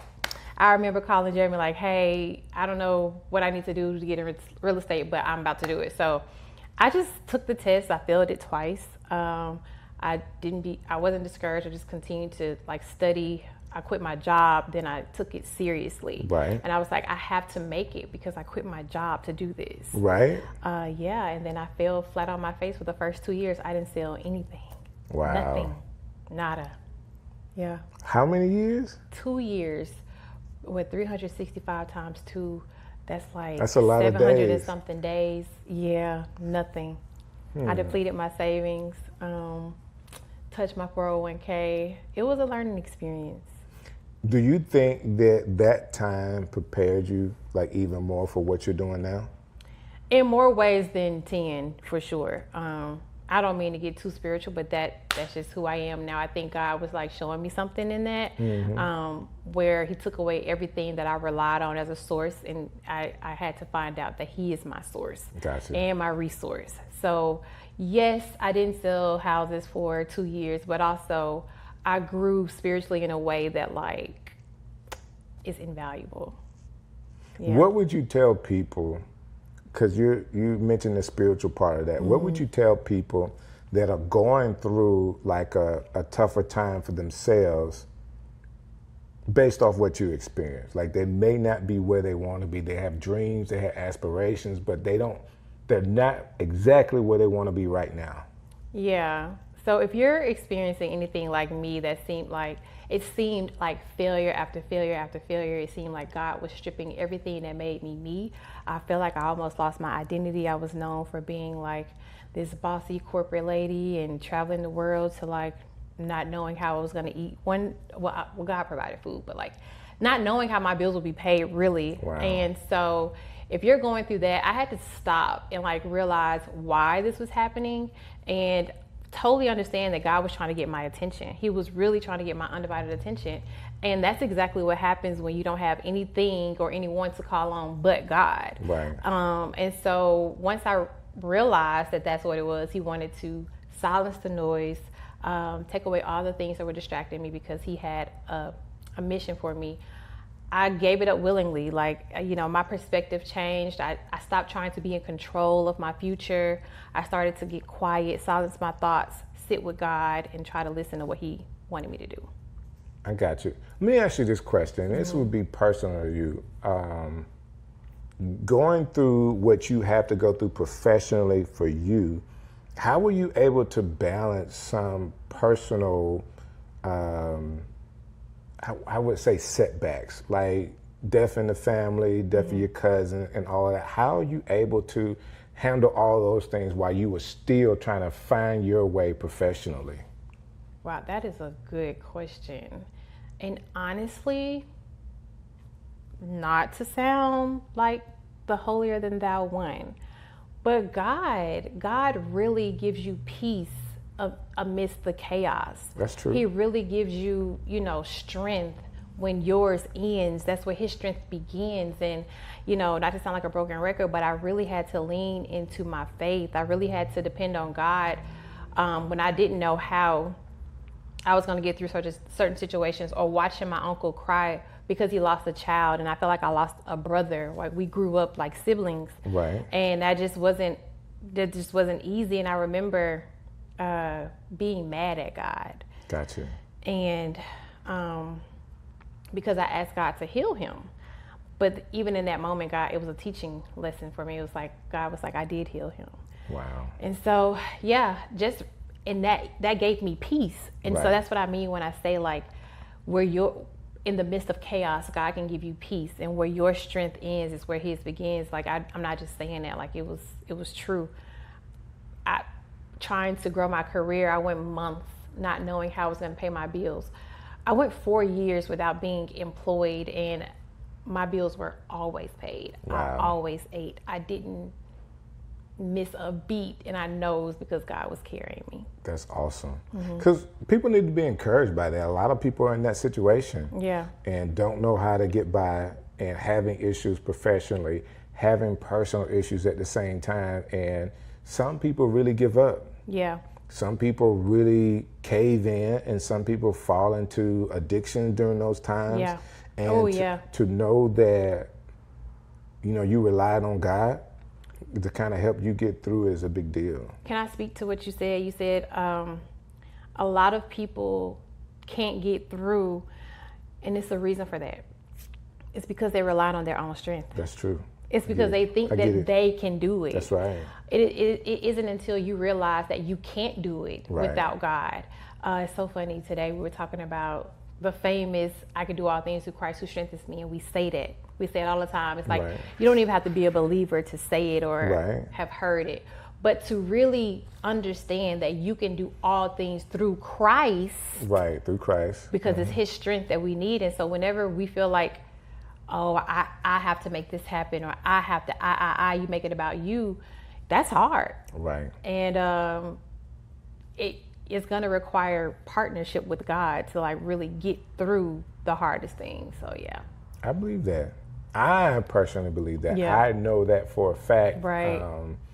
And in so many different aspects. That being said, we've talked before, and I know you're talking about your faith now. When we talk about you professionally in real estate, you actually involve your faith in the selling process with your clients, right? Explain that process, because if I want to buy a house and you talking about Jesus, like I could be like, hold up, Jesus is not staying at this house. I am. Like, explain that to me. Listen, any opportunity I have to talk about God, I do. So from being at the closing table, or from people being discouraged, right? And I'll simply ask, like, do you believe in God? And if they tell me yes, I'm going in. You already know. And I'm like, hey, it's moments where I'm like, can I pray for you? I remember my friend bought her house and she was nervous to like go inside. I said, let's go inside and pray. Wow. So any opportunity I feel, whenever God says, hey, I just can't be ashamed, right? Right. And even if somebody said they wasn't a believer, it wouldn't stop me. I would probably watch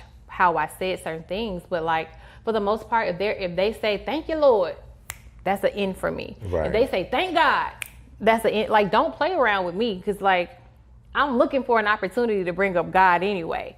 And I say things like, you know, it might not sound biblical, but it is like, hey, what's for you is for you. You can't miss what's for you. Right. You know, or depending on the person, I'll say you can't miss what God has for you. That's true. And so I kind of established that in the beginning. I listen to what they say, and if they make references to God, then I just go in, you know, and if they don't make references to God, I'll simply ask them, do you mind if I pray for you? You know, do you mind if we pray over this situation? Hey, I feel like you have a lot of anxiety. Do you mind if we pray before we go on our next tour? I haven't met anyone to say no.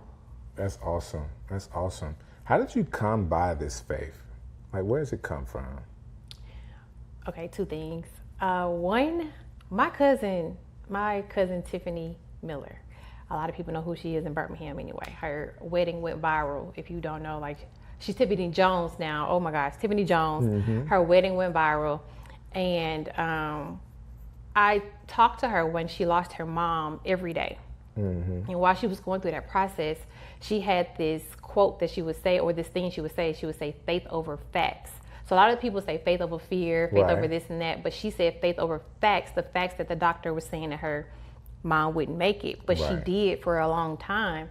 And so watching her faith through that, she lost her mom, she lost her dad, she lost the father of her child. She went through so much adversity, but to watch her trust God through the process. Wow. It was like I had a front row seat of all the things I read about in the Bible where people had to have faith and heart, and not just death, but like I watched her trust God for her house. Get it. I watched her trust God for her car. Get it. I watched her trust God for her husband. Get it. I watched her trust God through grief. Be at peace. Wow. To have a front row seat to that, I was like, I want some of that. Wow. So I started to surrender, started to become serious about my faith. That was the first step. The second thing I did, God gives me a word every year personally. And so for 2022, 2023, and 2024, he gave me the same word. I was so frustrated. The first year he gave me surrender. I was like, all right, I got this. Right. I can surrender. 2023, he gave me surrender. I'm like, you just gave me surrender last year, but whatever. 2024, he gave me surrender. I'm like, all right, God, what am I doing wrong? And I woke up one day, May, June, and I was like, I'm going to take this seriously. Have your way. I did a 40-day fast, and my life has never been the same. I consecrated my life to God after that. And I think it's the best decision I ever made to like live for God on purpose. Wow. That is so encouraging. Yeah. So if somebody's watching this today and they're trying to do it their way, and they just heard what you had to say, what would you want them to get out of that? I would say, and this may not be for everyone, but this is for people who have a problem with control or control issues and or people pleasing. Let go. Like we hear the saying, let go and let God, but until you truly let go and let God be your guide, let God be your GPS, it's not gonna be easy. Like trying to figure it out on your own. I was out here doing stuff that didn't make sense. And until you're doing stuff that don't make sense, maybe it's not God.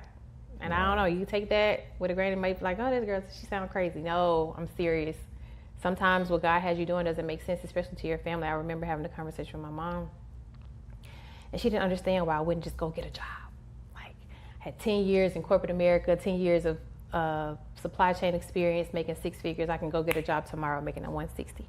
But instead, I chose to be obedient to what God had me doing, which looked like struggle, which looked like failure. My mom didn't understand, so I was like, Ma, you know, I understand why you don't get it. I was like, but because I don't get it. Wow. I don't understand what God is doing in this moment, but I'm going to be obedient to what he's telling me to do. So obedience and relinquishing control by fully surrendering. I got it. I like that. Yeah. I think that you are one of the special people in the city. I'm not the only person that thinks there's a lot of people that think very highly of Portia Smiley. Everybody knows who you are. You do a lot of stuff, from all of this real estate stuff, and then you do event planning and decorating for events. Like, you do a lot of stuff to be extremely visible. But if people wanted to connect with you with something, how, based on what they heard from you today, how can they connect with you? You know, I'm working on my linked tree or whatever, but Instagram, I feel like people have no problem with just DMing me. I stay on top of my DMs just because I don't want to miss a sale. I don't want to miss a person that is reaching out for a real estate deal. I don't want to miss a person that's reaching out for prayer. I have people that I pray with.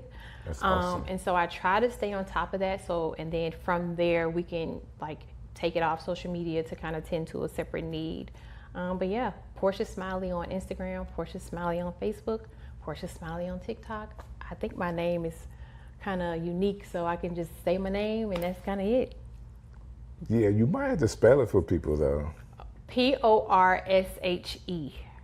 P-O-R-S-H-E Smiley. So if there was a young guy watching this today that's like, man, this girl sounds really interesting, like she's a real cool person, all those links she just gave you, you could DM her too. That's hilarious. Everybody know the struggle is real in this dating world, so that is so funny. That's hilarious, but you can thank me later, fellas. Hey, this has been another episode of Strick City Live, and it is so cool to be able to talk to you. Normally, I'm behind the camera. I know. Like, normally that's what I do, but this time I thought today